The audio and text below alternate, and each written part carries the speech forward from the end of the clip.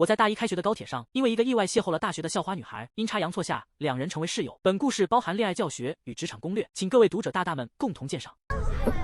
怎么抬不动？你好，请问你需要帮忙吗？谢谢。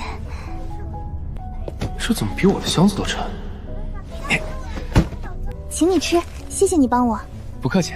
对了，你在哪站下？我在通州西站下，你在哪里下？我下车之前帮你拿下来就好了。我也在通州西站下。啊？那还挺巧的哈。通州西站到了，请下车的乘客做好你好准备。醒醒，到通州西站了。谢谢你提醒我。你急不急？不急的话，能让我先下车吗？那你先下。你好，我叫许明轩，请问你叫什么名字？能否加个微信认识一下？迟迟没说出口，这怎么睡迷糊了呢？东西还能丢下呀？挎包呢？怎么找不到了？师傅，麻烦您掉个头行吗？我要回高铁站。好嘞。这位先生，我这边已经广播好几遍了，还是没人来。真的是你，谢谢。是这位乘客遗失的吗？对，就是他。先擦擦汗吧。谢谢。就这么一会儿时间，你已经说了3句谢谢了。那我也不知道该说什么吗？这样吧，我刚打到了一辆车，我让司机先送你。司机师傅在外面等我挺久了。我叫许明轩，请问你叫什么名字？许明轩，庭明园照，落落轻摇流，很好听的名字。你好，我叫沈雨宁。沈雨宁，你的名字也好好听。欲语泪先流，我竟无语凝噎。师傅，你等一下，许明轩，你去哪儿？先送你吧，车费我来结就好，就当是感谢你刚才帮我了。好，师傅，去景瑞玉府。美女，我记得你刚才要去的地方不也是景瑞玉府吗？啊？我看你俩大包小包的，行李这么多，是不是通大的学生？完了不住宿舍，要搬出去住。许明轩，你是通大的？我是大一新生，通大25届美术系。这么巧，我也是通大的25届新生，不过我是法学专业。许明轩，我就先走啦，拜拜。拜拜。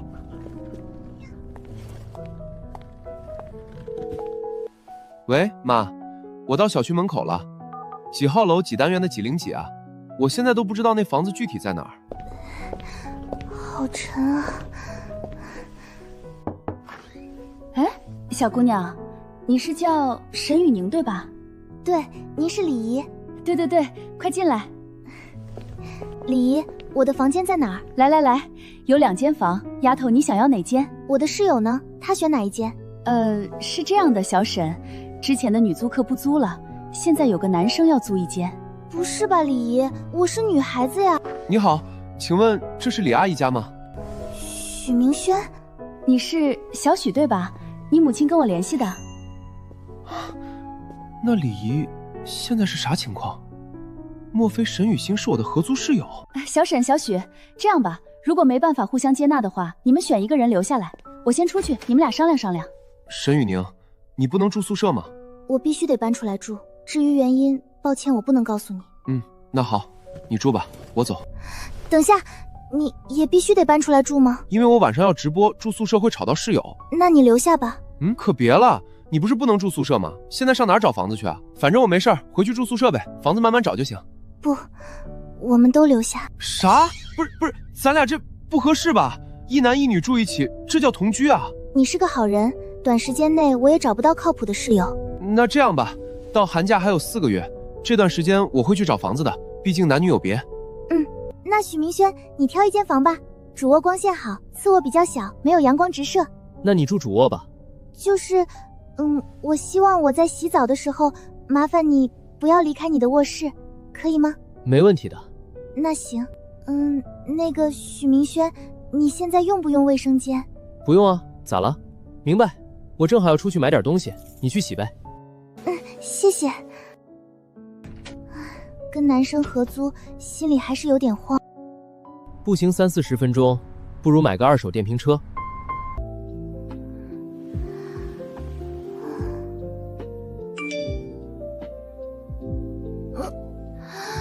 虚度光阴啊！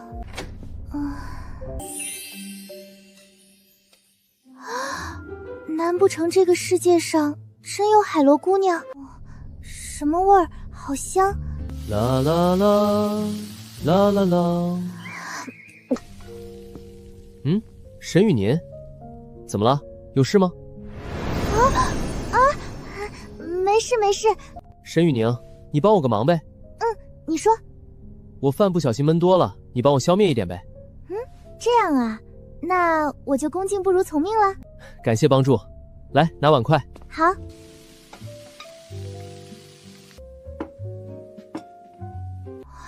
好丰盛，许明轩，今天真的谢谢你。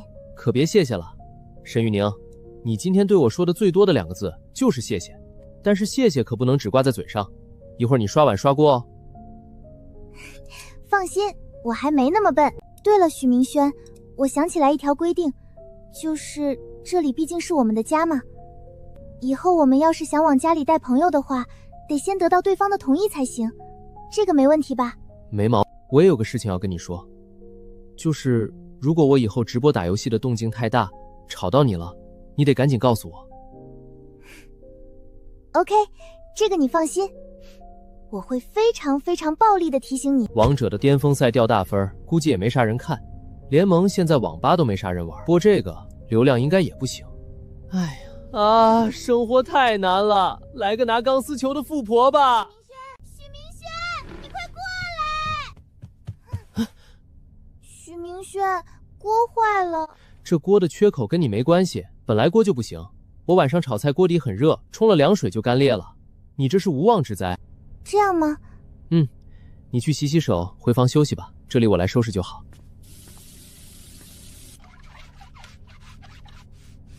许明轩，你醒了啊？我早上去买了点早餐，给你带了几个包子和一杯豆浆。可以，我不挑食。沈雨晴，今天不是一起去超市吗？现在走吗？好，我去换件衣服。你怎么了？我是卡粉了？没有，沈雨宁，我发现了一个很严重的问题。什么问题？就是你貌似好像有点漂亮。那还用你说？许明轩，给你一个袋子，一会儿就不用花钱买袋子啦。啊？没看出来啊，你还挺会过日子的。你这是什么话？不会吧，不会吧，不会有人去逛超市还要花几毛钱买袋子吧？这不是大冤种吗？昨天还是不食人间烟火的仙女，今天滤镜碎了。不过这样调皮的样子，比仙女好看多了。11块1毛8一斤，不算贵。你怎么知道这个价算便宜的？小笨蛋，因为我问了房东，还去菜市场了解过。许明轩，我承认你比我会过日子。本产品220克，可腌制3000克猪肉。3000克是多少斤？哦，3斤。那拿5袋先。等一下，许明轩，3000克等于多少斤？3斤啊，不对吗？许明轩，你，我不行了，大哥，3000克是6斤。那高考又不考这个，你别笑了，别笑了，再笑晚上不给你饭吃。请问，你是在等雨停吗？这雨要下好久了，我这里有把伞，要一起走吗？不用，谢谢。这门口地方这么大，你就非得往别人旁边挤，要不要点脸啊？我回来了，不好意思，等久了吧？没有啦。袋子给我，你来打伞。我叫了车，在对面的公交站台，我们回家。好。沈雨宁，刚才我帅不帅？帅，行了吧？嘿嘿，我帮了你这么大的忙，你打算怎么报答我？哼，那我要是不配合你，你刚才不尴尬死了，所以你不也得报答我吗？没毛病，但是沈雨晴，以后你得离那种衣冠禽兽远点，不然被卖了还替别人数钱呢。我又不傻，哪能被人卖了？再说，你许大侠不是会保护我吗？这话杀伤力太强了，终于知道为什么没有人愿意当舔狗了。喂，哪位？哪位？许明轩，你翅膀硬了，连你妈我都不认识了。老妈，我正睡觉呢。睡什么睡？都几点了？赶紧起床学校报到。好好好，我知道了。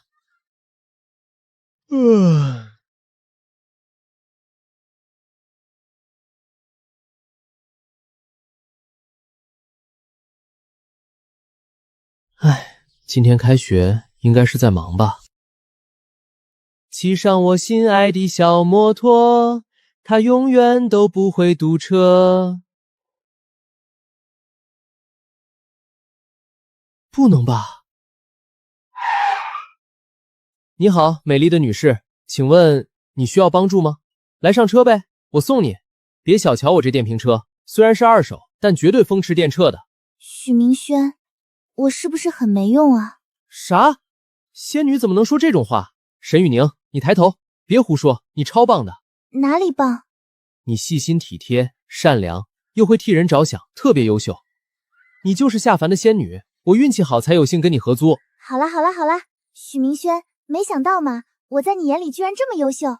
刚才那都是我编的，真的，你信我？编的，说谎的是小狗。汪汪汪！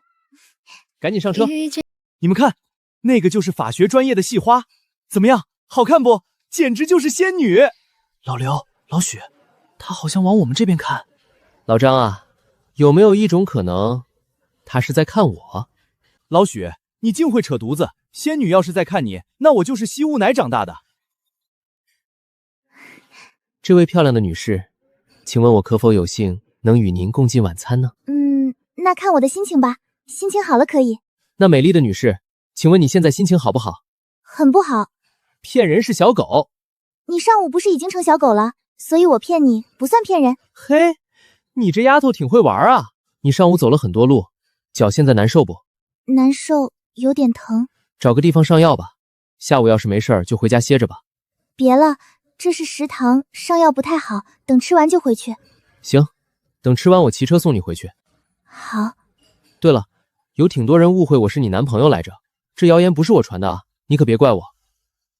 知道。大哥，你是咋追的大嫂？有没有独门秘籍啊？你们误会了，我跟那位沈系花真不是男女朋友关系。我看你卧室缺个台灯，晚上想玩手机懒得下地开灯时可以用。不错嘛，谢谢啦。还有一份礼物，回来时路过花店，觉得这支花跟你的气质特别搭，就买下来送你了。宁宁，你清醒一点，别掉进温柔丹了。你在和谁说话？啊，我在跟我朋友视频，星星，他就是我室友许明轩。你好啊。不是，他们现在到底什么情况啊？许明轩，我饿了，要点外卖，你吃什么？点啥外卖啊？我正做晚饭呢。啊，你下午一直在折腾，晚上还做饭，不累吗？麻辣香锅。你怎么突然要做这个？那当然是，我想吃啊。其实是昨天你提了一嘴麻辣香锅，我记住了。来帮我洗菜。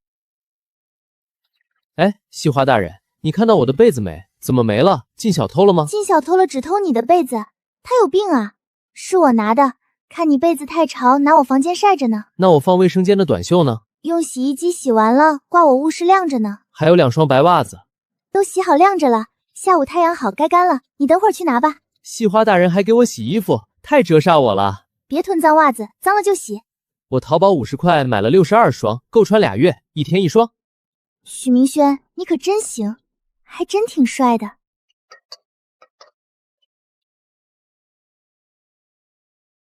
一会儿你把你要洗的脏衣服都丢到脏衣篓里，我来洗。这么好？应该的，毕竟你这么照顾我，顺道的事。沈雨欣，你不仅漂亮，还会把持家务照顾人，以后谁要娶了你，那不得幸福死啊？油嘴滑舌的，吃你的饭吧。瞅什么瞅？不准看，赶紧吃饭。我不知道什么叫秀色可餐不？你太漂亮了，看着你吃比较下饭。流氓。沈雨宁，以后我要是有女儿，一定会富养她，她想要什么我就给她什么。要星星要月亮你也给？给，只要我闺女想要什么我都给。净说大话，你现在有女朋友吗？没有啊，我都单身18年了。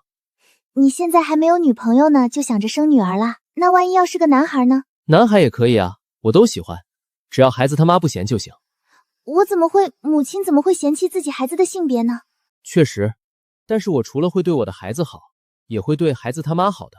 我的老婆，她想要什么，那我就给她什么。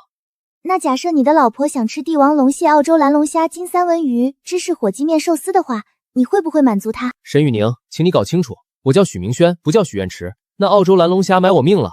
再说，我又不是霸道总裁，一个电话立马安排飞机空运食材。啥家庭啊，凑合吃点小海米得了。一个澳洲蓝龙虾就把你给难倒了，那你的老婆也不咋幸福吗？嘿，你这什么思维逻辑？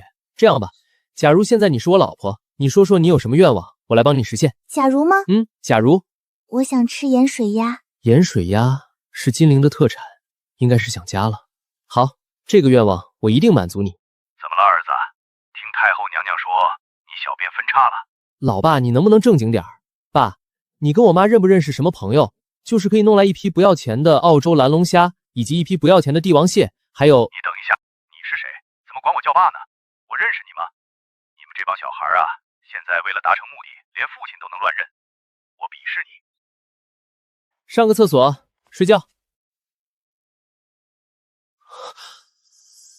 这件睡衣，沈雨宁。沈雨宁，梦游，怪不得他说不能住学校宿舍。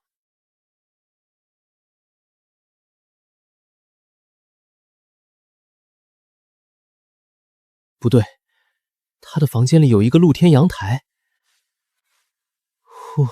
还好是锁的，看样子这应该是他自己锁的。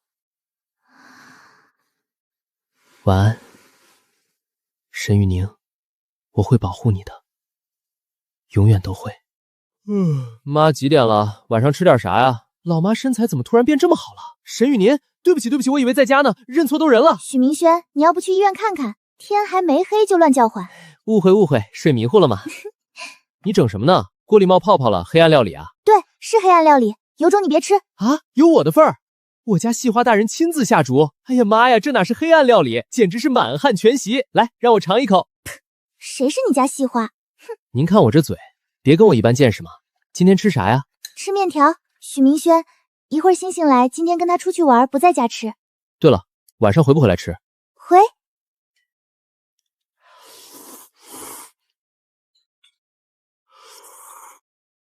嘿嘿，宁宁，想我没？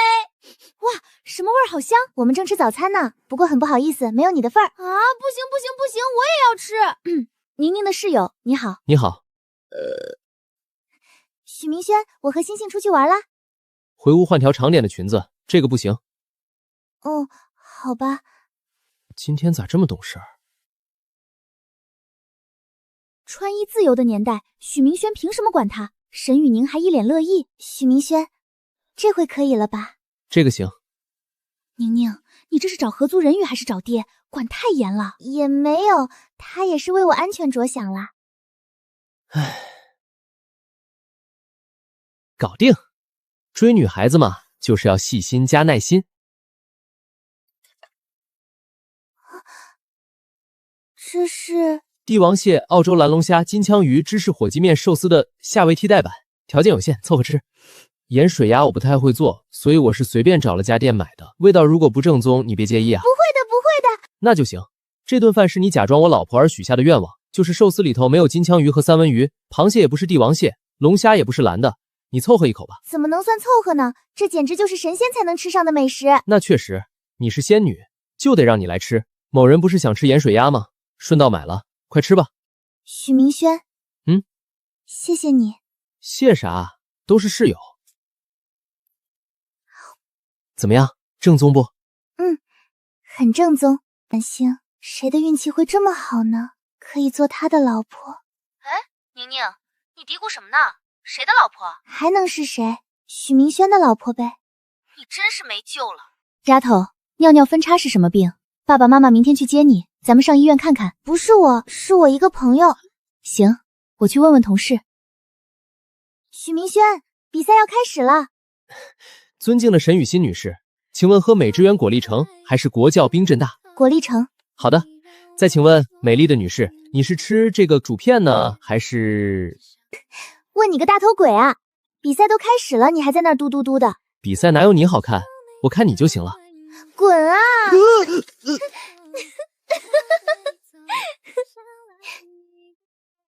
寒从脚底起，祸从肚而来。你不盖着点儿？纯爷们儿，阳气重。哥，听说你尿尿分叉了，你不会死吧？不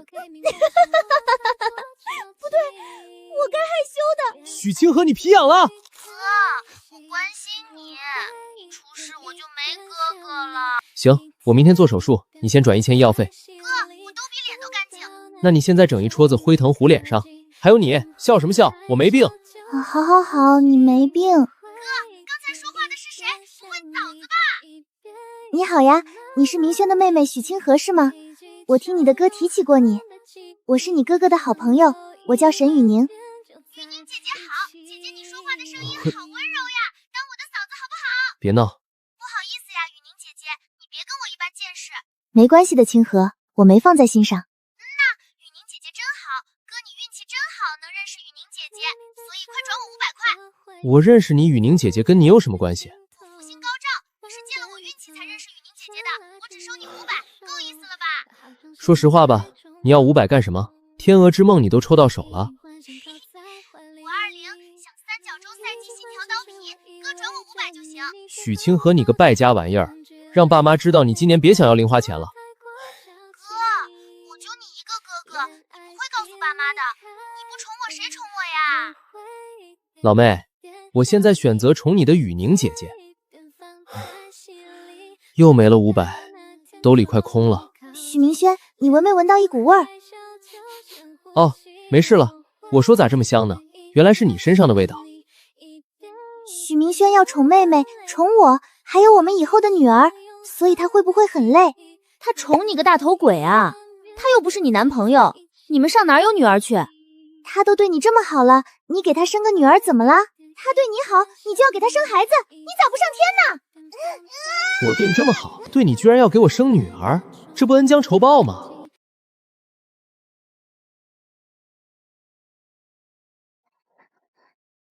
喂，物业吗？怎么突然停水了？什么？停水检修3个小时？群里通知了，我没加群啊，身上全是泡泡，头发也没冲干净，怎么办？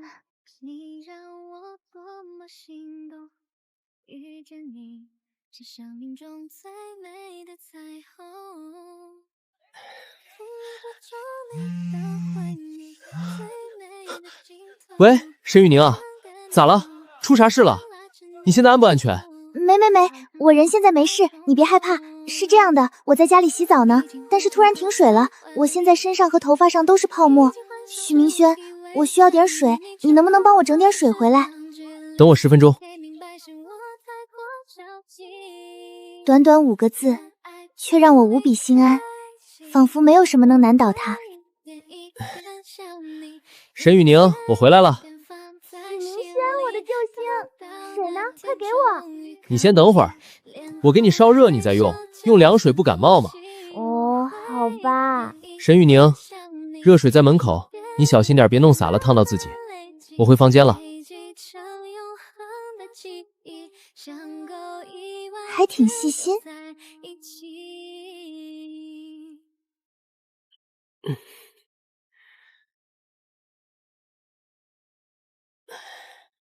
许明轩，请你吃水。啊，对不起，我……什么味道？许明轩，你在贴膏药，你怎么了？受伤了吗？我，肩膀和腰不太舒服。许明轩，要不我来给你上吧，你自己贴也贴不好。那行，麻烦你了。没事。他的皮肤好好啊，这身材真诱人。好了，谢谢。还有肩膀，在这里，能再帮我贴一下吗？好。我居然有些贪图这样的触感，我好想再多看2眼。许明轩，你身上怎么这么多汗？我刚才在打篮球。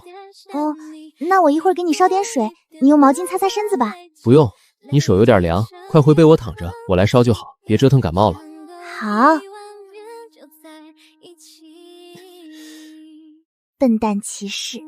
中午，沈雨宁趁着今天是星期4，就狠狠地点了一单 KFC， 也就是色源校区的位置好，要是稍微偏一点，就那高额的配送费摆在这，疯狂星期4都没法点。许明轩，吃饭了！沈雨宁在客厅大声喊着：“来了！”许明轩早都饿了，他来到厨房，抄起饭桌上的汉堡就往嘴里塞。沈雨宁将右手握成拳放在胸前，眉间微微一闪，然后鼓起勇气走上去拽了拽他的衣角。他雪颜瞟红，温柔地说道：“许明轩，你坐啊。”行。少年一屁股坐在椅子上，嘎巴一下又咬了汉堡一口。KFC 的汉堡其实不算小，但许明轩这2口下去以后吧，好像也不剩啥了。但此时沈雨宁站在许明轩身后，将双手放在了少年的肩膀上，感受到这温暖的触感，许明轩的身子就跟触电了一样。沈雨宁，咋了这是？你不会是要杀我灭口吧？我知道你啥秘密了，我不道啊。就在许明轩开口求饶的下一秒，那双柔若无骨的小手竟在他肩膀上轻轻的揉捏了起来。我杀你干嘛？我有病啊！力道怎么样？许明轩放下汉堡，有点轻。那个，你先吃饭吧，我肩膀没事儿。沈雨宁反问，没事儿你还揉？你先吃吧，我还不饿。言罢，他手上的力道又稍稍重了几分。我的天，许明轩感叹着，我亲爱的校花大人，这外卖是你点的，完了你不吃，还给我揉肩膀，这要是传出去，谁能信啊？传出去？你还想传出去？沈雨宁的嘴在质问着，但他手上可没偷懒。本姑娘长这么大，也就给我爸妈按过摩。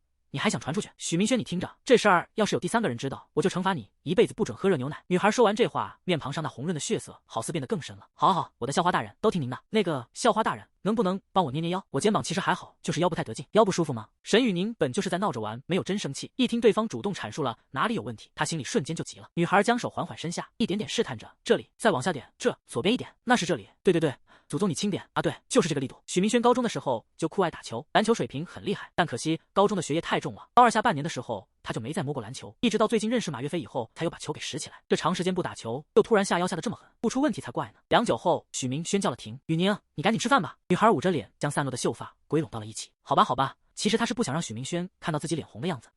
你要是还难受的话，可以随时喊我。刚才许明轩喊的是雨宁，但沈雨宁貌似根本就没注意到这个细节。OK， 许明轩比了个手势，等我回头整点火罐子，你给我拔个罐就好了。以前许明轩不舒服，或者是打球打的肩膀发酸了，他就会让太后娘娘给刮个痧拔个罐，不管再怎么难受，就一痧一罐下去，人直接起飞。不过沈雨宁在听到他的建议以后，那拿着饮料的手又是不自觉的一抖。前不久他就见过许明轩那健硕的身材和腹肌，甚至还轻轻上手去感受了一下那手感，哎呀妈呀，太了得了！沈雨宁一寻思，如果要是帮他拔罐的话，那岂不是又可以看了？而且在看的时候，他可以名正言顺的娘乐。就拿这个考验干部，哪个干部经得起这样的考验？沈雨宁收了收哈喇子，挑眉回道：“求我，求求我，我就帮你许明轩当即照做，求求你了，校花大人，好好好。”沈雨宁装出了一副勉为其难的样子：“我答应你了，有需要的话，你随时喊我就好。”本来许明轩有忙要帮，沈雨宁是不太想弄点什么幺蛾子出来的，更何况这活他自己也能贪吃一口好的。但沈雨宁本质上也就是个小女孩，有调皮捣蛋的性质在身上，所以他就开了那么一句玩笑。至于许明轩，他本就喜欢这个姑娘，所以迁就着点对方，他心里也愿意。而沈雨宁也明白，他在许明轩面前可以无理取闹，也可以调皮捣蛋，更可以蹬鼻子上脸。只是在这么做之前，他一定要掌握好一个度。在这个区间内，一切的无理取闹、调皮捣蛋、蹬鼻子上脸，其实在某种程度上来说，那都属于撒娇。许明轩自然会给予偏爱，但要是超出了这个度，你让许明轩怎么办？继续偏爱吗？他是男人啊。男人都是有面子的，那不偏爱吗？不偏爱的话，后面该怎么聊？沈雨宁没有过任何的恋爱经验，可他都能懂得这个道理，这无非是因为情罢了。只要有情在，这个人就会想方设法的对那个人好。可情若是不在了，沈雨宁，许明轩低头与他四目相对，而喃喃道：“我发现你好漂亮。”沈雨宁对这话已经产生了一定的抗体。你是不是没别的词儿了？我吃好了，回卧室午睡了，你收拾遵命。我的校花大人。沈雨宁这次没反驳我的校花大人这6个字，他小嘴一撅，大摇大摆的回到卧室，往床上一趴。星星，不知道为什么，我有点想去看海了。女孩拿出手机给林婉欣发了条微信，林婉欣秒回：看海，简单。他找到许明轩的抖音账号，对其发送了一条私信：许明轩，我是林婉欣，如假包换的林婉欣。沈雨宁想去看海，你懂吗？许明轩抖音上面的私信非常多，但几乎都是类似于小雪祈愿、小雨素有心事这一类的 ID， 其目的大部分都是想蹭标，又或是线下蹭蹭不进去也行。相比之下，林婉欣的 ID 就比较鹤立鸡群了，因为她的名字是逢上也不给你，就这个 ID 是个人看到那都想点进去瞅瞅。许明轩也不例外，他关注对方，直接发问：林婉欣，保真吗兄弟？对方也回以关注，并给许明轩发了一张截图，这是他和沈雨宁的聊天框。保真啊？你知道该怎么做了不？要是不知道，那我就买票跑一趟通州陪他去了。许明轩当即表态：不用，放心，交给我。通州能看海的地方有很多，他之前上网搜过，比如通州湾灯塔、启东原驼角度假区、海门利芽山国家海洋公园，这其中启东那边是最远的。许明轩稍作思考，最后将位置定在了通州湾灯塔。从景瑞玉府出发到那边的距离得有个60-70公里，但好在这几天学校放假，他有这个时间。想罢，许明轩走到沈雨宁的卧室门口，敲了敲门。沈雨宁正在午睡，但是被吵到的时候，他还真就没有什么起床气，因为这间房子里一共就俩人，敲门的人有且只能是许明轩，他不会对许明轩发这种脾气。女孩抱着小兔玩偶打开门以后，还揉了揉那困倦的双眼。怎么了？你身体不舒服吗？我来帮你按按。许明轩嗅着身前的香气，咬了下舌尖道：放假的这几天你有空没？咱俩去通州湾灯塔那块玩玩。沈雨宁不假思索的点头道：行啊，什么时候去？他是金陵人，并不知道通州湾灯塔在哪，也不知道那里有海。之所以这么直接的同意，无非是因为邀请他的人叫许明轩。现在沈雨宁的潜意识里已经被植入了一种系统，这个系统的底层代码叫跟许明轩去哪都行，明天呗。少年提议道：那头比较远，去的当天指定回不来，咱得在那附近住一宿，后天再回。沈雨宁不太在乎别的，去哪玩都无所谓，只要许明轩陪着他就行。但对方刚才又说距离比较远，当天回不来，所以沈雨宁又突然有些激动了。你看着安排吧，我都可以。不过旋即他话锋一转，许明轩是真回不来还是假回不来？万一我们在外面住，然后恰巧天空下雨了，再然后酒店又恰巧只有一间房了，那怎么办？许明轩翻了个白眼，他就只是单纯的想带对方去看看海罢了，哪有思考过这么多？沈雨宁，你是不是言情小说和言情电视剧看太多了？通州湾灯塔距离咱家有60-70公里，咱过去玩一天再打车回来，那不得累死？不过你要是想当天回也行，无非就是咱俩的屁股多遭点罪。沈雨宁娇言一动，暗自腹诽着60-70公里，家附近也有能玩的地方，他不去就非得去这么远。哇塞，他不是对我有。想到此处，沈雨宁看着他的短袖，眼神似乎穿透衣衫，瞄在了那副壮硕的腹肌上。嗨嗨，女孩捂着嘴擦了擦口水，道：不用，那么远的话来回太折腾，我都替你安排。毕竟我一个女孩子家的，手无缚鸡之力，官人要是想把我卖了，那妾身啊！沈雨宁的茶言茶语还没说完，就直接两眼一闭，身子前屈，将整个人都埋进了许明轩的胸膛之中。蟑螂，有蟑螂！许明轩，好好好，我在。许明轩回头一瞅，果然在地板上看到了一只广式双马尾。这可是南方的蟑螂，跟北方那头的区别大着呢。北方的小玩意儿，一拖鞋下去能死一片，但南方的广式双马尾，在某种程度上确实能把人给活生生吓死。许明轩不怕这东西，他抄起拖鞋，瞄准地板，啪的就是一下，那广式双马尾顿时就死得不能再死了。雨宁，没事了，让我拍死了。沈雨宁睁开眼，意犹未尽地离开了他的怀抱。最开始他是真的怕，也不止蟑螂，像什么耗子、扑棱蛾子以及蜘蛛他都害怕。但当他下意识地往许明轩怀里一钻，沈雨宁突然就感觉，好像蟑螂也不是特别吓人吧？死了就好。他非常不舍得收回了刚才放在许明轩胸膛上的小手，那紧实的触感就跟毒品一样。沈雨宁摸过一次之后，好像有点染上了。许明轩现在也紧张的一逼，他根本就没注意到刚才沈雨宁的小手在自己胸脯上摸来摸去的，甚至还轻轻捏了2下。因为许明轩搂着怀中的温香软玉，心里有些心猿意马了。但下一秒，他再次咬了下舌尖，并拦腰将女孩抱起，送回了他的床上。许明轩将那个薄毯盖在他身上，轻声哄着：“我去把地板给收拾了，顺便撒点蟑螂药，你缓一缓，有啥事了随时喊我。”沈雨宁是有梦游遗传病的，这种病症在医学上都属于精神类，没人能说得清道的明。许明轩害怕他被蟑螂给吓坏，搞得精神出问题，所以语气很温柔，态度也很积极。女孩柔声回道。刚才被许明轩给拦腰抱起，沈雨宁的脑子早都宕机了，现在能正常回话都实属不易。那个，你给我房间里也撒点药呗。好，你歇着吧。目送着许明轩离开，沈雨宁一头栽倒在床上，银牙轻咬下唇的将毯子盖过头顶。我的妈呀，这手感也太好了！女孩每想到许明轩的身材就顶不住，更何况刚才又亲自上手感受了一下，这一下子算是彻底刹不住车了。我应该怎么做才能在许明轩不知道的情况下再摸一次呢？沈雨宁暗自思考着，因为明天要出去玩，许明轩就寻思着把头发剪一剪。可沈雨宁一听他要出去剪头发，那家伙是觉都不睡了，非吵吵着一起去，也不知道他图啥。到了理发店，沈雨宁面向镜子，指着许明轩的头发指挥道：“师傅，麻烦你把上面打薄一点，但是别太薄，薄了的话显秃不好看。还有上面得弄出一种就是类似于微风碎盖的那种感觉，然后左右两边也别太薄，往里面再缩一缩。差不多就这样。”许明轩坐在椅子上，不自信的来了一句：“沈雨宁，这好像是我的头发吧？”咋地？我说这么剪，你有问题？他的语气极其高亢，惹得许明轩下一秒就把脖子给缩回去了。嗨，没问题没问题，托尼老师就按照他说的剪。对方面无表情的点了点头。这种小情侣旁若无人打情骂俏的事儿，他见过太多了，所以心里根本就没有任何波澜。不过出于打工人的觉悟，托尼老师还是问了一句：“这位女士，你需要理发吗？”“我不用的。”说话间，沈雨宁将右手插进秀发中捋了捋。他上午刚洗过头。许明轩见状，竟也鬼使神差般的伸出手抓住他的发丝，将其缠在了自己的手指上。沈雨宁本想去后面坐着等他的，可许明轩的手却突然伸了过来，这给他整的有点不知道该怎么办了。站着不动吧，还有点干扰人托尼老师的意思；扭头离开吧，那许明轩的手怎么办？沈雨宁并不排斥他摸自己头发，而且如今是在外面，他还是想着给许明轩留点面子吧。许明轩这头他也不知道自己是咋回事，就那一瞬间猛然没把持住，完势手就伸上去了。反应过来以后，他悻悻地将爪子收回，还面对镜子露出了一副可怜的表情。沈雨宁本就不排斥，所以他也面向镜子，傲娇似的瞪了许明轩一眼。傲娇嘛，版本 T0 永不过时。女孩回身坐下后，继续捋着秀发，心中则是暗想到，明天出去玩扎个什么头发好呢？这段时间以来，双马尾、单马尾、长马尾、侧麻花辫等等发型，他都看过了。哦对，还有丸子头。沈雨宁想起来了，丸子头他没扎过，许明轩也没看过。正所谓女为悦己者容，沈雨宁以前化不化妆，化什么妆，扎什么头型都是随心所欲的，但如今他却已经开始考虑上了别人。这也就是沈雨宁的发质好，并且发量也多，要是突发的话，想变着花样的换发型，搞不好还得戴假发。思绪间，女孩又拿出手机对向镜子，将此刻给录了下来。哎，许明轩啊，许明轩，你能遇见我，那也太幸运了吧！深夜，卧室内，许明轩瞅了眼时间，过12点了，都还没出来，今天应该是没梦游吧？沈雨宁平常都是10点半到11点之间关灯，若是12点之前他没发病，那今晚上应该是睡熟了的。于是许明轩起身，又在日历上画了一个大大的 X。正巧这时林婉欣回消息过来了，她说9月13这周六，而许明轩上面问的是沈雨宁的生日是几号。之前俩人算背的时候聊过这一茬，沈雨宁就说自己是9月份生日，但没说具体几号，所以许明轩就找林婉欣打听去了。少年瞥了眼时间，现在已经过了凌晨12点，日期上显示的是9月12号，所以这不就是明天吗？操，我连礼物还没准备呢。许明轩暗道不好，怪不得沈雨宁突然想去看海，说不准这就是他的生日愿望。想到此处，许明轩有些庆幸，算了，睡觉。哦不对，我是不是忘了什么事儿？许明轩在晚上的时候就感觉自己好像忘了点啥，但他想不起来到底忘了啥。此时沈雨宁卧室里，他今晚之所以没梦游，那不是因为睡熟了，而是因为还没睡。都过12点了，他应该睡着了吧？沈雨宁现在满脑子都是今天摸他胸肌时的触感，不找机会再贪一波，他睡不着。想罢，女孩蹑手蹑脚的起身，打开房门，向着他卧室的方向看了过去。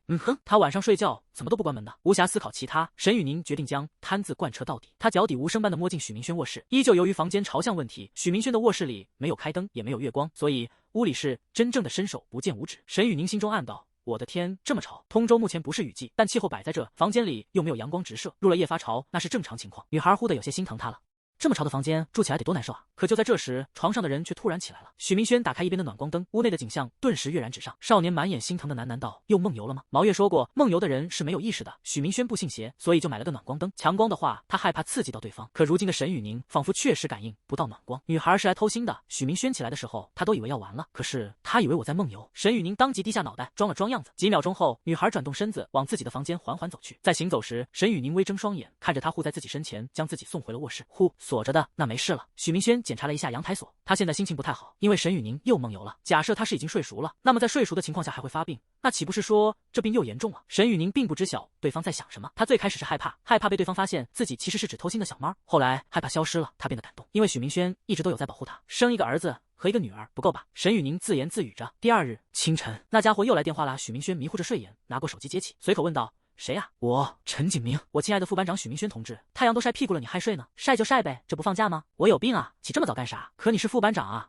我的大哥。”陈景明差点没跪下了。“我从昨天下午开始就在开会，一会儿还要去阶梯教室开会，班里同学的教材我还没去领呢，根本就没时间。大哥，您老能不能帮个忙啊？帮我把书取回来发下去呗。女生的你就交给左心宇就行。”陈景明都快被开会这俩字整破防了，一天天的进开会，也不知道有啥事，反正动不动就开会，私人时间全没了。这就是当班长的坏处，平常放个假根本就清闲不了。不过好处也挺明显，首先能当班长，那就意味着这个人的建模能力以及社交方面不存在明显的短板，对象可以说是随便找。其次，在步入大二以后，差不多就可以当皇帝了。再然后嘛，就得看能不能跟学校里的部门领导，亦或是知名老教授搭上关系。许明轩瞅了眼时间，现在才7点10分，他一会儿要跟香香软软的沈雨宁出去看海，哪有功夫搭理满身烟味的陈景明呢？领导，我一会儿要和我家的校花大人去通州灯塔那头看海，明天回崇川发教材这事儿，恕在下无法从命了。他是副班长，毕竟带个副字，称陈景明为领导，那一点毛病没有。我操，老陈又破了。陈景明和许明轩走得挺近，关系也不错，所以他和沈雨宁的传闻，老陈自然了解。所以这一下他彻底绷不住了。我陈景明天天用私人时间开会，为人民群众发光发热，结果你许明轩占个副班长的坑，去跟女同学处对象，完了还啥也不干。娘乐，这小子以后绝对不能让他当官，不然那还了得。下一秒，许明轩话锋一转：“老陈，你就放心的去开会，我安排别的人帮你处理教材的事儿。”陈景明追问：“老许，此话当真？”“哎，老陈。”许明轩反驳道：“我们是新世纪的青少年，我们不说此话当真，我们说包的。咱先别管什么青不青年的了，我去开会了。老许，教材的事帮我落实啊，放心。”嘿嘿，其实许明轩还想再说一通官话逗他玩玩的，但陈景明如今太累了，老许就放了他一马。毕竟官话确实太气人，有学过公务员行测、资料分析板块的应该都有了解过官话，比如上升叫什么？那叫增长，但下降呢？叫负增长。这个负增长是用双引号给括起来的。跟陈景明聊罢后，许明轩就联系上了刘文博。最近他一直在图书馆里韬光养晦，就偶尔跟马岳飞和柳冠生俩人约球。老刘啊，你帮我个忙。刘文博依旧猛猛发力。许哥，请你把话里的意思改变一下。你的事不就是我的事吗？这能叫帮忙吗？有啥需要，许哥你就跟我说，我老刘把脑袋别在裤腰带上，嘎嘎就是干。刘文博是了解许明轩为人的，而且他觉得自己算是对方的心腹了，像是这种玩笑话，他确实能说。你有空的话去找万导，把教材领回来，男生的挨个送去寝室，女生的你就交给左，反正就是一个姓左的女孩。明白许哥，我现在就去。刘文博摘下耳机，直接就把电脑给扣上了。我操！张辉元虎躯一震，二哥你干嘛？你快封烟啊，不然2元我们咋过？咋过？刘文博穿上鞋，我是不过了。三弟，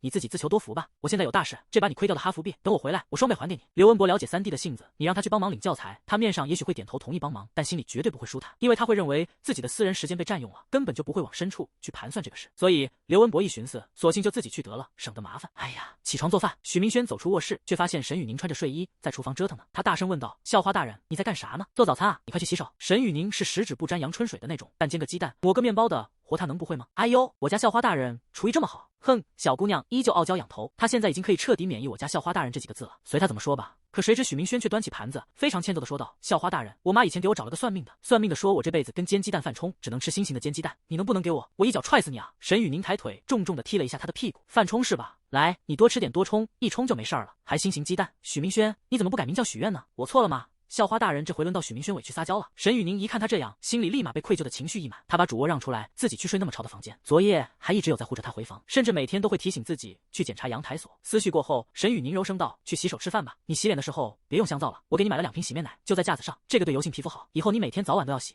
而且要用这个洗，听到没？遵命。”女孩凑上前检查了一下他的脸，你的皮肤里没有黑头，那还可以，就是糙了点。我给你买的护肤品也快到了，擦一段时间应该就好了。许明轩顿时受宠若惊，这么好啊，校花大人，应该的。女孩含羞收回眼神，你这么照顾我，我总得回报你吧。对了，你刚才在跟谁打电话呢？我怎么听你说校花大人了？许明轩的卧室门没关，再加上沈雨宁的耳朵挺灵的，所以有听到几个字。少年解释道，我们班的班长叫陈景明，他有事找我帮忙，然后我就跟他说，我一会儿要跟满身烟味的校花大人出去玩，哪有时间去帮香香软软的陈景明呢？沈雨宁闻言重重的跺脚吼道，许明轩，我满身烟味是吧？他香香软软是吧？行，要许明轩，以后你离我远点，跟你家那位香香软软的班长一块过去吧。沈雨宁这回是彻底了解许明车干是个什么样的人了，反正不管他委不委屈，撒不撒娇，你都不能给他好脸色，不然许明车干一定会蹬鼻子上脸的气你，往死里气你。对不起吗？许明轩故技重施，我刚才说错了，是香香软软的校花大人。沈雨宁这次不吃这一套了，起开！我浑身烟味，你离我远点，别把烟味窜到你身上。我就是要跟我家香香软软的校花大人贴贴。他这奶声奶气的语调，直接给沈雨宁征服了。不改了是吧？女孩反问。现在我是香香软软的。对对对。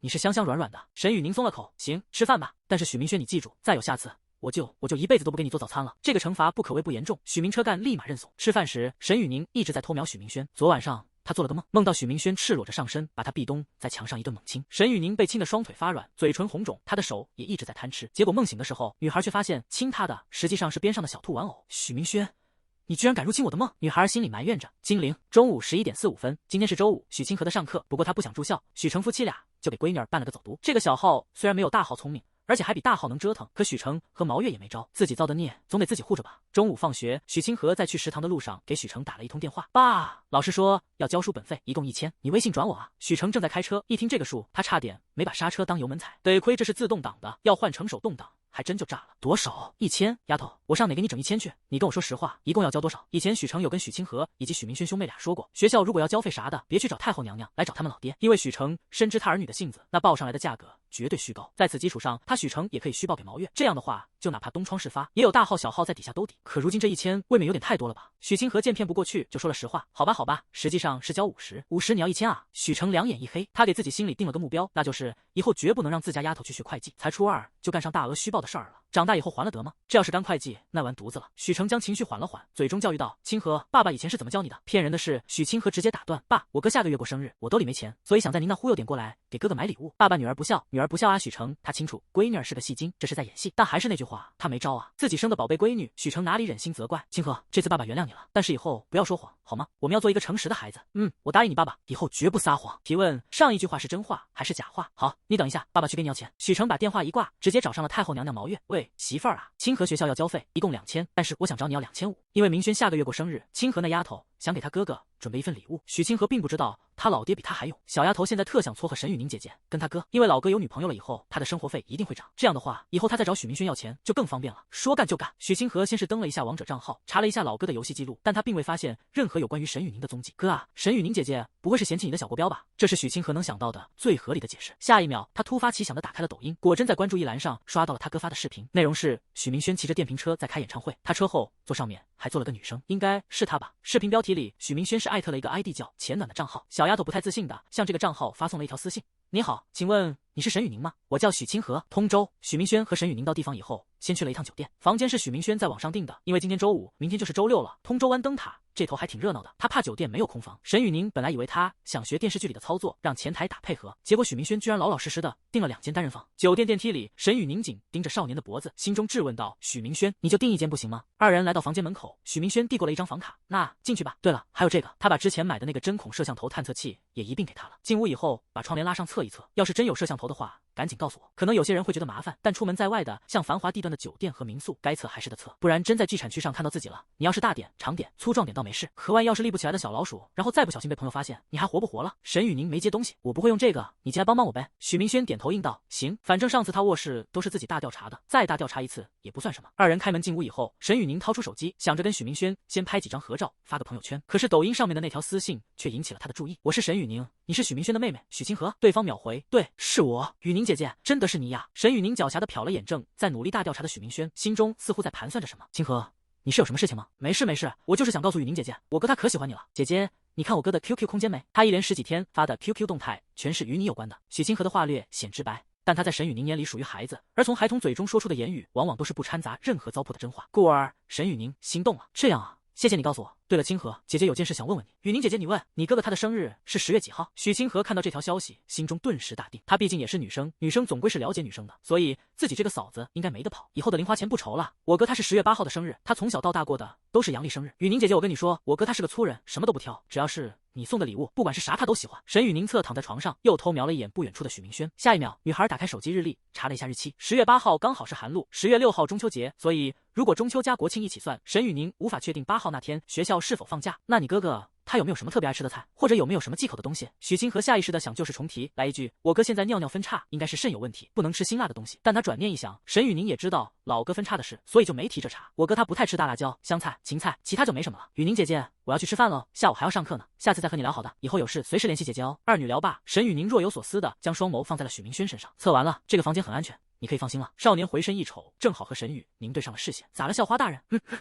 你不会是被我的帅气给迷得神魂颠倒了吧？女孩心虚的挪开视线，装作很忙的样子，整理了一下脑后的丸子头，略带嘴硬的说道：你的嘴巴怎么这么平呢？旋即她坐起身子，直入主题。许明轩，你还记不记得你答应过我的，你要带我打王者？许明轩坐在他旁边回应道：记得。可是校花大人，咱俩从景瑞玉府横跨60-70公里来到灯塔湾这头，不出去玩，反而在酒店里趴着打游戏，这不纯有病吗？沈雨宁又何尝不知道这是有病？他已经知道许明轩带自己来这其实是为了看海的，而许明轩之所以知道自己想看海，那只有可能是林婉欣透的消息，因为他只和林婉欣说过这个事儿。可沈雨宁也不知道啥情况，他本来真的很想看海，但只要许明轩在身边，那看海不看海好像也不重要了，因为只要有他陪着，他做什么都行，不揣手机，大半夜去压马路都没问题。于是沈雨宁呈大字形捏了吧唧的往床上一躺，呻吟道：可是我不想动弹，我就是想你带我带游戏，我要打游戏，我要打游戏，我要打游戏，行，都听你的。许明轩伸手在他诧异的眼神中轻捏了捏女孩的鼻尖，他的手掌宽厚，手指修长，在触碰到他鼻子的一瞬间，沈雨宁的大脑仿佛短路了一般。他和许明轩相识也有10几天了，并且几乎天天都黏在一起，但二人却没有过多少次的肢体接触。在沈雨宁的印象中，这是他第2次主动触碰自己，这是个良好的开端。女孩坐起身子，将脑袋靠在床头上，提醒着：赶紧的，你加我 QQ 上号，我要上荣耀。许明轩刚才也不知咋地了，反正就特想稀罕他，结果最后上手了。他还以为沈雨宁会生气呢，可对方好像根本就没把这事儿给放在心上。二人加上 QQ 好友以后，沈雨宁二话没说，蹭的一下就进了许明轩的 QQ 空间。我的天，里面的内容真是让他看傻了眼。从报道的那天开始，许明轩平均每天都要发2-3条说，并且几乎每一条内容都与自己有关，比如刷锅把锅给刷漏的蠢猪，走路把脚给扭伤的大笨猪，一顿饭连吃3碗大米饭的小馋猪，以及下面条点了清一色加单调的小迷糊。这其中还夹杂着自己拍下来并发送给他的视频，有他骑车唱歌的，也有在厨房做饭的，还有二人一起收拾家务的。不发朋友圈改发 QQ 空间是吧？沈雨宁偶尔会把自己跟许明轩的日常弄个9宫格，然后发到朋友圈，当然是屏蔽爸妈的朋友圈。可许明轩这小子的朋友圈却一点动静都没有，他这才知道原来这哥们儿是用 QQ 分享的。许明轩，我抓住你了。不过沈雨宁有一点很奇怪，许明轩说他是猪，他怎么一点都不生气呢？我的妈！许明轩看着手机吐槽道：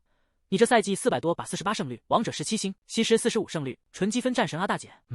沈雨宁轻拽住他的耳朵，你说什么？再说一遍。哎呀，我错了，校花大人。沈雨宁虽然是在掐着对方的耳朵，但他可没有使劲，他不舍得使劲。校花大人，你放心，身为你麾下的骑士，我一定会带你嘎嘎连胜的。这还差不多。沈雨宁再次抬头对上了他的眼，由于刚才他做了掐耳朵的举动，二人之间的距离被瞬间拉近。许明轩嗅着身边人的气息，意识逐渐迷离，于是他又一次的伸出了那只猪蹄。许明轩这回抓的是女孩脑后的丸子头。校花大人，你今天的这个发型貌似有点好看哦。沈雨宁没敢乱动脑袋，她非常骄傲地反问：本姑娘扎什么头发不好看？许明轩，这是第3次了。女孩把这个数字深深地记在了心里。金陵鼓楼区省人民医院，毛月走进科室，拍了拍顾月如的肩膀：月如，晚上你有事情要忙吗？我车今天限号，一会儿下班你载我一程行不行？我去学校接一下我家丫头。顾月如放下手机：行啊，反正顺路。不过你家男人呢？又出差去了？没有。太后娘娘叹了口气：我让他回家跪搓衣板去了。哦哟，顾月如的好奇心被他给勾起来了。毛姐，发生什么事了？你怎么生这么大气？哎，毛月一脸疲态的解释道：我家丫头的学校要交书本费，他们班主任微信跟我说了，一共50，结果我闺女儿管他爸要1000，然后老许扭头找我要2500。老顾，我说真的，这父女俩不愧是亲生的，简直就是一丘之貉。许清河才读初2就干上这种高额虚报的事儿了。毛月现在心情很是复杂，首先是自责，因为她是许清河的亲妈，闺女儿能做出这种事，撒出这种谎，毛月难辞其咎。再然后就是痛心，你说50块起步的话，许清河要100、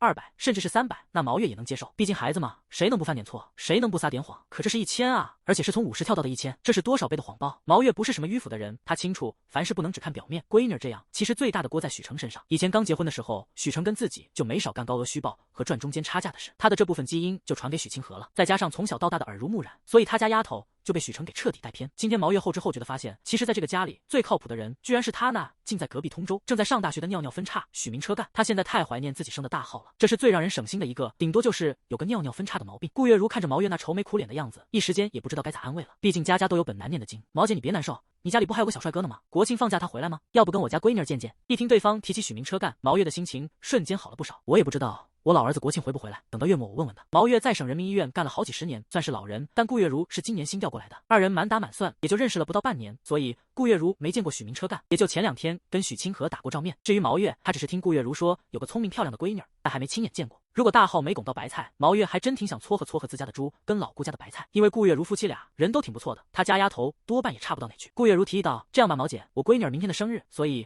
我和我老公今晚上的车去通州，你不是也挺久没见你家小帅哥了？要不跟我们一起去一趟？”许明轩，你不准吃我中线，你松口，我快到了，给我留一个兵，吃啥吃？反正你也调不到人，兵都给我得了。许明轩，你要死是吧？我打死你！沈雨宁气鼓鼓的伸腿踢了他一脚。我的校花大人啊，你这西施是跟抖音那个绿学的吗？一整把都调不到人，你俩加油，再努力，估计西施的猪年限定有了啊！沈雨宁放下手机，抓住他的肩膀，使劲一顿晃。许明轩，我要咬死你！你欺负我！我不玩了，我以后都不跟你玩了。这个蓝 buff 给你哦，你等会。气鼓鼓的沈雨宁被许明轩用一个蓝 buff 就哄好了。这一个下午，沈雨宁上了整整20颗星，因为俩人是互换了账号的。许明轩用他的号玩飞，把金牌顶级，一把2、3颗星，那家伙嗷嗷上粉。反观许明轩自己的号，连一把铜牌都没有。当前赛季的评分已经被沈雨宁打炸了。这把结束以后，许明轩把手机一丢，不玩了，我饿了，校花宝贝儿，咱俩吃饭去吧。行。说话间，沈雨宁望向窗外，此时的通州湾黄昏渐落，飞鸟和鸣，远处的金屋已然落山，金黄的沙滩上满是行人，不远处奔涌的海水时而嗡嗡低鸣，时而忽狂涌啸。女孩眉眼含笑，看向身边的少年，舌尖似是品尝到了一种名为幸福的味道。于是她开口，像只小猫一样询问着：“你想吃什么？我请你。”许明轩如数家珍，佛跳墙、惠灵顿牛排，还有打住。沈雨宁看了眼自己的微信余额，用几乎破防的声音应道：“许愿大哥，我兜里的钱请不起这种级别的饭，您要不换一种呢？”现在才9月中旬，沈雨宁的生活费就快要见底了，而且下个月许明轩生日，他还想准备一份礼物，所以月末他必须得找爸妈再申请一波额外的支援。还佛跳墙，上网搜一搜，望梅止渴一下得了。那肉蟹包吧，不过校花大人，你得包虾给我吃。沈雨宁没反驳，行，我包给你吃，好事相互的。他在该对许明轩表达好时，从不会退缩。许明车干闻言会心一笑，旋即换了个话题。沈雨宁，我打算让我妈把户口本给我邮过来，等户口本到了，你陪我去趟民政局呗。什么民政局？沈雨宁下意识的掏兜，发现自己的户口本没带啊。他刚想说我户口本没带的时候，就又反应过来自己貌似还没到法定结婚年龄吧？这怎么领证？不对，女孩心中暗道不好。沈雨宁，你在急什么？此时许明轩发现自己口误了，我说错了。你陪我去趟公安局呗，我改个名就叫许愿。沈雨宁闻言态度瞬间一冷，行，许明轩，民政局改公安局是吧？许明轩并不知道自己的一句口误，就把沈雨宁的大招闪现金深仓穷拳骗出来了。哦对了，许明轩仿佛又想起了什么，校花大人，你也得把你户口本要过来，你拿着户口本陪我去趟公安局。沈雨宁一时间没理解他这是啥意思，既然我也要拿户口本，那去的不就是民政局吗？许明轩，你又想出什么幺蛾子了？车干哥两手一摊，没啥，我就是去改个名叫许愿，然后你也改个名，你就叫沈思愿，意思是思念许愿。沈雨宁没好气的说道，还沈思愿，我怎么不直接改名叫沈思轩呢？省得你还得费劲改名。那不行，许明轩道出真相，不是你说让我改名叫许愿的吗？那校花大人发话了，我还能不听啊？滚蛋！沈雨宁又是一脚踹了过去。许明轩毫不在意，你要觉得许愿和沈思愿不好听的话，我可以叫许荣耀，你就叫沈思耀，这个好听。沈雨宁依旧一头雾水，许荣耀又是什么说法？许明轩再次解释道，你下午不是说要上荣耀的吗？许明轩，在遇见你之前，我从未见过如此厚颜无耻之人。嘿嘿，你这是早没遇见我。许明轩拿过他的小兔挎包，摆了摆手，走吧，吃饭去。一天天的你就知道吃。旋即沈雨宁摸了摸兜，感叹着，许明轩，我这个月的生活费快花光了，怎么办？还能咋办？凉拌呗。不瞒你说，校花大人，我这个月的生活费早都已经见底了，咱俩下半辈子，哦不对，下半个月得省吃俭用点才行。沈雨宁知道他比自己会过日子，所以想做一波资源整合。我把我剩下的钱都转给你，许明轩，我能不能坚持到10月份就都靠你了。可别，车干哥的手速比他快，我把我的钱给你，你来管钱。女孩子心细，还是你来统筹吧。沈雨宁睫毛一挑，相当不自信的问道，你确定我能行？晚上吃过饭后，许清河悄悄找上了许成。爸，您是这个？小丫头伸出左手大拇指，毫不吝啬的夸赞道，您居然敢管老妈要2500，要不怎么说您能当我爹呢？比我狠多了。许成揉着膝盖，嘴中吐槽道，你这丫头片子还埋怨上我了。许清河表示，那我都跟您说实话了，我是想多要点零花钱给我哥准备生日礼物，您老人家想硬摊一波，被太后娘娘识破，那遭的罪只能自己受着了呗。但是老爸老妈是怎么识破你的谎言的？许成已经知道真相了，太后娘娘有你班主任的微信，该交多少钱他比我都清楚。什么？许清河闻言顿时如遭雷击，我就说这学期怎么突然变不对劲了？那语文课文我不背的时候，老师上课就点我名，我背了以后老师就不考我了，合着是老妈在搞鬼啊？丫头，这都不是重点。许成提醒着，你这学期，哦不对，是你以后的家长会，我和你哥都帮不了你了，你要是考砸，哎。许成咂咂嘴，连连摇头，似是看到了什么非常残酷的景象。不是吧，老爸，你得救我啊！许成给支了个招，只靠我应该是帮不了你的，你得去找你姑姨，开家长会的时候，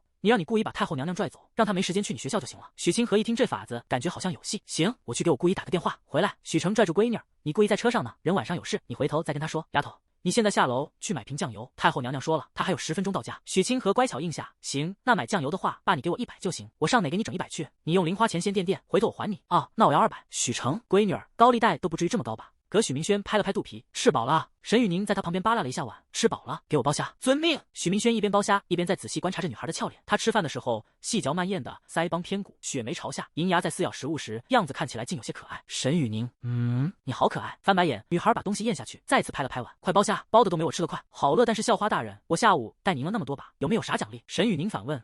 那你想要什么奖励？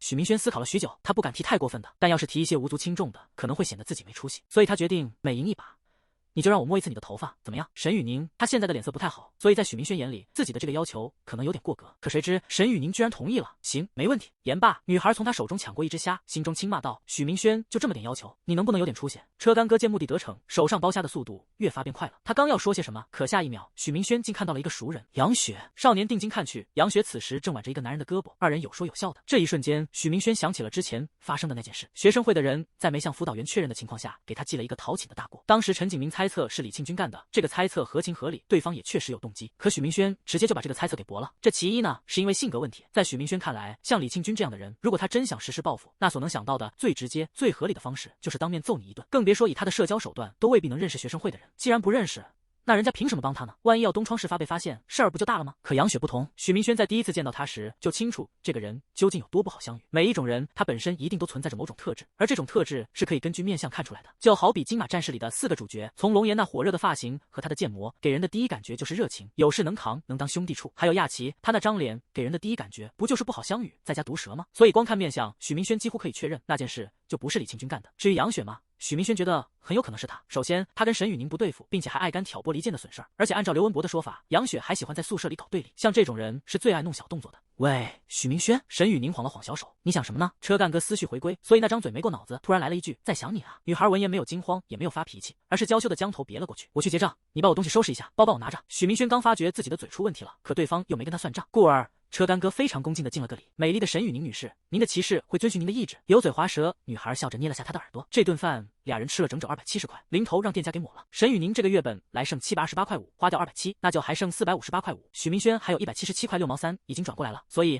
他和许明轩这个月就只剩下636.13的生活费了。这9月份还没过半，两个人怎么活呢？沈雨宁看着余额和账单明细，人好像有些发晕。不是我的钱呢？这么不经花啊？他最近也没买什么，今天就在淘宝上买了一个用来做新型煎蛋的模具，还有一件要送给许明轩穿的灰色衫衣，剩下的就没了。许明轩看着他那愁眉苦脸的样，于是上前开口问道：“娘子，你这是咋了？我看你脸都绿了呢。”没咋。等下。你刚才叫我什么？沈雨宁后知后觉，最开始他还能拘束自己，顶多就叫雨宁、校花大人啥的。然后今天到酒店就又拓展了一个校花宝贝儿出来，可晚上怎么又换成娘子了？学黑大帅呢是吧？娘子啊！许明轩有板子有眼的解释道。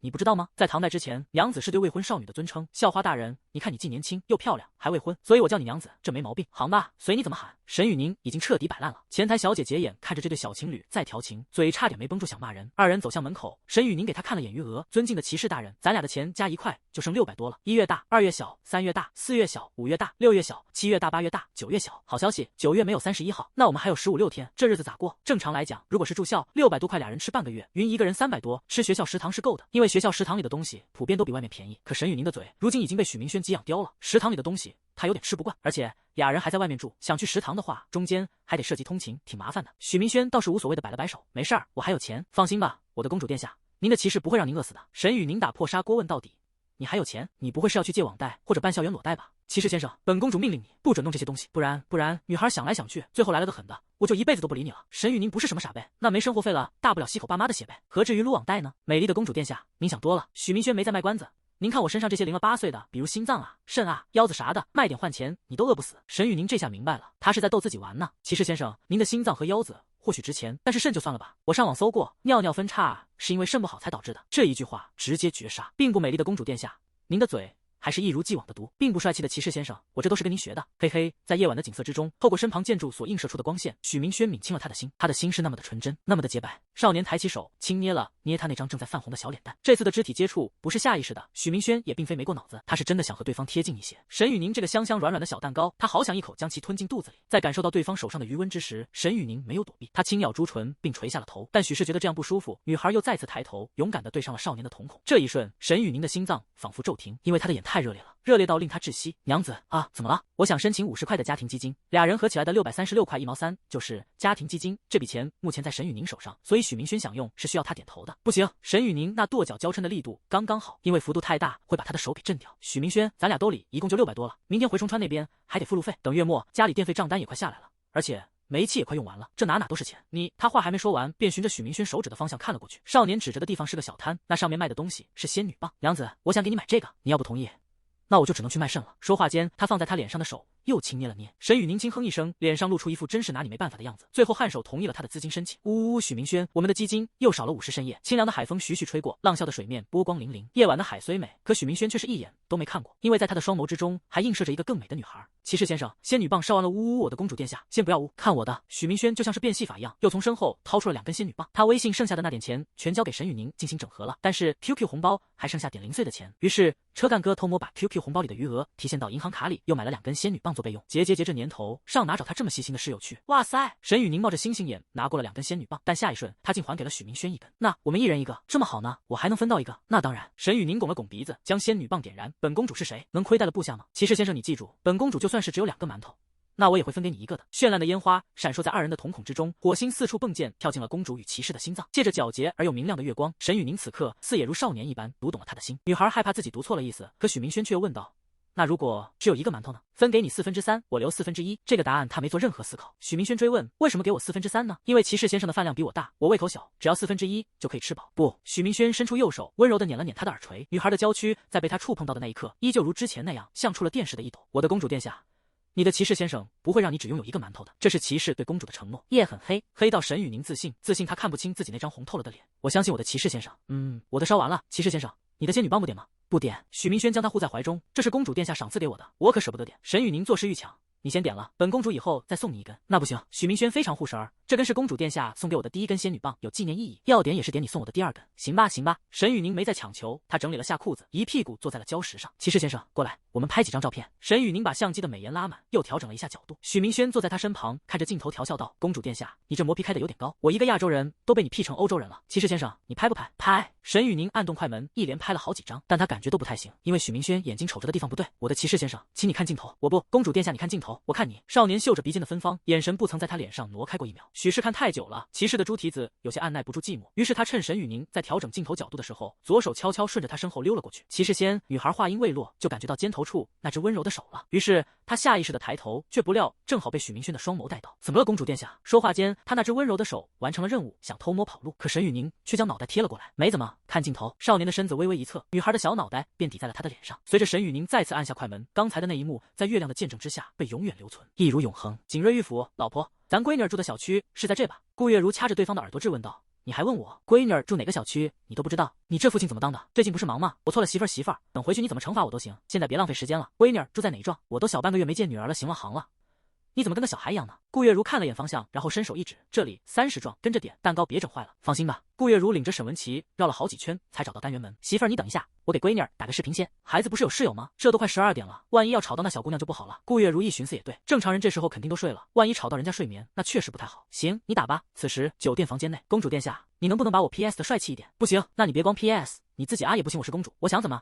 沈雨宁低头定睛一瞅，然后立马提醒道：我爸给我打视频了。骑士先生，如果你还想活着的话，那就别出声。爸，老爸，你那边怎么这么？是又出差了吗？沈文琪一脸温柔的回道：那爸爸又出差了，这回是和妈妈一起来通州出差的。沈雨宁瞥了眼正在做鬼脸的许明轩，捂住嘴角应着：哦，和老妈来通。什么？和老妈来通州出差？对啊。顾月如此时闪亮登场：丫头，爸妈在你小区单元楼下呢，爸爸妈妈是来给你过生日的。丫头，你是有休没休息？要是不方便的话，就下来一趟呗，咱别打扰那小姑娘。沈雨宁在听到爸妈在楼下的时候，眼眶一下子就红了。这一刻，他感觉自己好幸福啊，因为在他的人生里，有很爱自己的父母，有能交心的好朋友，以及那位会宠着自己的骑士先生。沈雨宁抹着眼泪回道：爸妈，你们怎么不提前跟我说一声吗？顾月如安慰着：别哭了，丫头。我们这不是想着给你个惊喜吗？赶紧下来吧，我跟你爸在楼下等你。公主殿下视频开的扬声，所以许明轩也听到了他们的谈话内容。沈雨宁没招了，他撅嘴说了实话：妈，我跟我朋友，就是我的室友，我俩目前不在崇川区那边，我们今天上午去通州湾灯塔看海了。反正爸妈不知道他室友是男的，这不算撒谎。沈文琪想到今晚上可能见不到闺女了，所以一时有些着急。通州湾灯塔那地方远吗？沈雨宁看向窗外，看地图导航的距离大概60-70公里吧。爸妈，你们就别再折腾了，坐车很累的，我和我室友明天就回去。他感觉自己要是不拦着点，老爹真有可能叫车连夜奔袭过来。行。顾月如接过话茬，那我和你爸就先在附近找个酒店住下，明天你回来了告诉我们一声。好的，妈妈沈文琪一直在盯着时间，在发现数字从11.59跳到12.00的时候，她立马抢过手机。哎呀，到时间了，祝我的宝贝女儿19岁生日快乐。谢谢爸，我现在真的很快乐。沈雨宁也有半个多月没见到父母，如今透过冰冷的手机看到他们二人在楼下吹着凉风给自己庆祝生日，那眼泪早就已经止不住了。当妈的都是最了解女儿的，顾月如平时嘴上无所谓，但一见自家丫头流眼泪，她可比沈文琪难受得多。别哭啊，丫头，爸妈等你明天回来。沈雨宁接过许明轩递来的纸，擦了擦眼泪。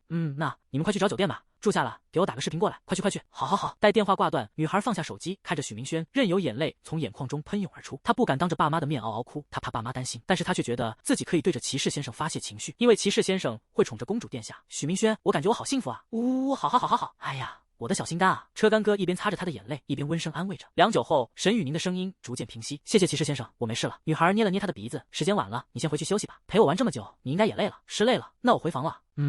许明轩这回非常乖，他特别听话的走向门口。沈雨宁看着他远离的背影，心中忽的竟产生了些许的失落感。笨蛋骑士，我让你回你就回。沈雨宁瘫倒在床上，打算先眯一会儿，然后去洗澡。可是头顶的灯却突然灭了。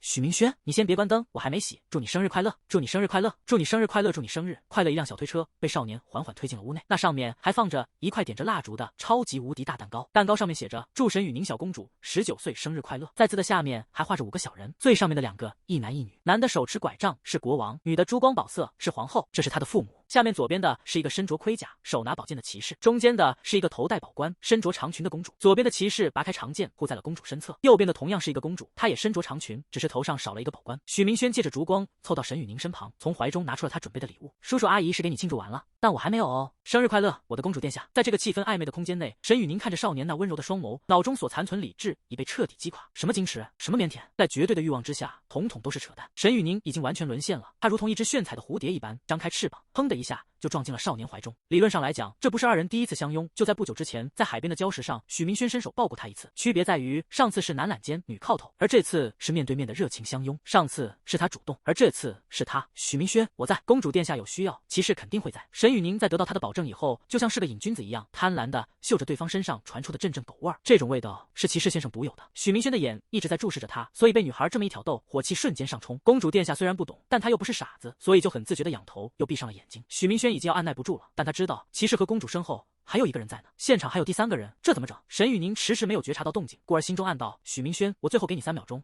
你要是不亲，那以后我来亲你，那以后都别亲了。这种话他说不出口，骑士先生都已经这么宠自己了，他身为公主，主动一次又能怎样？3、2，在倒计时即将结束的那一刻，许明轩附在他耳边说了实话：雨宁、林婉欣也在。轰！一听说还有第3人，公主殿下的欲望数值被瞬间清空，同时他的天也塌了。如果只有他和骑士先生在场，那只要许明轩不满足他，这层欲望就不可能消散。可如今事情不对啊，还有个观战的好闺蜜，她怎么能让对方看直播？沈雨宁不确定的小声问道。蛋糕上面下方最右边的人是星星。许明轩轻咬了下他的耳垂，应着下一秒，沈雨宁突然也跟着嗯了一声。公主殿下，你什么？我没你听错了。哦，好吧。喂，你们完事没？林婉欣倚靠在门口，终于是忍不住了。她感觉自己今天貌似不应该过来啊，这不多余吗？3人中，沈雨宁是最抬不起头的那个。咋说呢？他在跟爸妈视频的时候吧，把自己人生中最重要的人都想了一遍。这些人里有爸妈、林婉欣以及骑士先生。但骑士先生推着蛋糕进来的时候，他看着蛋糕上右下角的小人，绞尽脑汁都认不出他到底是谁。然后林婉欣还是专门坐车过来给自己庆祝生日的，所以沈雨宁现在都没脸去面对好闺蜜了。宁宁，生日快乐，这是我送你的生日礼物。当当当当，林婉欣从身后掏出了一个巨大的黑色包装袋。星星，谢谢你。这时许明轩依依不舍地松开了女孩的纤腰。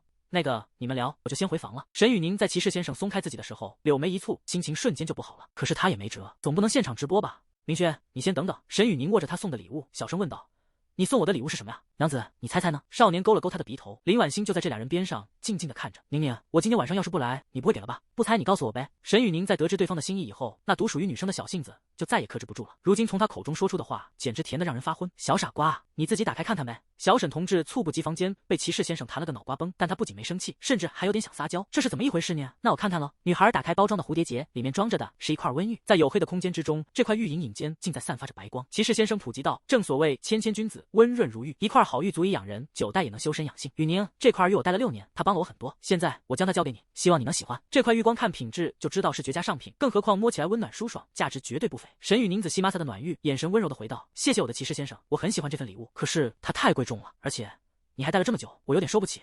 许明轩再次捏了捏他的小脸蛋。首先，他并没有多贵重；其次，最有价值之物也需要一个好的主人。我的性子已经被他给磨得差不多了，现在该轮到你了。骑士先生沈雨宁那柔软的嗓音依旧是开口跪。你是嫌弃我的性子太过暴躁是吧？真没有啊。许明轩连连否认。其实我送你这个也是因为时间来不及准备礼物，我差不多就是昨天这个时候知道你啥时候生日的。咱俩今天还要横跨60-70公里，所以我思来想去，这块玉是最优解。等回头有空，我带你去把它打成一块镯子，戴在手上。不要！沈雨宁像是指护神的小狗，死死的将暖玉护在了心口。我舍不得，就这样挺好的。行，都依你。许明轩依依不舍地理了理他的发丝。时间晚了，我先回去休息了，你早点睡。好。这回许明轩是真离开了这个房间，没有再回来。沈雨宁心里空落落的。林婉欣双手抱胸，不知该如何是好了。腻歪完了，公主殿下，要不要看看我送你的礼物？嘿嘿，沈雨宁像个憨憨一样的笑了。不好意思吗，星星，我来看看这里装了什么。公主殿下打开包装袋，映入眼帘的是一把通体白色的吉他。哇塞，这是我几个月前跟你说过的那把吉他。对啊，喜欢吧？林婉欣的表情仿佛大仇的报了一般。你之前那把不是闲坏了吗？所以我就一直想着送你一把新的，咋样？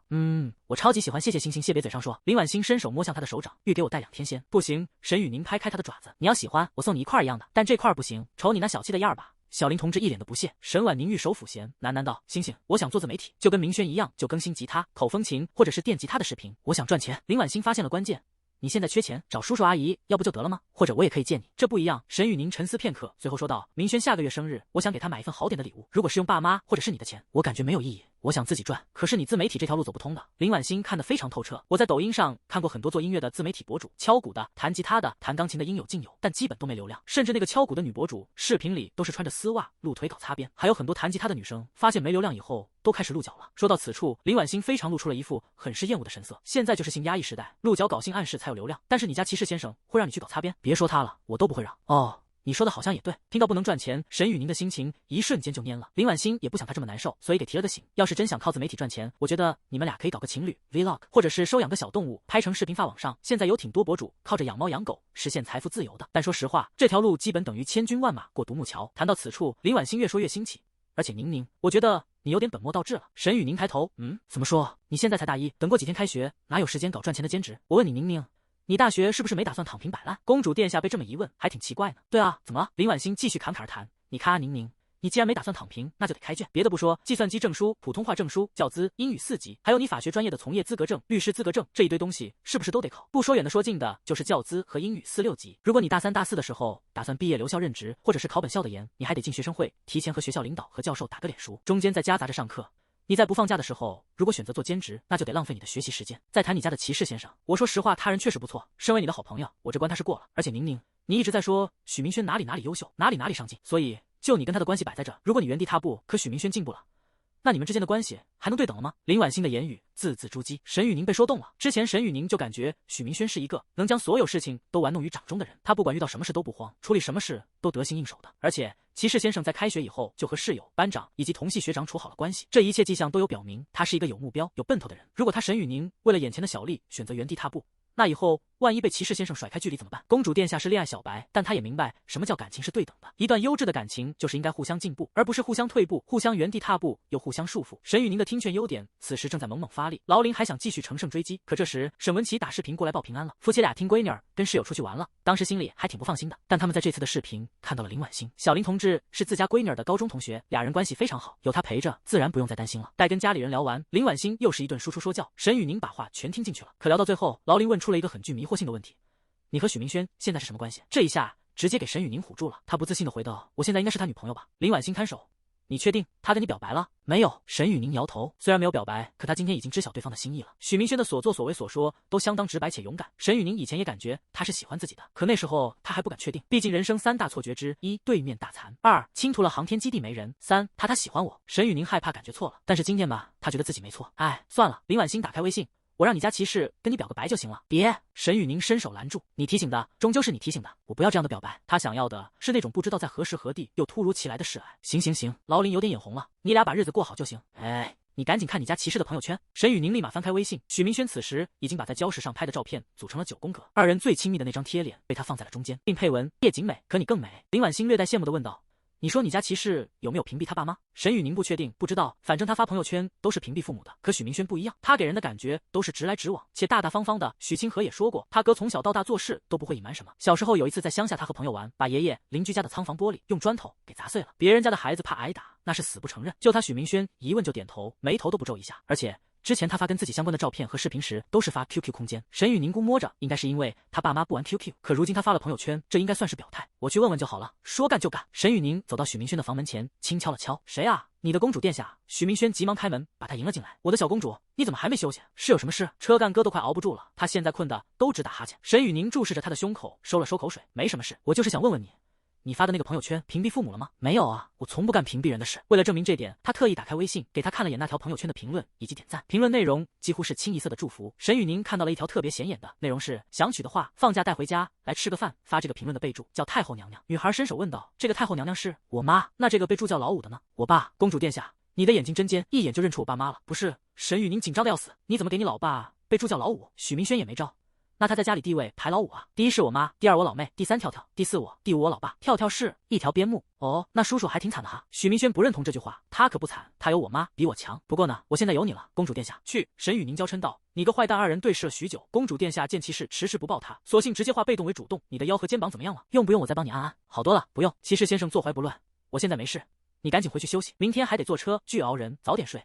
知道啦。沈雨宁非常不舍得走向门口后，又提醒道：“我给你点了杯热牛奶，就送到你房间门口，你记得取。”中午10点30分，林婉欣顶着个大黑眼圈起来洗澡。今个凌晨，沈雨宁就跟羊入虎口一样往骑士先生的房间跑，他还以为对方不回来了，结果这妞不仅回来了，这一宿还像条蛆一样在床上孤勇，时不时的又捧着那块预留哈喇子，人显得特别亢奋，结果给林婉欣整失眠了。劳林也没法吐槽，因为陷入热恋的人还真就是这样。吃过早饭后，三人横穿60-70公里回了景瑞玉府。林婉欣13和14号是放假的，可以住2天，15号走。后续的安排是他和沈雨宁回家，先把屋里属于许明轩的东西撤换掉。爸妈又不知道许明轩男性的东西，万一让他们看到，可就完了。还好沈雨宁有很多东西都有带备份，比如擦脸巾、牙缸、牙刷之类的。最后他再拿着许明轩的钥匙把他卧室门锁上。OK， 搞定。我们伟大的骑士先生在回到重川的时候，就直接拐弯去了学校，因为沈文琪和顾月如包要上楼去租房里看看的。他如果不想变成一块一块的人类碎片，就只能先暂避锋芒，除非骑士先生把生米煮成熟饭，来一出携外孙子外孙女以令诸侯。公主殿下看着属于自己的骑士先生灰溜溜的跑去了学校，心中挺不是滋味的。他都敢跟父母摊牌了，结果自己还在藏着掖着。不过沈雨宁也没办法，只是交男朋友的话，爸妈应该可以理解并接受。可跟男生同居合租，算了吧。回到学校，许明轩干的第一件事就是去找他那伟大的领导陈景明。老陈，陈景明正在宿舍里写申请书，在看到许明轩的时候，他都不敢相信自己的眼睛。哎呀，这不是我那亲爱的副班长同志吗？您还知道回来啊？面对他那反讽的话语，许明轩倒是没太在意。那必须得回来啊，走呗，这都中午了，请你吃个饭。陈景明没再闹，他放下笔杆子就跟着对方出了门。咋了？找我有啥事？正所谓无事不登三宝殿，不买房子不娶现。他许明轩啥人？陈景明能不知道？这大中午不搂着女朋友去午休，反而跑来找自己，那包有事的。许明轩也没卖关子，给你送机缘来的。我刚才看你在写申请书，进学生会的还是入党的？陈景明叹了口气，入党申请书呗，这才大一上半年，学生会不好进，我等下学期的。是吗？骑士先生咧嘴一笑，那你可真得好好感谢我一下，因为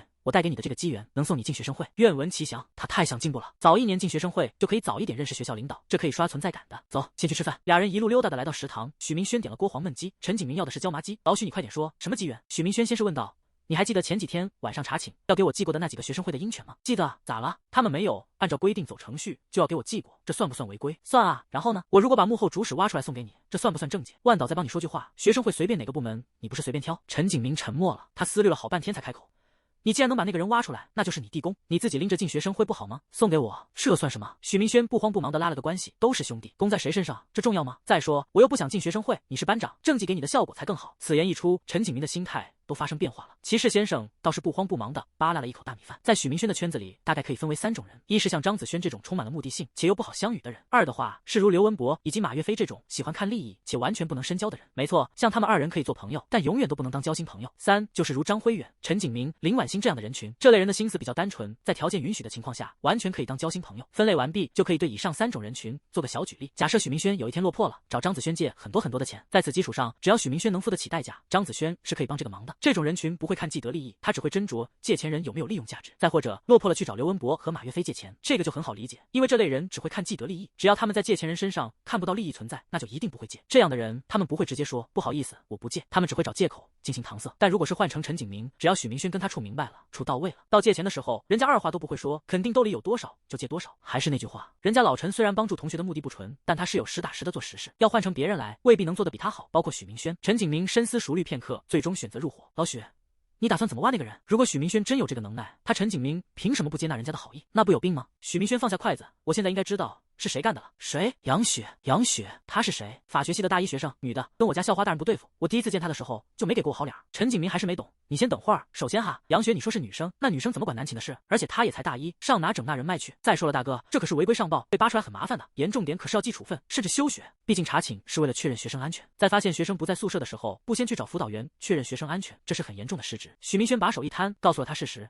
你也说了这是违规上报，可实际上我不需要住校，这不符合违规标准，但在此基础上他们还要这样做，那就说明他们上面有人能把我的合规离校改成违规离校呗。我操！老陈垂死病中惊坐起，做天局吗？许明轩的意思是他们把合规离校改成违规离校上报，然后上面有人可以过审，最后再给许明轩记过。介于上面有人在做局，所以许明轩不会知道被记过这件事的。等到临近毕业答辩的时候，他会发现自己没有学分了，并且履历上劣迹斑斑。这时候许明轩没办法考研，没办法考证，没办法毕业，没办法留校任职。至于向上申诉已经晚了，因为时间久远，那帮人已经把局做死，根本无从查起。陈景明将事情盘算清楚，心有余悸地感叹道：老许，要真是这样，那也太毒辣了吧！他是得多恨你啊！就光是不给毕业证和无法毕业这几个字，就不知道困扰了多少学生。更有甚者，都因为无法毕业而选择了轻生，还有的学生为了毕业证去无奈的陪睡。所以这种手法是何其的残酷！陈景明本来以为这无非就是同学间的小打小闹，可许明轩却把事情往上盘拨，深挖了很远。骑士先生目光如炬，淡淡的说道：老陈，我说过，杨雪和我女朋友不对付，而且我女朋友也不住校，所以我怀疑他也被做了局。老陈生性算良善之人，假设许明轩所说为真，那这种事情肯定发生了不止一例。为了毕业证就陪睡的例子，他不是没听说过，所以这样想来，那个人应该没少炮制过这类事件。身为良善之人，如今碰上了这种事儿，陈景明绝不可能坐视不管。老许，你说吧，怎么搞？要按你的结论，杨雪绝对没有那个本事做这种局，他应该是傍上了某个人。咱们从他最近接触的人开始查起。不用这样，许明轩很是冷静，能将合规改成违规，那个人的位置应该不低。以他们两个小屁孩的能力，怎么循着线索往上查？明天是最后一天假，晚上有晚自习，所以明天晚上这帮人还会来查寝。老陈，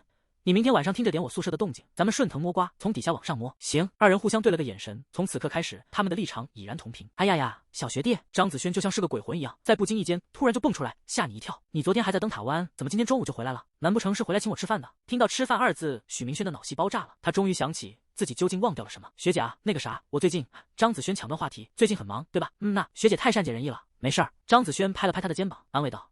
你慢慢忙，定好日子跟我说就行。我先走了，你慢慢吃。目送着张子轩渐渐走远，陈景明小声问道：老许，你和张子轩很熟？不算熟，只是因为一些事儿欠了他人情。你认识张学姐？不认识，但听说过。陈景明给了句忠告，我建议你离他远一点。为什么？我也不知道，但有人这样提醒过我。谁提醒的你？你不认识，他姓梁，梁微微。二人再次对视一眼，这个名字仿佛在双方的耳朵里猛然炸响。景睿玉府，许妈，我饿了。沈雨宁躺尸在沙发上，朝天花板喊道。他方才下意识的想喊许明轩，还好嘴疾手快刹住了车。林婉欣就在他边上跟着一块躺尸，自然有听到那个许字。于是劳林趴在他肩上小声说道：宁宁，我发现你真得冷静冷静了，现在怎么满脑子都是你家骑士先生？嘘！沈雨宁将右手食指放在嘴角，小点声儿，他得慢慢做爸妈的思想工作，这要先从老妈开始才行。顾月如刚在午休，听到这动静，立马从卧室里跳了出来。宝贝闺女儿，饿了，想吃点什么？妈，我想吃饺子，我都好久没吃您包的饺子了。行。沈文琪着急忙慌的穿鞋穿衣服，吃啥馅的？还是猪肉芹菜？爸上市场给你买饺馅去啊。顾月如听罢也开始穿着衣服。我跟你一起去，还得买点面呢。沈雨宁赶忙摆手，不用啊，爸妈，面家里有，肉馅家里也有，还有那个我不想吃猪肉芹菜，今天要不包猪肉胡萝卜的吧？胡萝卜家里也有。顾月如盘算了一下，也行，就是面跟菜，不都是你那室友买的吗？咱用人家的东西不好吧？要不你让你室友回来吧，咱一块吃。对对对，沈文琪也附和着，丫头，你那室友挺关照你的，我跟你妈得好好感谢感谢人家。林婉欣在旁边差点没绷住，笑出声来，挺关照。昨晚上自己要是没到场，那室友都要把宁宁给关照到床上去了。沈雨宁默不作声地拍了林婉欣一下，脸不红心不跳地撒着谎，我室友学校有事，他跟他朋友出去了，这2天都不回来。那个面和菜还有肉馅都是我们一起花钱买的，他不会介意的，爸妈你们直接用就行。是不会介意。现在家庭基金都在公主殿下手上，他掌权也掌钱，骑士先生怎么可能介意呢？这倒不是说骑士先生怕公主殿下，只是骑士在宠着公主而已。这个世界上没有怕公主的骑士，只有宠公主的骑士。那行，顾月如最后拍板定音，今天中午咱就吃猪肉胡萝卜饺子。对了，婉欣喜欢吃3鲜的，老公我们也包点3鲜的。沈文琪点头道，好嘞。婉欣你不用起来，躺着玩就行了，有叔跟姨在呢，不用你们孩子进厨房。谢谢顾姨，谢谢沈叔。林婉欣甜甜的应了一句，随后她捅了捅沈雨宁的腰，小声嘀咕着，宁宁你怎么不吃猪肉芹菜？你不爱吃这个馅吗？许明轩不喜欢吃芹菜，他喜欢吃猪肉胡萝卜。你怎么知道的？他妹妹告诉我的。我乐个。林婉欣发现自己的声音有点大，于是立马克制了一下，他妹妹都倒戈你这边了，你都打进敌人内部了。那可不。沈雨宁拿出手机看了眼微信，置顶备注的骑士先生发了好几条消息过来，报告公主殿下，我在和朋友吃饭。报告公主殿下，我吃完饭了。报告公主殿下，我在和朋友打篮球。报告公主殿下，一会儿我和我朋友打算去画室。林婉欣猝不及防的吃了一嘴狗粮。沈雨宁打字回道，今天周6明天周日，我爸妈放假要住家里，周1回去。骑士先生要回来吗？骑士先生表示，为了公主殿下不守活寡，骑士选择暂避锋芒。沈雨宁见对方有家不能回，心中有些郁闷。明轩，对不起，请给我一些时间好吗？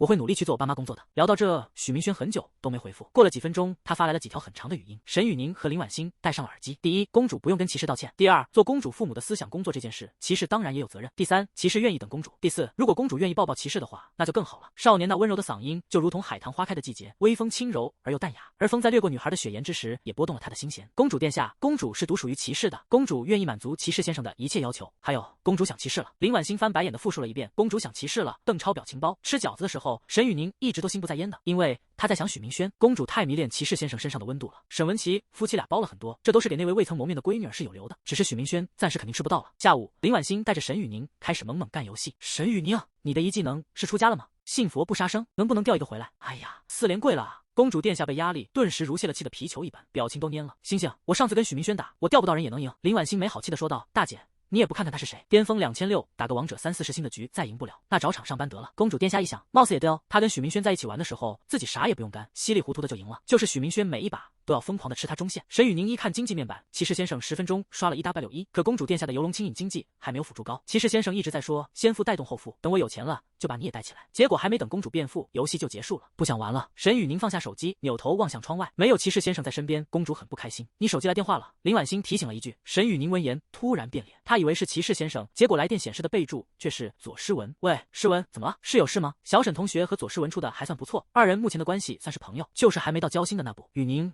你现在有时间吗？如果可以的话，你能不能回学校一趟？我想你陪我去找一下辅导员。沈雨宁觉察到他的情绪貌似很不对。找辅导员做什么？是出什么事了？左诗文趴在阳台的栏杆上，惊恐地看了眼身后的宿舍床位。我不知道该怎么跟你说，我就是不想跟杨雪住了，她不太对劲。不对劲？沈雨宁知道杨雪这犊子跟自己不对付，可他又不需要住寝室，所以就没太在意。但如今左诗文这一副被吓到了的语气，也不像是装的，所以杨雪到底又做什么妖了？诗文，你先别害怕。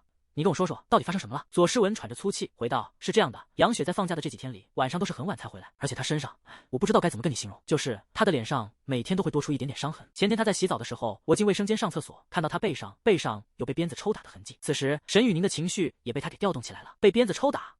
左诗文心有余悸的补充道：我本来以为她是交男朋友了，因为最近杨雪和一个大3的学长走得挺近，这可能是他们情侣之间的，所以我就没太在意。可是昨天晚上我想起夜，但是还没起身，就有听到杨雪在打视频，她管视频里的人叫主人，然后还拿那种夹子往胸上戴，中间还聊了什么毕业证、保研名额之类的字眼。雨宁，我真的不行了，我不能再跟他住了。你能陪我去找一下辅导员吗？我想唤醒左诗文的精神，现在都要崩溃了。他是一个很正常的人，像是什么 SM 鞭子抽人这种小情趣，左诗文虽然无法接受，但是他可以理解，因为每个人都是不同的个体，每个人都有自己的小癖好。可是杨雪，她不太对劲，她不像是个 M， 她的言语、她的情绪都在诉说着，其实她感受不到快乐，她身上的负能量数值都快爆棚了。她像是被迫屈服的，又或是为了什么东西而主动屈服的，她像是在跟什么人做着交易。所以左诗文受不了了，她就是想做个乖乖女，想老老实实的读书。可寝室里的2个室友不仅不跟她交朋友，其中还有一个人特别不对劲，这谁能受得了？这宿舍他绝不可能再住了。诗文，你先别急，你现在去学校门口等我。喂，儿子。许成像是便秘一样的跟儿子开了口，借我100块钱，我真没办法了。太后娘娘现在断了我的粮饷，我已经1天都没抽烟了，那不挺好的吗？当戒烟了。话虽然是这么说的，可许明轩却是乖乖的给老爹赚了1000块钱。骑士先生转给公主殿下的那100多，是他靠自媒体挣来，并花剩下的工资。爸妈给的拱白菜资金可没上交，所以账上还有钱可以支援老爹。许明轩把小细节分得很清楚，父母给的钱那不是他自己挣来的，他把这笔钱上交算哪回事呢？但是自己亲手挣来的工资可以，这也是为什么他没同意沈雨宁把他的钱转过来的原因，因为公主殿下的钱是他父母给的，许明轩没资格收。许成知道老儿子是刀子嘴豆腐心，所以听到挖苦也没还嘴。儿子，你处对象的钱还够用不？急不急着还？许明轩毫不在意，还啥还？亲生的爹，你还跟我计较这个？靠谱？许成被感动的想哭，他本来想找闺女借钱的，可是转念一想吧，闺女本来就得富养，而且他又没有收入来源，就那点零花钱还得给哥哥准备礼物，所以就作罢了。许明轩摆弄了一下手机，随口问道：老妈为啥要断你粮饷？私房钱被发现了，还是又干偷税漏税的事儿了？知父莫若子，骑士先生太了解老爹了。嗨，你就别问了，行吧？许明轩话锋一转，爸，你把前段时间别人送你的那个滇红给我邮过来。季顺风，我要送人。送谁？张子轩和梁薇薇，我欠着他俩人情，而且这俩学姐很照顾我，说不定过几天我还有事的麻烦人家，所以礼得送。行。许成肉疼的咬咬牙，这滇红茶最便宜的那种都得1000块钱1斤啊，哪怕自己不喝，拿去转手都有的挣。对了，儿子，老五又突然想起了一件事儿，我看你朋友圈了，那姑娘挺漂亮的，她家是哪的？你们认识多久了？可以的话，放假带回家来吃顿饭吧。通的，叫职工宿舍。屈文愤怒地推开公寓门，迈开大步闯进卧室，一把将床上的人给拽了起来。小畜生，你他妈的是不是又犯病了？屈靖远迷糊着睁开双眼，瞅了瞅地上散落的酒瓶，随后自顾自地点起一根利群。犯病？我就是玩玩女人而已，怎么了？咱俩谁也别说谁，你年轻的。啪！还没等他说完，一道硕大的五指掌印便印在了他的脸上。畜生，你是不是又他妈拿保研的事去骗人了？你算老几啊？你能支配名额吗？我最后警告你一次，给我老实点。我不能，我没那本事，可是你能啊，我的好父亲。曲靖远话里那讽刺的意味已然拉满。那帮小母狗知道我爹是谁以后啊，争着抢着往我床上爬，我踹都踹不下去。哈哈哈哈。他坐在地板上，吐出一口烟圈，笑得像是个得了失心疯的病人。还有阿曲文，你有资格说我吗？你年轻的时候比我收敛啊。不是你，我妈能死啊！如今后悔了，想什么没事呢？记住了，这是你欠我的，我欠你妈个逼！屈文抄起地上的酒瓶，猛然砸向茶几，碎裂的玻璃顿时如箭雨般迸溅满地。可这一切在屈靖远的眼里，充其量算是无能者的自嘲罢了。爸，你以为我不知道吗？通大这届的大一里头有个叫屈军的，是你私生子吧？他妈是谁啊？你还记得不？屈文怒目圆视，没有应这句话。屈靖远倒毫不在意他的态度。你现在想老老实实的退休，你怎么不去地府里问问我妈答不答应呢？我跟你说实话吧，其实我还想再搞个女人过来玩玩，听说还是这届的校花，漂亮的很啊。所以曲文，你是选择自首还是保我？沈雨宁和左世文的辅导员是个刚毕业没多久的大学生，年纪偏年轻，所以他和万玉祥的处事风格恰恰相反。一听底下的学生来反映这个事，反手就点头去帮忙安排换寝了。毕竟在大学里最让人郁闷的事就是宿舍室友关系的不融洽。左世文见终于脱离苦海，简直感动得一塌糊涂，于是就想请沈雨宁吃个饭。不过小沈同志没答应，因为他现在要去找骑士先生玩。许明轩，30堂门口，我们的公主殿下终于是见到了他心心念念的骑士先生。下午的通州有些凉，所以沈雨宁的穿搭偏保暖一些。他上身白色半截袖配褐色衫衣，下身是一条满天星牛仔裤，这身着装远远看去还是蛮酷的。我的公主殿下，许明轩温柔地凑上去，伸出了他的右蹄子。骑士先生的意思很明显，这是要拉手手。公主殿下的小眼珠扫过男孩的脖颈，先替他稍微整理了一下衣领，随后才将自己的小手放在他的掌心之中，感受到这柔软的触感，许明轩轻轻一握，二人便达成了一个叫君子之交的成就。同时，这也是他们第一次牵手。雨宁，我想你了，一个下午没见，许明轩都快憋不住了。不过比起少年的直白，我们的公主殿下当着面还是有点小害羞。他缓了半天，才开口应道。我也想你了，想谁了？想我的骑士了，嘿嘿。骑士先生一阵傻笑。那公主殿下，咱俩看电影去。色园是主校区，位置极佳，周遭的影院和影城多的是。二人步行走在校园的林荫小路上，沈雨宁望着落叶，心中不免起了搞怪的小心思。他双手环住少年的胳膊，将头贴在他肩上，温柔地问道：骑士先生，我们玩个游戏怎么样？我问你几道题，只要能答对一次，那我就送你一份小礼物。来，许明轩没带怕的，嗨嗨，请听题。沈雨宁发起第一轮公式，请问螃蟹和什么东西一起吃会死人？骑士先生认为这道题等于白送的，因为太后娘娘是医生，以前有普及过类似的知识。我记得有浓茶、羊肉、柿子。错，公主殿下宣布正确答案是毒药。骑士先生的头顶上现在全是问号，要让某个2字游戏里的黄毛过来，肯定得找他接任务。我的娘子啊，你要这么说，螃蟹跟砒霜一起吃，那不也会死人吗？对啊，砒霜也算正确答案。可是我的骑士先生，你没说啊。行，来公主，下一道，请问什么东西闻起来味道和红油漆一样，但它却是蓝色的？味儿跟红油漆一样，颜色是蓝的，有这种东西吗？有啊。沈雨宁对了对少年的脸蛋，蓝油漆呗。不是我那个我啊，这啥题目？许明轩咋感觉他在沈雨宁面前就是个新兵蛋子呢？公主殿下清了清嗓子，下一道题听好了，没有双手的人最希望收到什么礼物？没有双手的人，那需要的肯定是一个能代替双手的东西，所以假肢。又错。沈雨宁双手交叉比了个大大的 X 出来，正确答案是新手大礼包。公主殿下，我真是没空陪您闹了。许明轩选择直接投降，好娘子，我认输了，啥礼物您就给我吧，行行行。沈雨宁两手捏住他的脸，使劲揉了揉。本来问问题就是闹着玩的，这份礼物他本来就想送。女孩从破挎包里拿出一个星星手链，在他面前晃了晃。明轩，我以前听我爷爷讲过一个传说。公主殿下回忆往昔，眼神平静地陈述着某件印象深刻的事。他说，如果一个人收到了由过生日的人亲手制作的手链，那这个人以后就会变得非常非常幸运。这个星星手链是我在3年前就编好的，现在我想将它送给你，因为你是他命中注定的唯一的主人。言罢，二人四目相对，夜随风动，情随风来。少年在女孩的眸子里看到了这世上最值得他去珍惜的东西。今天下午的这个约会可给公主殿下心疼完了。看电影、买爆米花和饮料，又给许明轩换了个好一点的剃须刀。晚上二人又去吃了一顿日料，那本就所剩不多的家庭基金直接见底啊！许明轩，我看了一下，咱俩就剩200多块了，还有半个多月，这可咋办呀？莫慌，骑士先生非常淡定地提了个小建议，雨宁，我们来玩个游戏怎么样？我不玩。公主殿下以为骑士是想反报复回来，他可不敢玩。许明轩无视了他的答案，自顾自地给女孩赚了1700块钱过去，这是我之前接广告的广告费，今天刚到账，这笔钱呢，你就把它放在咱俩的基金里面。雨宁，我们的游戏内容就是从今天的9月13号到10月13号，为期1个月，在这期间，我们一切的生活用度，包括买菜、坐公交、出去玩等等等等，都从这里出。等1个月之后，这笔钱剩的越多，那你表现的就越好，我给你的奖励也就越多。怎么样，管家婆，敢不敢玩？沈雨宁把游戏规则在脑子里过了一遍，结果他发现这个过程不就是结婚以后的小两口要过的日子吗？可以是可以。公主扭捏了一下，还是说道，不能只用你的钱，我也得添点生活费进去。不，许明轩反驳道，这是我们之间的游戏，不要用父母给的钱，爸妈给的钱就自己揣好，别往基金里面塞。雨宁，这是我们的生活，如果你用叔叔阿姨给你的生活费给我买点吃的喝的，或者是穿的用的，那我可以接受，但如果你直勾勾的把他们给你的钱又转移给我，那我真的无法接受。骑士先生的言语非常真诚，所以公主殿下的双眸都已经冒出星星了。于是他娇呼一声，将身子一侧，许明轩也识相的揽住女孩的香肩，然后小公主的身子轻轻一歪，就正正好好的躺进了骑士怀中。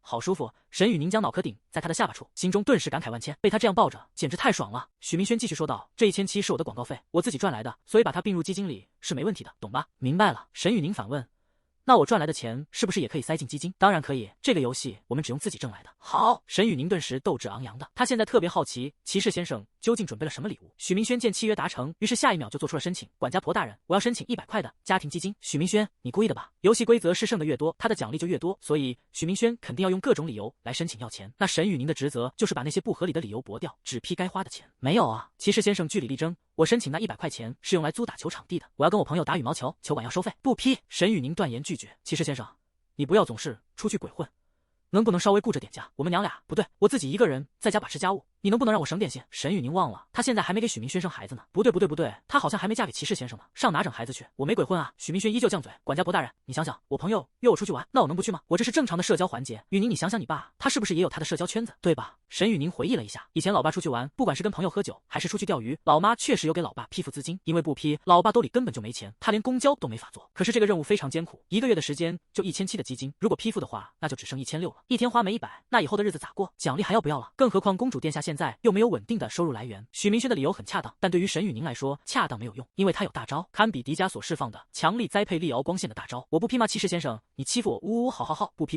我不打羽毛球了。正所谓帝王一怒，伏尸百万。雨宁一撒娇，明轩魂会飘。我管你这那的，老娘一卖萌，你敢不低头？哼，这才对嘛！骑士先生，你要学会体谅本公主的良苦用心啊！对，许明轩知道他是在用撒娇破局，可是骑士没招，那公主是他的，他不宠谁宠？沈雨宁在他怀中看了眼微信消息，说道：好了，明轩，我们回家吧，我爸妈回酒店了。啥？叔叔阿姨花那钱住酒店干啥？沈雨宁伸手摸了摸骑士先生的胡茬，解释道：他们知道你是为了给我们一家人腾位置才不回去的，所以心里过意不去，而且你的卧室不能让他们进，星星也在，4个人的话地方不够睡，好像是这么回事。许明轩若有所思的点点头。不过你爸妈来都来了，那就在家里住一宿吧，也能好好陪陪你。我明天有事，晚上住学校寝室，反正你有我卧室钥匙，明天你和林婉欣住我房间，然后让你爸妈住你的主卧，这样就行了。这样倒可以。沈雨宁同意了，毕竟爸妈后天回金陵，在家里住一夜也挺好的。就是这样一来，有点苦了他的骑士先生。许明轩说明天有事，沈雨宁已经默认，这是他想给爸妈腾地方的托词了。想到此处，公主轻咬下唇，含羞的对上了他的眼。明轩，你有什么愿望吗？我可以满足你一个不过分的小要求。少年挽过她的秀发，在女孩耳边轻声反问，什么类型的都可以。公主将双手握成拳，紧张的放在胸口回道，只要你喜欢就行。这一刻，沈雨宁已经做好准备了，只要是许明轩，只要是他，那怎样都行。骑士先生嘴角含笑，提出了他的要求。既然如此，那就让我为我的公主殿下洗一次头发吧。沈雨宁贴在他胸口处，在听到那个要求时，心脏仿佛落了半拍。是啊，这就是他的骑士，他不会难为他的公主。也不对，沈雨宁心中暗道，那种类型的要求其实不算难为我，因为公主愿意。翌日早上8点，2025年14/9号，家庭基金当前余额1700。我们的许分叉先生睡醒了，昨晚上沈雨宁只说了他爸妈上酒店住去了，分叉先生忘记屋里还有个林婉欣，于是好好的2人世界没了。虽然林婉欣知道自己就是个电灯泡，他就在沈雨宁的卧室里当王八一杵，一动也不动，嘴里也不出声。可是这没用，因为公主殿下放不开。不过有一点还好，就是昨晚上分叉先生直播的时候，我们伟大的公主殿下一直在陪着他。骑士的那张床被公主给躺的，上面都沾到了公主身上的香气，那家伙给骑士香迷糊了。明轩，你醒了。沈雨宁打开厨房的推拉门，上前挑了挑少年眼中的眼屎。我的公主宝贝儿，怎么起这么早？以后还是多睡会吧，我来弄早饭。公主宝贝儿这个称呼是许明轩新创的，沈雨宁目前本就处于热恋状态，那少女般的小心思如花蕊般温润待放。故而她一听宝贝2字从自家骑士的嘴里说出，那双腿一瞬间竟有些发软。女孩眉目含情，双手搭上少年的肩，语气软软的应道：不用呀，你要直播赚钱养家，挺累的。我身为你的公主，肯定要好好照顾你的。对了，我给你买了个小礼物，昨晚上忘记给你了。女孩从沙发上拿过一个袋子，里面的装着的是一件黑色的格网衫衣，去换上给我看看。我看到这件衣服的第一眼就感觉它很适合你。哎呀，我的小公主！许明轩揽住女孩的娇躯，贴在她耳边就开始撒娇，我爱死你了，宝贝儿。雨宁，我上辈子真是拯救了银河系，所以这辈子才能遇见你。我现在不想换，咱俩先抱一会儿。好喜欢你，好。公主轻拍着他的后背，见骑士先生变成小狗在自己怀中撒泼，沈雨宁一瞬间也没顶住，她快被这只可爱的小奶狗整下奶了。2人腻歪了一阵，许明轩又突然说道：对了，校花大人，我昨天买砂糖橘的时候被骗了。怎么了？被老板宰了？不是，骑士先生非常痛苦的说道。那老板说他家的砂糖橘是世界上最甜的，但是我尝了一口，却发现其实世界上最甜的是你。这突如其来的撩人段子，好似闪了公主的腰。你个坏蛋，又耍我玩！赶紧洗漱去吃饭了。你的牙缸和牙刷都被换成我的了，不过都是新的，你可以直接用。然后架子上还有个补水的欧莱雅护肤品，白色的瓶子，你洗完脸记得擦。遵命，我的校花大人。许明轩发现他的世界里，自从多了沈雨宁以后，一切都变了。他的拖鞋现在是粉色兔的，牙缸是粉色小猫，牙刷是粉色小熊，几乎所有的东西全是粉色系。在洗漱的时候，许分叉还在心里盘算着一些事情，他能感觉到沈雨宁目前有压力。怎么说呢？因为骑士先生有收入来源，昨天又玩了一个过日子的小游戏，所以沈雨宁已经把自己带入到妻子这个角色里了。妻子没有收入，他还想做好妻子身份应做的事，所以才会拥有着无形的压力。想帮他解决这个压力也很简单，让妻子也拥有收入就可以了。这也是许明轩最近一直在考虑的事，那就是拍情侣 Vlog， 不是唐 X Vlog， 是情侣 Vlog， 跟小新奈那帮人没有关系。如果是别的王者博主，比如那种玩单字打野很厉害的技术男主播，这种人群想拍情侣 Vlog 几乎是行不通的，因为这类博主的主要收入来源就是在于那些富婆女粉丝和接单子。你拍了 Vlog， 有了这部分的视频收益，再加上一定的广告，那确实有得赚。可那些富婆女粉以后肯定也不会给你刷大的了，没办法，这个游戏的圈子就是这样。至于许明轩，他算是例外，因为许分叉的粉丝结构比较复杂，40多万的粉丝里，王者群体大概只占了35%左右，剩下的几乎都来自于三角洲。三角洲这款游戏算是现象级的，流量很大，而且饭圈化没有那么严重。再者，看许明轩直播的人群大部分都比较抽象，在如今的这个年代，抽象的人往往就是最正常的人，这样的人在遇到真情侣时只会祝福。所以由此可见，情侣 Vlog 行得通。骑士先生和公主殿下没少拍视频和照片，分叉哥打算有时间了就去剪辑一下，到时候可以再单独弄一个情侣账号出来，把它交给沈雨宁保管就好。毕竟她是女主角，钱当然有她一半，这样的话，公主小朋友就不会有压力了。许明轩，你他妈的就是个甜菜！吃饭。分叉哥来到厨房，公主小朋友已经把食物给准备好了，那是一份心形的煎蛋。我们的公主殿下也是真不嫌麻烦。哎呦，校花大人，你喂我，滚啊！沈雨宁口嫌体正直，他乖乖夹起鸡蛋喂进了他的嘴中。宁宁，咱早上吃啥？我饿。林婉欣看到了厨房门口的二人，我不饿，你俩继续，拜拜。老林跑回卧室，咔嚓一下就把房门给关上了。这俩人真是没完了，大早上的还要这样，天天腻歪就不怕得糖尿病吗？被好闺蜜抓了个现行，沈雨宁突然有点不好意思了。明轩，你吃吧，我去换衣服。今天我爸妈要带我和星星出去逛街，我没办法陪你了。好。我今天也有事要去学校，今天是假期的最后一天，许明轩和陈景明计划好的方案，今晚上就可以实施了。对了，雨宁，分叉哥捏了捏他的小脸，问道：“我爸妈都说让我放假带你回家吃顿饭，我的小公主打算啥时候去啊？这么快吗？”他慌了。分叉哥回学校以后就直接拐弯去了趟色园的艺术楼，最近一直在忙着处对象和搞人情世故。许明轩已经很久没摸过画笔了，再不练一练恐怕要完。你是我爹，小丫小苹果怎么爱你都不嫌多画室呢？车干哥提笔，循着记忆在纸上画出了一张小脸，这是沈雨宁的模样。许明轩根本不需要对照着实体就能画出他那张活泼灵动的俏脸，公主的样子已经被骑士记在心中了。哎，沈雨宁啊，沈雨宁，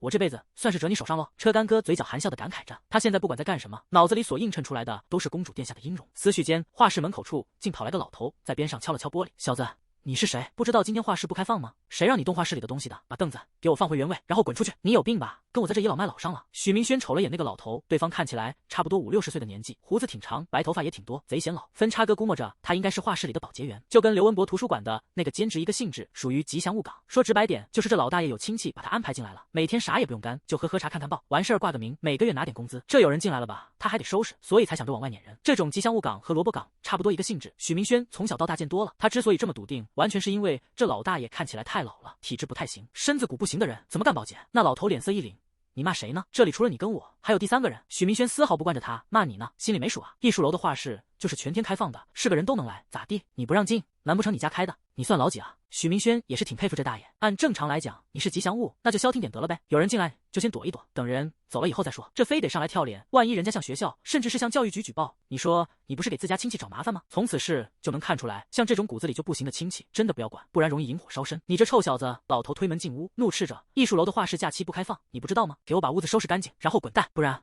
我找你辅导员。”哎呦，许明轩被逗乐了，他打开了手机的录音。老头，画室假期不开放，这条规则出自于校规的哪条？在我的印象中，不管是画室、实验楼，亦或是逸夫楼，只要学生交了学费，那我们想进就能进，设施想用就能用，凭什么你不让用啊？来，你是干什么的？什么职位？属于哪个外包公司？有工号的话，工号多少？我要向学校举报你，学校不管，我就去找教育局，我倒是要看看你有多牛逼。还有，你不是要找我辅导员吗？来，我带你去。你不找，你就是我孙子的。俗话说得好，泥捏得上有3分脾气。他一个吉祥物，敢他妈这样搞，他家亲戚是有多牛逼啊？不过牛逼归牛逼，我许明轩不怕，我就陪你去教育局溜一圈。车干哥现在火气特别大，可那老头却不急不缓的对着他点了点头，随后又露出了一副意味深长的笑容。好小子，有种！哈哈哈！那老头捋着胡子，悠哉悠哉的走了，留许明轩愣在原地，不知该如何是好。他有病吧？而与此同时，门口处突然传来了一道男声：“张大爷好啊，小陈来了，进去吧，有不会的地方你喊我。”好乐。陈景明背着书包，乐呵呵的走进画室，结果下一秒他就乐不出来了。老许，你怎么在这？许明轩在原地又是一愣，这话不应该我问你吗？我亲爱的班长同志，这大放假的，你来这干啥？可嗨嗨，陈景明有些尴尬，我刚才看你跟那老头聊得挺乐呵，他是什么人？哪个领导是他亲戚？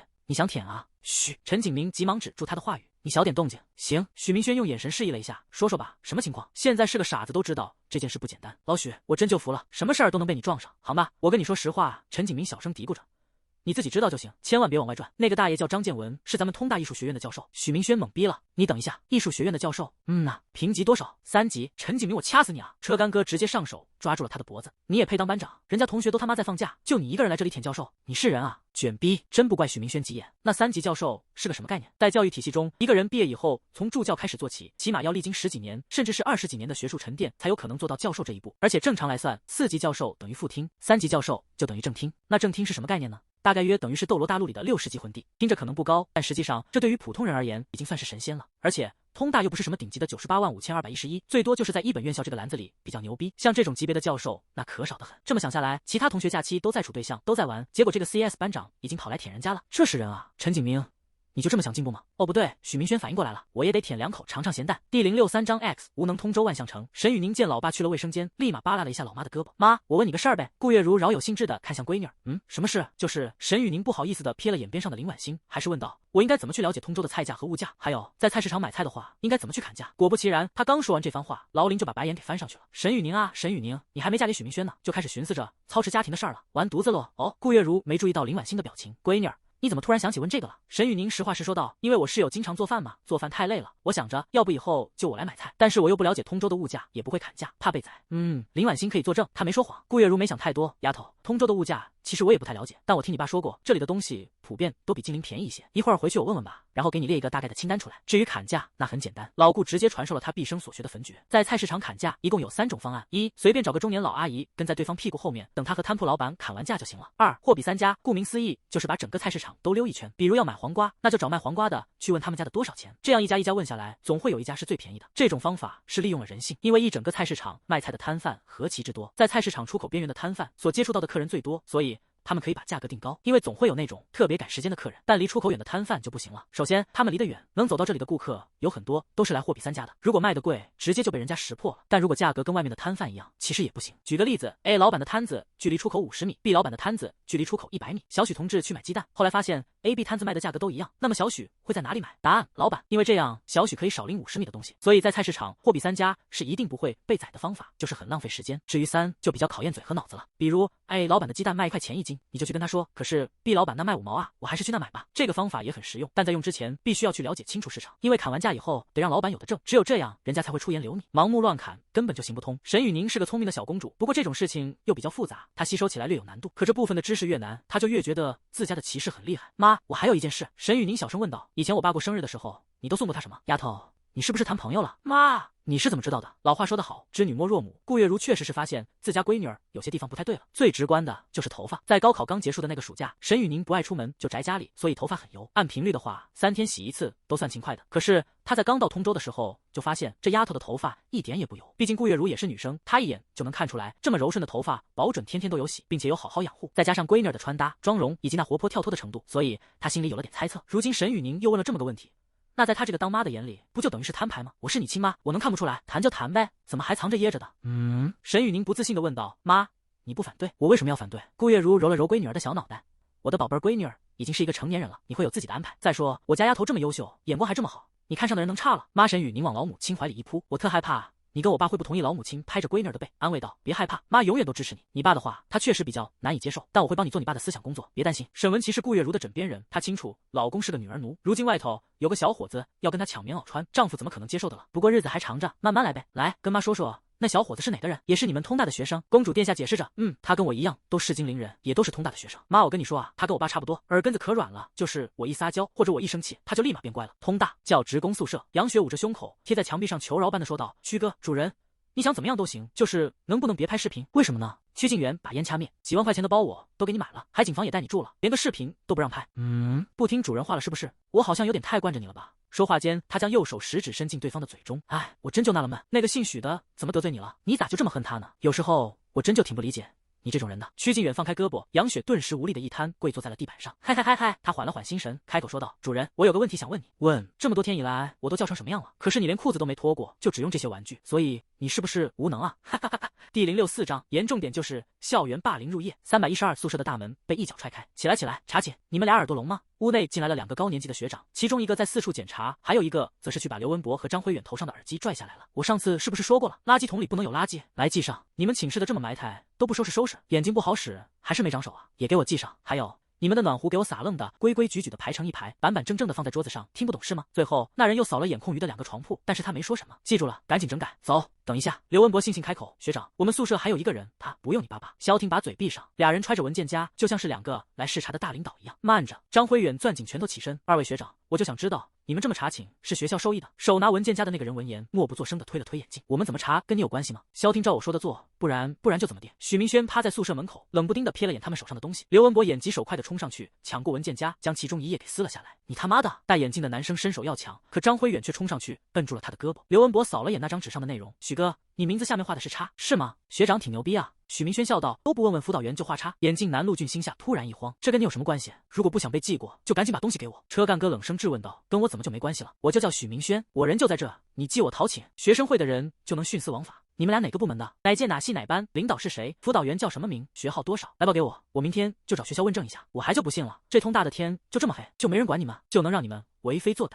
2位查寝的被这话给架在火上了，一时间也不知道该怎么办好。他们想跑，但门口有人堵着，根本就出不去。哎，出啥事了？陈景明循声赶来，许明轩大喊一声班长，然后就把事情给添油加醋的说了一遍。陈景明听完以后，故作生气的一拍大腿，什么玩意儿？你说他们是踹门进来的？刘文博立马捧哏，对啊，都没敲门，一脚踹开就闯进来了。那不用找学校了。陈景明掏出手机，啥也别说了，直接报警。2位学长，按照法律规定，这间寝室是我班级同学交了住宿费所租下来的私人领地，你们未经他人允许就贸然闯进别人的私人领地，这等于是侵犯了隐私权。走，咱上警局去唠唠。不行啊，班长。许明轩拉住他，我们没有证据，没办法证明他们是踹门进来的。没事儿，我有。陈景明咧嘴一笑，跑到走廊，把粘在墙上的手机给取下来了。我今天晚上突然心血来潮，想把另一部手机放在你们寝室门口的墙上粘一会。你看，从他们踹门进来的一切都有录下来，这不就是物证？哎呀，太巧了，我挨打正着。陆俊和乔楚生俩人听着他们在那唠嗑，2条腿差点没站住。什么叫心血来潮？什么叫歪打正着？你这不就是故意的吗？2位学弟，有话好好说，千万别报警，行吗？找学校举报他一点不怕，但是一提报警，乔楚生是真没招了。就那录像一放出来，不全完了吗？许明轩审视着2人，也懒得兜圈子。我刚才说过，我叫许明轩。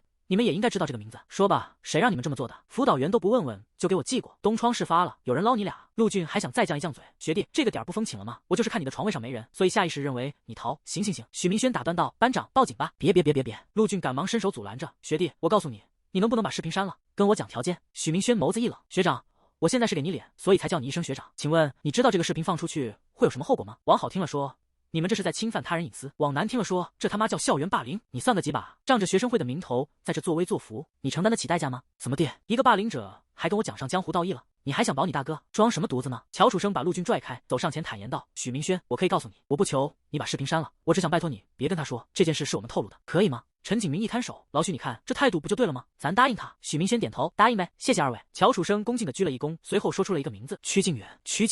许晨2人复述了一遍，很显然他们没听过这个名字。许明轩追问，有照片吗？乔楚生摆头道，我没有，但他是学生会副主席，你们可以上交友墙和学校论坛或者贴吧找一找，拜托了，千万别跟他说是我们透露的。言罢，乔楚生拽着陆俊，飞也似的跑了。陈景明没思考太多，老许，咱直接向上举报，这小子的手绝对不干净，我们一举报一个准。举报？许明轩很是无奈的叹了口气，一个学生会的副主席而已，他哪有这种本事能干出虚假上报的事儿？如果是清北、复旦这种顶级学府，那种地方的学生会副主席起步基本都是中央选调生级别，再加上人家的关系网，那确实有这个能力。可通大又不是那种顶级学府，这里的学生会副主席充其量就是在学校里听着牛逼一点而已，真要出去了，鸡毛都不是。所以曲靖远要是没人帮他擦屁股，肯定早都露馅了。那既然都有人给他擦屁股，陈景明真举报能有用吗？人家大不了就丢个替罪羊出来呗。哎，这事儿难搞了。第065章，做我老婆好不好？第2天15分之9号，日上3竿。车干哥昨晚上睡的学校宿舍是既没有热牛奶，也没有小香风，这搞得他还挺不习惯。在洗漱的时候，杨云洲还打来了一通电话，说是有一款叫《逆战》未来的游戏，大概在明年上线，并且是跟三角洲做了联动的。游戏官方跟大部分的州博主都沟通过，说白了就是甲方出钱，请乙方在规定时间内直播游戏，好做宣传。那不管咋说，这是挣钱的事儿，所以许明轩就应下来了。只不过具体的合同还没商谈过。骑士先生感觉自己非常忙，那边有个叫曲靖远的学生会副主席，非得抽了风要干他，屁股后面又欠了张子轩和梁薇薇俩人一个饭局没兑现。完事还有个艺术学院的老教授，他得找机会上去舔两口，以及情侣 vlog 的视频，第1期他还没剪好呢。最后还有几件非常重要的事，陈景明说梁薇薇告诉他要离张子轩远点，这10几个字所蕴含的信息量太大了。第一，梁薇薇不是跟张子轩的关系很好吗？他俩天天在一块玩，好的跟亲姐妹一样，所以他为什么要说出这种话？第二，陈景明是怎么认识的梁薇薇？他俩之间是什么关系？第三，陈景明真就如表面上那么简单？在艺术楼的画室里，有个老头天天搁那晃悠，并且这个老头还他妈是个3级教授。许明轩根本就不信老陈是误打误撞，在机缘巧合之下认识人家的，这小子绝对提前做过背调。这才大一啊，才刚开始上课，许明轩就认识了这么些个逆天的玩意，这他妈的无敌了。沈雨宁今天是满课，他有看过自家骑士这周的课表，知道他今天也是满课，所以下午4点半的课刚结束，小公主便背着书包往家赶了。只是她刚进屋就发现许明轩瘫倒在沙发上，一脸的疲惫，这一下子直接给小公主心疼完了。明轩，你怎么了？生病了还是哪里不舒服？来，我带你去医院。没事没事没事。许明轩把脖子挺直，试图用脖子的长度来证明自己的身体没问题。我就是太累了，再加上今天英语课给我整个头大，所以状态不太好。车干哥撒了谎，其实还有他这么累，还有很大一部分原因是介于最近所发生的事情。可许明轩向来对家人都是报喜不报忧，故而就没跟他提这一茬。英语，沈雨宁摸了摸他的额头，试了下温度，在发现没发烧的时候，才把心给放下来。你们系还有英语课呢？许明轩的认知很广泛，现在这个时代，英语是全世界普及率最高的语言，学不好可不行啊！哎，可惜我高中的时候英语就不太好，这算是我的短板吧。是个人都会有短板，哪怕强如工藤新一这种逆天的选手都会五音不全，更何况是他许明轩。车干哥真没啥办法，他把所有的技能数值都点到体育、游戏以及社交上去了，英语这方面是一点没碰。沈雨宁一听，霎时间也有点犯愁。那你的英语4级怎么办？除了师范类的英专学生会在大一报4级，剩下的几乎都会在大2的时候报名。许明轩这样，那明年要真去考的话，不得挂飞啊！这样吧，小公主提议道，以后我来给你补习英语。真的？许明轩眸子一亮，补英语的，骑士先生根本就不在意。他激动的是，可以借着补英语的时间来跟自家公主腻歪。英语好啊，英语得学啊。陈清泉没骗人。事不宜迟，我的公主殿下，我现在就有个关于英语的问题想问问你。骑士先生，你问 I love you 英译汉的话是什么意思？骑士先生，我怀疑你在调戏我。那我的小公主，我不可以调戏你吗？当然可以，我的骑士，如果不是你，我早就一巴掌扇过去了。话音刚落，女孩一甩脑后的长发，拿过了一旁的吉他。你好累的样子，我弹首曲子给你听吧。想听什么？许明轩一脸惊愕。校花大人，你真会弹啊，这东西不是摆设。沈雨宁没好气的轻对了一下他的肩，本姑娘琴棋书画样样精通，大部分的乐器我都会，比如什么钢琴、口风琴之类的。赶紧的，想听什么？过了这村可就没这调了，那就来一曲。许明轩略作思考，说道：今天你要嫁给我。小公主愣了好半天才回过神来，我不会这个曲子，你再换一个。那做我老婆好不好？此言一出，客厅内顿时变得落针可闻。沈雨宁紧张到已然忘却了呼吸这个动作的具体流程，他盯着骑士先生的眼看了一会儿，竟发现那目光在逐渐变得火热。公主殿下被他的目光灼伤了，于是女孩环左右而四顾，她想跳过这个话题，但心里竟又有些舍不得。沈雨宁了解许明轩，他知道他的骑士先生虽然很抽象，但在大是大非面前，他是一个直白不会隐瞒，且从来不会闹着玩的人。所以那句做我老婆好不好听在公主殿下的耳朵里，就不像是一个歌曲名了。少年觉察到了女孩的小动作，所以他再次出言：雨宁，我不想听曲儿，我想抱抱，我想跟你贴贴，行不行吗？他那如小奶狗一般的嗓音，唤醒了女孩心中那还未诞生的母爱。我说过，公主是愿意满足骑士先生的小要求的。女孩嘟着嘴张开双臂，下一刻，少年不再矜持，径直趴进了公主的怀中。以前的抱都是他抱她，可这次是他抱她，感受着怀中骑士身上的温度，公主殿下母爱爆棚，有重养了个儿子的感觉。好像也对，因为公主殿下确实比骑士先生大1个月。第066章果渣是什么意思？时间会在不经意的时候从指甲缝中悄悄溜走。半个月后，11号星期三，目前家庭基金所剩余额1110.3。沈雨宁趴在卧室桌子上算着账，大米1袋，面粉1袋，还得给许明轩买件睡衣以及今天回家的车票。我的天呐，没钱了！这半个月来，在沈雨宁的运筹帷幄之下，就只花了不到600块钱。但实际上又不能这么算，因为沈文琪夫妻俩在回金陵之前，帮着小两口添置了挺多东西，比如包了一堆饺子放冰箱里冻上了，还有榴莲、火龙果、香蕉等水果，外带排骨、牛肉、肘子、鱼之类的食物。他们夫妻俩又不知道闺女儿的室友是男生，只是想着别人天天做饭，还特照顾自己家孩子，两位家长心里挺过意不去的，就寻思着回报。故而公主和骑士这半个月以来花在吃饭上面的钱比较少，就哪怕这样也花了快600块。今天国庆放假，回金陵的车票还得从基金里出，完事再添置带大米和白面。沈雨宁突然感觉天都塌了。校花大人，磨蹭啥呢？吃饭了。老生常谈，出门饺子回家面。许明轩大早上就起来和面弄饺子了。不过我们的公主小朋友现在一点胃口都没有。金陵，爸妈起床了。许清河咣咣咣的敲着卧室门，这都中午了，我哥快到家了，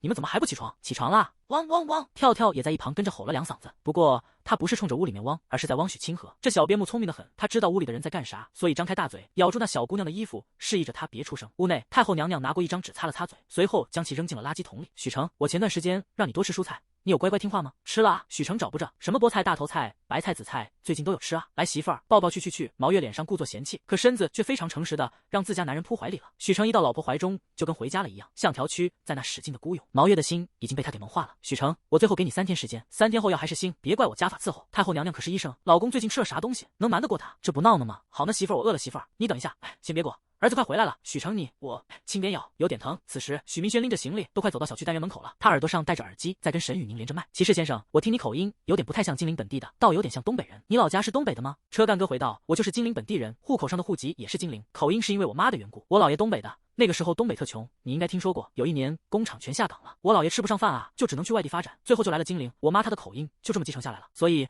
我从小到大耳濡目染的，也沾上了点说东北话的习惯。哦，这样啊。沈雨宁知道了这一茬，那属于好奇宝宝的特质瞬间觉醒。明轩，我问你几个问题。问呗，我的校花大人。什么？用东北话怎么说？就叫什么啊？一样的。那发生呢？也叫发生啊。那什么时候发生的事？怎么说？多钱的事儿啊？或者是多传的事儿啊？哈哈哈哈！骑士先生那地道的东北口音，直接把公主殿下整笑了。东北话不仅有意思，而且还容易传染。毛月就是被传染的。许明轩和许成现在只要不注意，也是满口的东北大碴子味儿。沈雨宁都没注意，其实他现在也快了。还有，明轩，那个渣和果渣是什么意思？车干哥听到这个问题，那是一顿的头脑风暴啊！他下意识的以为沈雨宁是想逗他玩，可骑士先生又转念一想吧，公主殿下不像是那种会开车聊黄段子的人，所以可得结论，他应该是真的不知道，所以想问问我的校花大人，果渣是一种动作，就是刚出生的婴儿想要活下去，就必须要做这种动作。公主殿下懵了，这是一种什么动作？进食的动作啊！沈雨宁稍微过了过脑子，刚出生的婴儿必须要做的进食的动作。他低头看向了自己的胸口。许明轩，雨宁，这是你问我的，跟我可没关系啊，我什么都没说。那个啥，我到家了。先挂了。女孩望着手机界面，捂着胸口，眼神有些迷离。她刚才想到许明轩趴在自己怀里撒娇并求宠爱的时候了。那时候的骑士先生在他眼里就如同一个刚诞生于世间的小宝宝，简直可爱的要死。然后公主殿下也不知怎么的就被他给萌的要下奶，脑子里也有一种想喂他的冲动。再加上刚才阴差阳错间，小公主还在不知情的情况下问了一句果渣，直接给他整的不知道以后该怎么面对骑士先生了。下次他再撒娇，我要是忍不住怎么办？爸妈，老妹儿，跳跳，我回来了！汪汪汪！边牧发动技能，横冲直撞，一头砸在了他的四弟身上。等以后沈雨宁嫁过来，许成就是老六了，然后许明轩老五，跳跳老四，这地位都得顺延呐。王，下一秒，跳跳在他四弟身上闻到了一股味儿。边牧算是最聪明的狗了，智商甚至比一些伟人都高，再加上这股很浓的味道，他瞬间就明白自己可能是多了个弟妹。回来了。老儿子，毛月穿上外套，中午想吃什么？你爸给你做。对，你妈。许成话音未落，啥？我做？对啊，你做。毛月指了指厨房，我想吃红烧排骨和刀鱼。儿子，你想吃什么？许明轩开始许愿，爸，我想吃佛跳墙和帝王蟹。哦，还有澳洲蓝龙虾。不是，老儿子，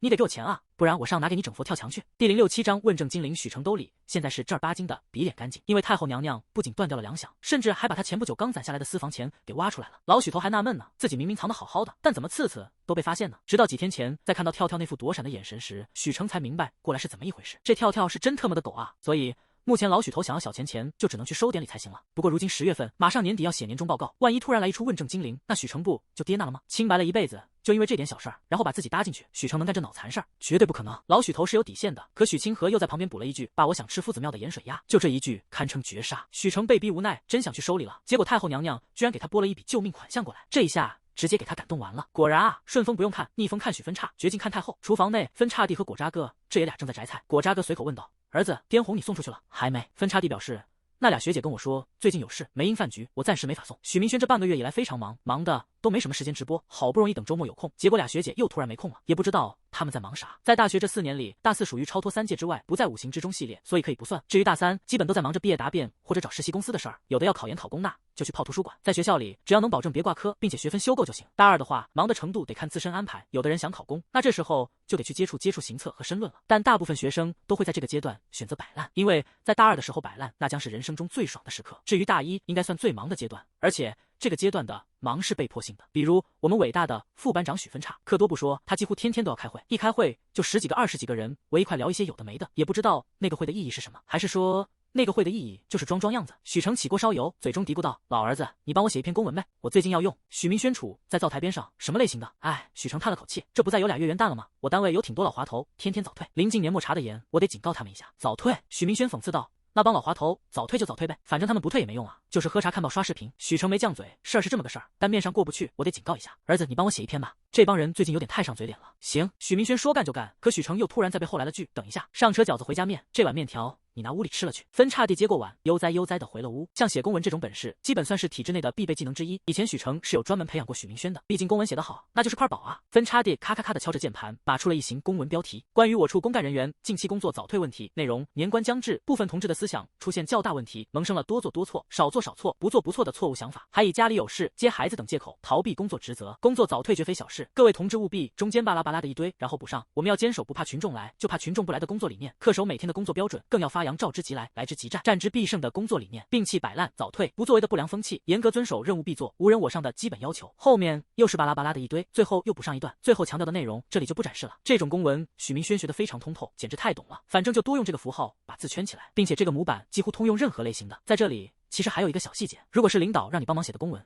那在正文里的最后强调部分和结尾，你可以选择不写，就这样把东西呈上去，那领导能看不出来你的正文内容存在缺漏吗？他肯定会提醒你。这时候你就顺势说一句感谢领导提醒，不然就咋地咋地了的捧人话，最后再将内容补上。如果你写的公文非常优秀，人领导绝对能看出你是故意没补的结尾。可是看出来有用吗？一个会舔、懂事、有能力还机灵的部下，领导能不喜欢？真有机会，人家能不给你？这叫心不照宣，心照不宣。当然啊，补结尾和不补结尾都是没毛病的，主要还是看写公文的人想不想进步。像许明轩就得补结尾，因为他是帮老爹写的，目前分叉地还是个学生，上奶进不去。待稿子码完，许明轩想给公主殿下打个电话过去腻歪腻歪，可是杨云洲他老妈却突然打来了一通电话。喂，娟姨啊，您是有事儿吗？老杨的母亲全名周文娟，她跟丈夫杨春明俩人共同开了一家早餐店。哎，明轩啊，你好，那个你回没回金陵呢？回了，咋了娟姨？啊，是这样的，周文娟陈述着，我家云洲从昨天下午回来以后，人就不太对劲，我感觉是碰到什么事儿了。明轩你也知道，你们这年龄段的孩子有事儿了都不太爱跟家里人说，所以你想麻烦你去帮我问问，你看看行不？强啊，姨你不用跟我客气，等我有消息了联系你阿姨。好嘞，谢谢啊明轩，有空来这晚，姨跟你杨叔都想你了。马上过年了，劳作在这里提前祝大家新年快乐，万事如意，早点发财，生10个娃，红包拿来，嗨嗨。第068章，永远直不起的腰。中午吃完饭，许明车干把给家人带的礼物发了发，送许成的是一条黑金腰带 ，PS 非七匹狼牌子。太后娘娘毛月收到的是一份已经凉了的通州活饺和一盒阿胶，阿胶这玩意儿用来美容养颜，那效果极好。小号许清和没啥说的，许分叉直接给他发了200块的红包，这小财迷。你给他什么礼物都不如直接折现来的实在。下午，许分叉出门寻思找杨云洲问问他最近啥情况，结果许清河非得吵让老哥带自己打游戏。可许明轩表示10月份我也是失败者，没有大国标。许清河以前吃戏康吃太多了，现在没有大国标他都嫌弃，所以果断放了老哥一马。星月网吧，许明轩把身份证拍在前台桌子上，大喊道：网管开个机子。好嘞，您是？杨云洲话刚说一半就把头给低下去了。你低头干鸡巴啥啊？把头给爷抬起来乐一下子。老杨手上默不作声的把身份证还给了对方。老许，你怎么过来了？我怎么过来了？许明轩质问道。你以为杨叔和娟一下，他俩能看不出来你心里头的那点小九九？说吧，碰到啥事了？永远不要以为父母是傻子，也许爹妈的认知和眼界不行，又或是头脑不太灵活，但他们对于自己的孩子那绝对是最了解的，因为孩子是从他爹裤裆里的那坨东西射出来的，同时孩子也是从他妈身上掉下来的肉，他们不了解。那谁能了解？当然，几个别不配当父母的人不在此列。杨云洲自知今天是瞒不过去了，所以他找了个同事让对方帮忙站个岗。俩人来到外面，许明轩啥话也没说，就这么静静的看着他。杨云洲有点没脸见人的样子，他语气非常不自信的说道：老许，我告诉你了，你千万别跟我爸妈说，我不想让他们跟着上火。行，说吧。好，你知道 CSGO 吗？ CSGO 听说过，没玩过。怎么回事？杨云洲握紧右拳，手臂上的青筋顿时暴起。CSGO 里面有一个饰品，跟三角洲的枪皮和挂是一个性质，只不过 CSGO 的饰品玩家是可以用人民币交易的。我前段时间看很多刀皮的价格疯涨，就用生活费和借来的网贷囤了一些货。许明轩听懂了，所以现在刀皮的价格降了，是吧？是，降多少？很多很多。到底有多少？杨云洲见对方生气，立马竹筒倒豆子。以前能卖1万的刀，现在差不多2、3千。1万的刀你多少买的？1万。许明轩怒目冷视道：杨云洲，你他妈挺牛逼啊！你知道娟姨和杨叔卖多少包子才能攒下来1万吗？那肉包子也才1块5一个，你知道吗？1万块钱的东西，你说买就买。对不起老许，你千万别跟我爸妈说对不起。杨云洲蹲在地上无声的啜泣着，经历过这事儿，他那本就粗糙的脸上如今更显沧桑了。给我起来！许明轩一直都是一个拥有大心脏的人，他跟他爹一样，碰到事了第一时间都是想着该如何去解决，因为事情已经发生，你再去纠结这件事是如何发生的，又或是在后悔不该去做某件事，从而造就出来的这种结果，那都没用。因为这个世界上没有时空穿梭机，人类也没有超能力，所以根本就回不到过去。发生事情了，只能尽全力去补救。你是被做局了，还是怎么的？给我看看市场是什么情况。许明轩不玩 CSGO， 但他知道这个游戏确实有个官方市场，这个市场是供玩家们自由交易的。按杨云洲刚才所说的，他这种倒卖的方式有点像股市。如果饰品市场的运行逻辑和运营模式和股市相同，那他许明轩能玩明白。可老杨接下来却表示，我应该不是被别人给坑的，是游戏官方发公告说那种1万块钱的刀可以用其他材料合成的方式合出来，所以才降价的。懂了。许明轩下意识的认为老杨是被做局了，毕竟这种东西跟赌博没什么太大区别，资产不多的个体户在这种庞大的市场里，不管你究竟是不是华尔街之狼都没用。不过如今的情况貌似跟市场里的其他玩家无关，因为是游戏机制变了。真若如此，就算许明轩现在去华尔街找条真正的狼过来都救不了，难不成要趁现在价格大跌的时候抄底？且不说以后的价格能不能回暖，就光是抄底上哪整这个资金去？杨云洲垂头丧气的说道：老许，没救了，所有人的都在跌，回不来了。你入了多少网贷？4万。生活费咋理多少？2个月的4000，肩膀上一共背了4万的债，是给我写个4万的欠条，把网贷还上。至于那2个月的生活费，你自己找不？杨云洲瞬间起身，老许，把嘴给我闭上。杨云洲，你记住，我不是在帮你，我是在帮娟姨和杨叔，他们俩起早贪黑的卖包子供你，你不能让他们失望，知道吗？许明轩的话语掷地有声。抖音上现在有一堆开早餐店的 Vlog 视频，他们天天几点起？这是真正的起得比鸡早，夫妻俩一个包子一个包子的卖，好不容易把儿子供出来，这4万块的网贷要是让他们知道了，俩人的多伤心，得多崩溃。他们会认为孩子学坏了。许明轩好歹是个40多万粉的小博主，身上也没有房贷车贷，4万存款还是有的，这是他攒下的老婆本，留着娶媳妇儿沈雨宁。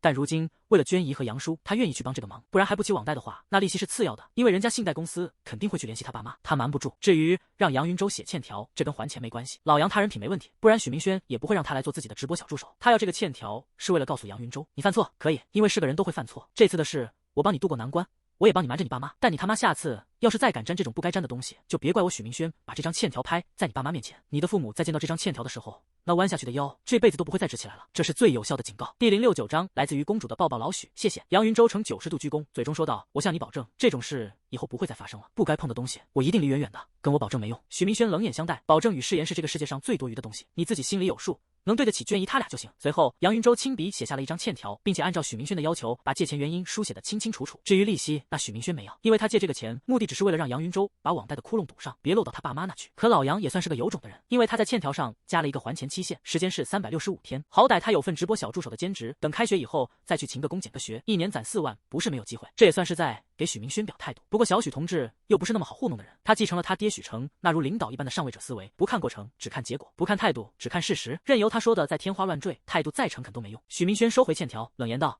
你该忙忙去吧，我上你家去一趟。老杨，我最后墨迹一句，别让娟姨他俩失望。”看着好兄弟那失魂落魄的背影，杨云洲咬破嘴唇，在心中立下了一个郑重的誓言，他不会再犯错了，因为犯错的代价太大。杨云洲的家住在一个老旧小区，但这个小区里有电梯，并且门口有一路公交，是可以直达他高中学校的。由此可见，老杨的爸妈对他已经算是做到极限的好了。咚咚咚，一阵敲门声响起，谁啊？我娟姨。哎，明轩。周文娟擦了擦手上的白面，急忙过去开门。哎呀，明轩，你这孩子来就来呗，拿东西干嘛？赶紧拿回去，这苹果你自己留着吃，你跟你叔都不爱吃水果。许明轩不乐意了，娟姨，你这话说的，苹果能有啥不爱吃的？听我的吧，留下。以前上高中那阵，周文娟对许明轩就是发自内心的好，有时候中午食堂的菜实在太难吃，娟姨还会特意拐去学校给他和杨云洲送吃的。所以老杨出了这么一茬子事儿，许明轩脑海中第一时间担心的就是他这个姨。明轩来了，杨春明也从厨房里出来了，快坐快坐，中午吃饭没呢？叔给你整点吃的。不用啊叔。许明轩连忙解释道，我来是因为老杨的事儿。他故作神秘的捂住嘴，小声嘀咕着，姨，我去那个星月网吧问他了。叔，姨，你俩猜咋的？老杨他处对象了啊？周文娟笑了笑，真的？那可不。许明轩娓娓道来，老杨挺有出息，跟我说他自己处对象，那就是他自己的女人用爸妈给的生活费处，算什么男人？所以他这才去星月找的网管兼职，寻思自己挣钱。所以啊，娟姨杨说，你们俩别担心，他没啥事儿。这是许明轩目前所能想到的最合理的解释。杨云洲还以为自己挺神秘的，可他爸妈今早上就知道他在星月干网管了。那么已知条件就是杨云洲缺钱，所以他找临时兼职是为了赚钱。可有什么借口能和赚钱这档子事儿放在一起呢？答案：处对象。第一，处对象了不好意思跟家里人说，合理。第二，处对象了要花钱，他想自己挣，合理。第三，这样说他们夫妻俩也不会跟着担心，也没毛病。有此3条在，故而借口合理并成立。至于以后他们夫妻俩要是想见这个所谓的对象，就直接撒个谎说分手也行，反正善后也方便。周文娟和丈夫对视了一眼，也没说什么，仿佛相信了这个事实。许明轩坐了一会儿，跟他们唠了会儿家常，随后就走了。因为周文娟和杨春明俩人还有活要忙呢，他们要准备明天早上出摊用的食材。可就在许明轩推门而出的下一秒，杨春明如泄了气的皮球一样跌在了沙发上。婆娘，明轩那小子都跟着瞒咱俩，你说这能是什么事？周文娟把碗放进面袋子里，装满盛出，道：管他什么事，娃不说就不说吧，咱俩多备点货，给娃多加点生活费就好了。行，夫妻俩的想法很简单，娃缺钱了，那就挣，一个肉包子1块5，多卖点多挣点就好了。许明轩并不知道他走以后屋里发生了什么事，他也听不到娟姨和杨叔的谈话，他还以为自己蒙混过去了。可实际上这件事哪有这么简单呢？这种卑劣虚假，在情急之下所编撰而出的善意谎言，如何能骗得过那2颗炽热的爱子之心？晚上，因为杨云洲的事儿，许明轩下午的心情一直都不太好，而正在跟他视频的沈雨宁自然也发现了这一点。明轩，你现在好不开心，脸都垮垮的，是碰到什么事儿了？是有一件很不开心的事儿，那跟我说说呗。不了，许明轩摇摇头，这件事是我朋友惹出来的，如果要是跟你说，我怕我会骂他。那好吧，沈雨宁嘟囔着小嘴，喃喃道，那等明天见面，我给你一个热情的抱抱，你不要不开心了，好不好 ？Omega 斜杠信封 The Blood 好，公主殿下的安慰很有用，骑士先生的状态立马回暖。我的公主宝贝儿，你在干嘛呢？沈雨宁四下环顾着，我在夫子庙呢，我爸妈买糖葫芦去了，现在我们要回家，但是时间太晚，打不到车。哎，早知道我就让我爸开车来了。许明轩想到这儿了，我的校花大人，你把你现在的位置发给我。随后车干哥仰脖子一吼，老爸，你车今天限号不？把钥匙借我10，新年快乐，都给我发大财。第070章，骑士是爸妈的弟弟顾月如的车，今天限号，沈文琪的底盘好像出了点问题，所以沈雨宁就没让他爹开车，一家3口是打车去的夫子庙。不过许明轩那一嗓子是彻底给公主殿下整不会了，他不知道自家骑士脑瓜子里究竟装了什么，一会儿到底打算怎么操作。思绪间，沈文琪夫妻俩拿了几根糖葫芦回来，闺女儿，你最爱吃的山楂，再等会吧，网上叫车要30多分钟，咱再逛逛。沈雨宁看了眼手机地图上正在飞奔过来的骑士先生，顿时一阵汗颜。爸，你关了吧，我这叫到车了。哎呦，叫到车了，行啊，还得是我的宝贝闺女。在无人可见的角落里，骑士先生手把方向盘，开车嗖嗖嗖的就赶去了夫子庙。等到地方以后，他稍微整理了一下着装，然后非常漂亮的来了一招神龙摆尾。尾号1691是谁？我。沈雨宁伸手应完，又在无人注意之时，俏皮的对他眨了眨眼。小公主本来想上副驾坐着的，可沈文琪离得近，她抢先把那个座给占了。无奈之下，我们的公主殿下就只能像只委屈的小企鹅一样，踮起脚，哒哒哒的去了后排。许明轩瞅了眼边上的沈文琪，自来熟般的说道：“老哥，你把安全带扎上，一会儿出去了有抓拍。”好，不好意思啊。沈文琪手上有挺多东西的，故而就忘了这一茬。下一秒，许明轩又瞅了眼后视镜，嘟嘟囔囔的对着顾月如的脸来了一句：“姐啊，你这皮肤也太好了，咋这么细致呢？不像我皮肤就糙。”顾月如捂着嘴巴，激动的情绪好悬没绷住。这一句姐和一句皮肤细致，直接就给他征服了。你这孩子看起来跟我家丫头差不多大，还管我叫上姐了，那不就是姐吗？许明轩又故意仔细瞅了瞅后视镜，姐你信不信，咱俩要出去上街溜达，别人都得以为你是我姐。哎呀，你这小孩！顾月如此时起了攀谈的心思。哎，弟弟，听你口音，东北的？不是，我姥爷东北那头的，这口音是从我姥爷嘴里遗传的。我是金陵人，户口本上的户籍都在金陵，以后结婚娶老婆媳妇儿不用外嫁。沈雨宁心中直呼好吗？前不久，许明轩刚跟他说过这句话，小公主还不清楚他为什么要特意强调一句户籍都在金陵，合着他是在提醒你沈雨宁嫁过来，那不属于外嫁。反正我许明轩也在金陵，你可以随时随地的回娘家。这小骑士原来从那时候起就在盘算结婚的事儿了。沈雨宁想到这层，心里是既欣喜也欣喜，完了还欣喜。顾月如又随口问道：“小孩，你今年多大了？18，过几天就生日了，也可以说19，才18啊。你这年纪上大学了？那今年大1，那怎么开上网约车了呢？想攒钱娶媳妇儿啊，多挣点老婆本，这不正好国庆放假回金陵，就整个兼职先干着。”说话间，许明轩透过后视镜跟沈雨宁来了一波夏侯惇丑羊剪。小沈同志已经羞得低下了头，若不是有夜色做掩护，他现在的脸部颜色肯定会露馅。姐，今天可是10月1号，现在还是晚上，就送姐您这一单，够给我未来媳妇儿买挺多东西了。顾月如笑道：“老弟，没看出来你还是个老婆奴呢，那嫁给你的人有福了，还好吧？”许明轩自谦了一下，随后就把话题往沈雨宁身上拐了。姐，主要是我现在心里没底。这样姐，你家姑娘是多少彩礼啊？你跟我说一下呗，我做下参考，这样好有个心理准备。沈雨宁，骑士先生，你都没跟我表过白，结果现在就谈上彩礼了。还有，你是我的骑士，但你管我爸叫哥，管我妈叫姐，那我呢？这辈分不乱了吗？事儿能这么聊吗？不好意思，顾月如表示还真能这么聊。我家丫头啊，88万8，多少？88万8，多少？是许明轩说的。第二句88万8，则是出自于沈雨宁的嘴巴。妈，88万8，您还真敢要啊？江西那边也才66万6，您这比那头都贵，那您闺女儿还能嫁出去了吗？顾月如就开个玩笑罢了。坐在副驾驶上的沈文琪一脸懵逼，他不知道他家丫头急个什么。许明轩挂断问道：“姐，能打折吗？比如什么惊喜折扣价，天天神券减免，完事儿再来个果补啥的。”沈雨宁，司机师傅，你是在点外卖还是在逛淘宝？这还能打折？能啊。顾月如看热闹不嫌事大，我家姑娘我明码标价88万8，但嫁的那个人，我家丫头若是喜欢，我们家不要彩礼都行，我只希望我家丫头可以幸福。言罢，这个当妈的意味深长的对着闺女儿眨了眨眼。沈雨宁回应了一下母亲的视线，她感觉老妈貌似已经识破了。不能吧？反正坐在副驾上的沈文琪啥都不知道。不是媳妇儿，这话题偏了啊。他倒是感觉出来哪里不对了，因为刚才他们唠彩礼的时候吧，沈文琪发觉自己的身体变冷了，就像是棉袄让人扒了一样。他对着主驾驶问道：“老弟，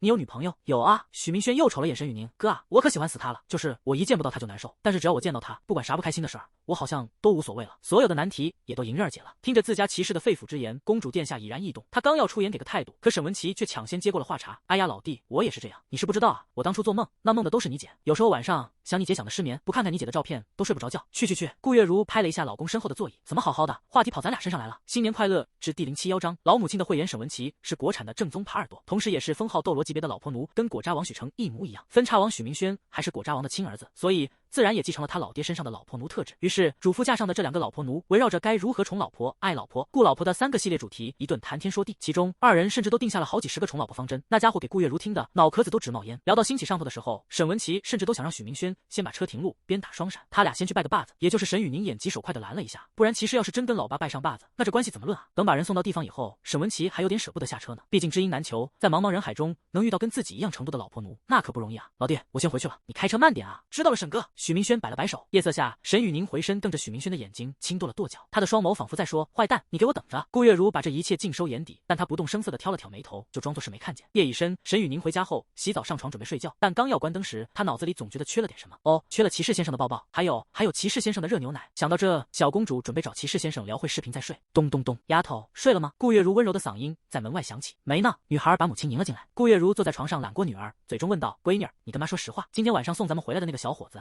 是不是你的那位小朋友？”沈雨宁的心已经跳到嗓子眼了。不是，老妈真看出来了，这么厉害的？妈，您是您是怎么知道的？顾月如撩过女儿的头发，替她捋了捋分叉的地方。孩子，你当妈傻呢？这我能看不出来。在车上的时候，那个小伙子最开始表现的都没问题。顾月如觉察出不对劲，是因为那句我家在金陵，娶媳妇儿不用外嫁，这句话太突兀了。然后他就观察了一下这俩孩子的眼神，开车的那个小伙子时不时的就通过后视镜去瞄一眼后座上的沈雨宁，那眼神里的感情绝对做不得假。而他闺女儿就更不用说了，本来小公主的表情管理做的就没有许明轩好，再加上她本来就是个小姑娘，有少女情怀在身上。刚才在车里，她心爱的骑士就在前面，所以沈雨宁的一颦一笑以及言行举止和娇羞作态都在暴露着这一点。按照这个结论反推，沈文琪打半天车都得排30分钟，那为什么闺女儿瞬间就叫到车了？结论就是人家特意过来接送的。这个结论完全符合逻辑，所以能成立。当然，在得到这些结果之前是有个前提条件的，那就是他知道自家闺女儿谈了朋友。像沈文琪，他根本就不知道这一茬，所以才没有往那个方向去想，也根本就没仔细观察过这俩孩子。沈雨宁贴在母亲肩头，很不自信地问道：“妈，那你觉得他怎么样？”他好害怕家人会不喜欢他，他想和骑士先生幸福的过一辈子。顾月如拍着女儿的背反问：“丫头，想听实话？”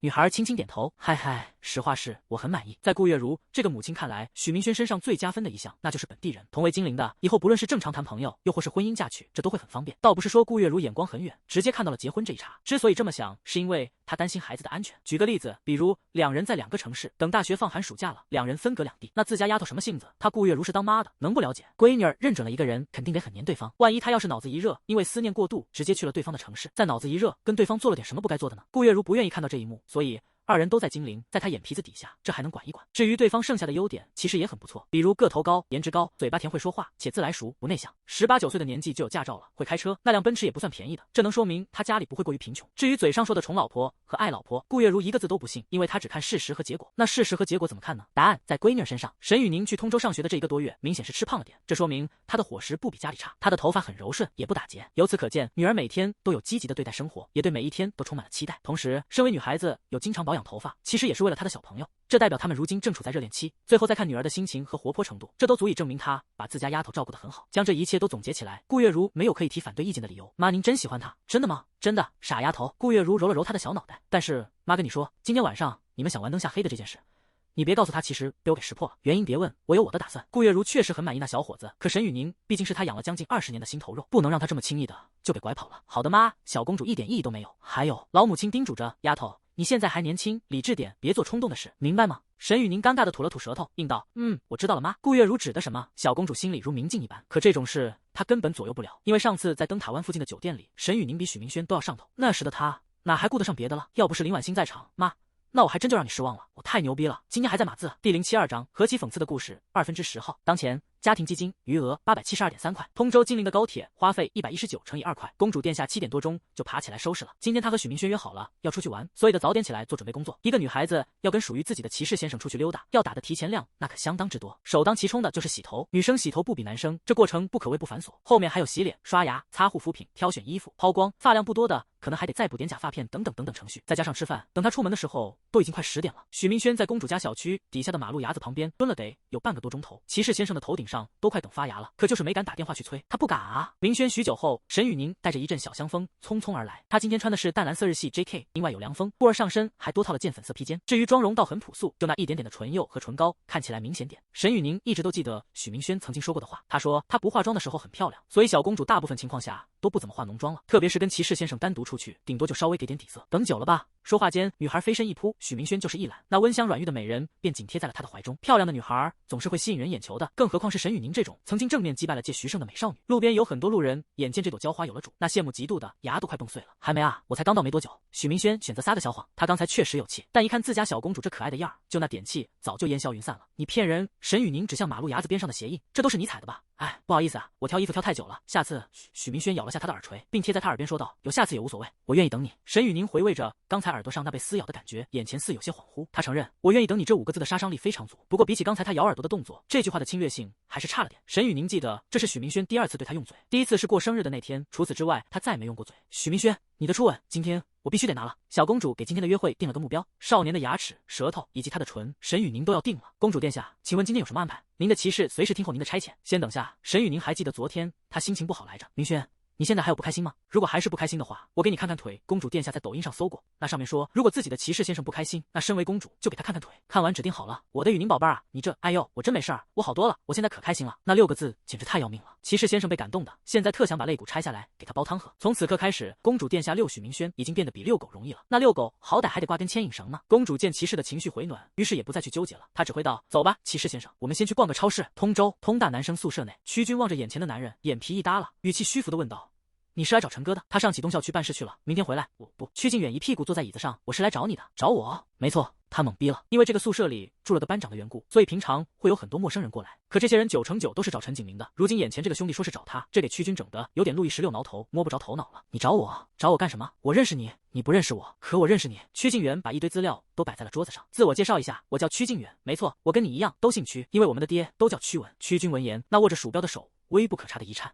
你听我说完。”屈靖远打断道：“我不耽搁你的时间，我知道你是私生子，我也知道曲文警告过你，让你不要暴露身份，但我知道无所谓，你不用担心这个。你听清楚，我叫屈靖远，按古时的叫法，我是嫡长子，你是庶出，我们是同父异母的兄弟。”屈军没出声，现在屋子里的气氛稍微有些沉重。屈靖远继续开口：“屈军，我现在有个问题想问你，你知不知道你母亲是怎么死的？”砰！刚才还稳如泰山的屈军，在听到母亲2字之时，情绪瞬间暴走。“你说什么？”他冲上去拽住了对方的衣领。“不要激动。”屈靖远冷笑一声：“我知道你母亲刘文月的死因，但我不知道你会不会相信？你想听吗？说，你听没听过屠呦呦的故事？你什么意思？”“哎。”屈靖远不急不慢地回道：“屠呦呦发现了青蒿素，但你知道谁发现了屠呦呦吗？米勒，对吗？真棒！”屈靖远拍了拍桌子：“你现在知道我想告诉你什么了？这个故事其实很简单，屠呦呦发现了青蒿素，但这本该属于她的荣誉却被其他人给抢走了，还是外国的一位叫米勒的人发现此事并调查出真相来的。说得更通透点，一名研究生写了一篇论文，但因为这篇论文的内容非常牛逼，所以导师用自己的名字取代了学生的名字，并将其发表了出去。没错，不是导师的名字在前，学生的名字在后，而是直接把名字替换掉，导师一点余地都没给学生留。”屈军紧盯着桌子上的文件追问：“所以？”屈靖远答：“你妈当年的遭遇和屠呦呦一样，取代她的人是你爹，他叫屈文。各位吃年夜饭没呢？”第073章，小弟和小波骑士先生。超市内，沈雨宁指了指小推车：“我想坐这里面，可不可以吗？”小公主记得很小很小的时候，爸妈带她出来逛超市，老妈次次都是要坐在车里的，但那时候的沈雨宁也就刚从精子状态转为人类状态没多久，所以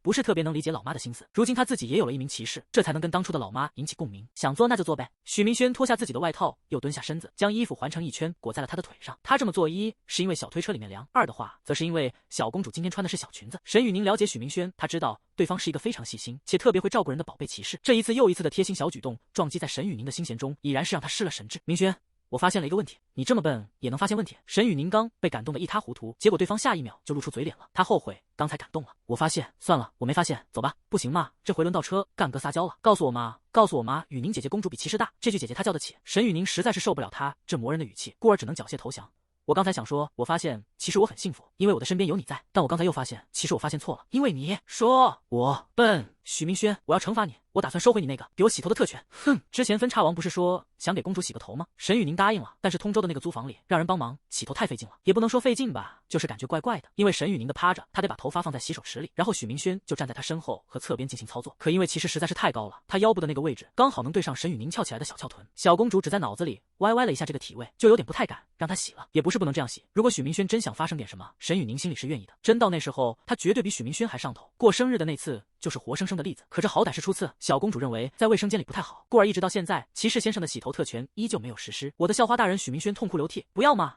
你这也太残忍了吧！”沈雨宁全然不顾他的反对，而且公主殿下现在面对骑士是有绝对的话语权，她可以一票否定许明轩的要求。不过校花大人还挺奇怪的，其他公主家的骑士吧，大部分都喜欢摸腿、摸胸、摸屁股，有的足控还摸脚，可他家的小朋友居然只喜欢摸脸、摸耳朵、摸头发，这3项之中，他最喜欢的还偏偏就是最难处理的头发。这搞得沈雨宁天天都要打理，生怕哪里油了或者哪里打了结，搞得骑士摸得不爽。这要是喜欢摸腿，能有这事儿？能这么麻烦？只要骑士先生一伸手，他就把腿伸过去搭对方腿上了。这种姿势，沈雨宁还很喜欢，因为特舒服。上次看电影的时候就是这样，老爽了。从结论来看，顾月如一顿推理猛如虎，实际上他推了个稀碎。沈雨宁爱洗头，跟生活态度没有任何关系，他就只是单纯的想给分叉地抹，天天洗都快累死了，上哪积极生活去？扯淡呢！如果让许明轩知道自家公主的心路历程，他一定会大喊冤枉啊！哪位骑士会不喜欢摸自家公主的腿？那不也是在扯淡吗？他是不敢摸，他怕挨踹。骑士先生，你就这么喜欢我的头发？对啊。说话间，许明轩将手放进他的秀发之中，一脸陶醉。说大白话就是被香迷糊了。沈雨宁是真纳闷啊，今天自己特意穿的勾 K， 这腿都吸引不到他，那完了，头发又遭大殃。许明轩推着车，对着车内的女孩嘀咕道：“雨宁啊，我感觉我有点推不动了，你是不是变胖了？”许明轩，你的嘴如果不会说话，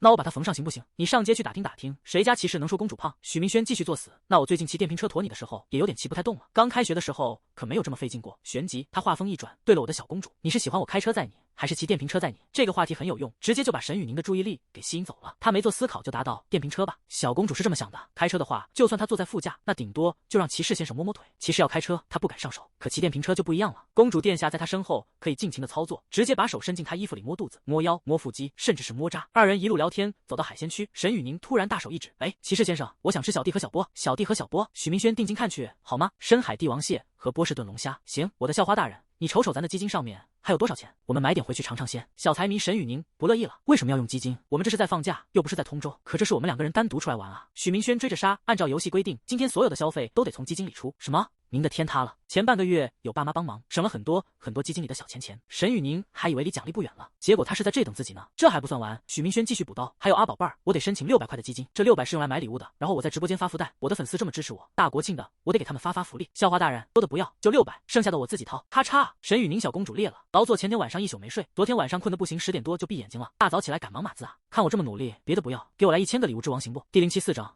你只能是我的好吧？公主殿下非常不情愿的同意了。这半个月以来，她每天都有在精打细算的记账，她想尽到自己的职责，她想做好这个身份该做的事。至于骑士先生的奖励，这个算次要的。沈雨宁最想得到的是那份从容完成职责的自己，因为这就是生活，遍地都是计谋。许明轩自到通州去的第一天，就有在打听通州的物价，其原因就是想在该省的地方把钱给省下来。他的骑士先生不是霸总，钱也不是天上白掉下来的。沈雨宁想完成这个任务，他想帮他，可如今的这600块钱就像是大山一样压在了女孩的胸口之上。后面的账其实已经不用记了，因为任务目前可以宣告失败，除非沈雨宁趁着这段时间赶紧去找个兼职。这短短几十秒的时间，他脑子里根本就没起过不批复的念头，因为许明轩这个理由是合规的，她是骑士的公主，骑士回馈粉丝，公主理应帮忙。沈雨宁不清楚许明轩是不是早就计划好的，因为这场游戏的失败和骑士无关，是他沈雨宁玩的不好。生活可不会提前告诉你在什么时候因为什么事要花掉多少的钱，有很多东西他是不应该买的，有很多钱是可以省下来的。明轩，剩下的钱我都转给你了，你拿着吧，给粉丝送福利是大事，咱可不能抠门。在他眼里，直播算是许明轩的工作，那这件事必然马虎不得。小公主的心态调整得很快，这场游戏输就输了，但她的人生还在，生活还要继续，下次她一定会赢。可就在女孩给自己加油鼓气的时候，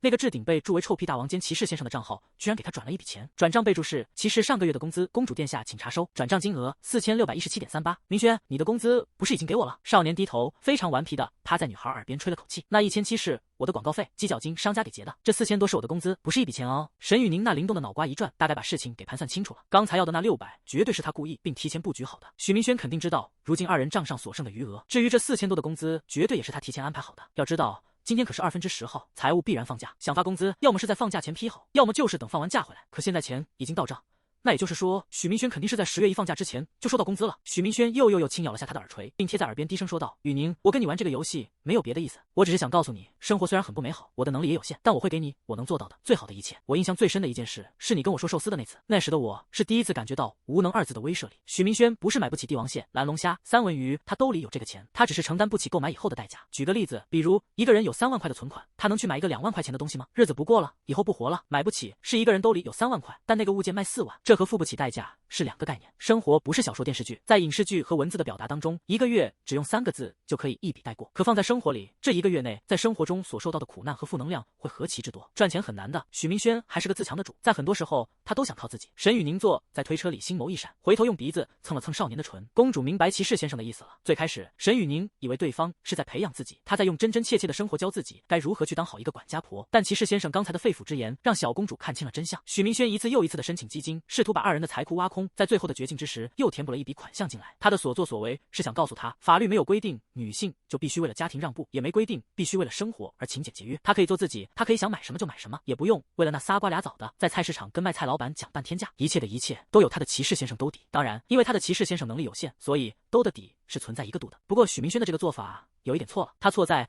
不应该把压力都放在自己身上，因为沈雨宁愿意陪他一起抵抗那来自于生活中的一切负能量。但光论这场游戏的话，他沈雨宁赢了，因为这次底许明轩能兜得住。从2号到13号还有几天，而且2人7号的时候才回学校，目前这4000多块绝对够用，所以小公主赢了。许明轩用一场名为生活的小游戏教会了他许多道理，他明白了该如何与人沟通，也懂得了生活中的潜规则，还知道了权衡利弊，学会了张弛有度，也能分辨出真言假语。只1个多月的时间，在许明轩的陪伴之下，他从当初的茫然无知已然蜕变成了一个生活小能手。真正优质的感情永远都是互相进步的。现在的沈雨宁就是活脱脱的例子。女孩捧起少年的脸，在这一刻，她彻底了解到了许明轩的优秀之处。他的那颗心是那么真诚，他的做法是如此的蕴含深意。他会用设身处地的方案来讲述一些本就听不进去耳朵的大道理。在18、19岁的年纪就能有如此谋划，18、19岁的年纪就已经拥有了自己的事业，并且在学校里，他还能完美的处理身边的人际关系。他的外在、内在，他的身体、心灵无一不是优点。这样的男人必须是他沈雨宁的。小公主现在已经开始护食了，她只要想到许明轩跟别的女人说话都会难受。明轩，女孩娇羞的将手放在胸口，用最温婉的嗓音说出了2句令骑士先生失去理智的话：“我想要你的初吻，还有你只能是我的。”他太想被骑士先生攻击了，他希望他的骑士先生可以主动一点，暴力一点，他不需要留手，他怎么喜欢怎么来，怎么残忍怎么来。妈，对不起，我控制不住我自己。现在的许明轩实在太诱人了。初一快乐，看到这了来点书评呗，差评也行啊。第075章灯下黑 Q。当然，我的公主殿下。许明轩又咬了一下他的小耳垂。骑士先生肯定是只属于你的。沈雨宁看不见耳朵上的那道牙印，因为他现在的注意力都在少年唇上。女孩心中暗道：老是咬耳朵干嘛？你咬我嘴巴行不行？下一瞬，车干哥又补充道：不过公主殿下，你刚才说想要我的初吻，这个我满足不了你，因为我的初吻已经没了。没了？你给谁了？快说！多啦 A 梦张牙舞爪表情包，他都快急死了。给你的鼻子了。许明轩伸手一指，刚刚你鼻子贴得这么近，我分叉地还未说完，那属于公主的红唇便主动送了上来。女孩不懂该如何亲嘴，她只用自己的上唇和下唇跟骑士先生的上唇和下唇贴了一下。唇分后，小公主还觉得不过瘾，故而又大胆凑上去，用银牙轻轻咬了一下她的唇。这一连串的动作其实很快，许明轩根本就没反应过来。几秒钟后，当意识逐渐回归，少年只觉自己唇上的味道变了，变得如水果糖一般香甜。许明轩本就觉得沈雨宁身上存在着一股特殊的异香，如今女孩靠他很近，这种味道已经溢满了他的鼻腔，再加上唇间的淡淡芬芳，少年此时的幸福感顿时爆棚。雨宁，他沙哑的开口，再亲一次。我不，公主殿下还在为刚才的大胆举动而害羞呢。二人单独相处的时候，他都未必敢这么主动，更何况如今是在超市，边上的眼睛多着呢。分叉地解释道：我是想拍个照片。此时的沈雨宁正在车筐里坐着，许明轩在他身后弯腰，双臂环住了小公主。这种场面确实好出片，好吧，你把摄像头对准了。对于骑士先生的小要求，沈雨宁真的不忍心拒绝。几秒钟后，伴随着一道清脆的咔嚓声，这幅美丽的画面被就此留存。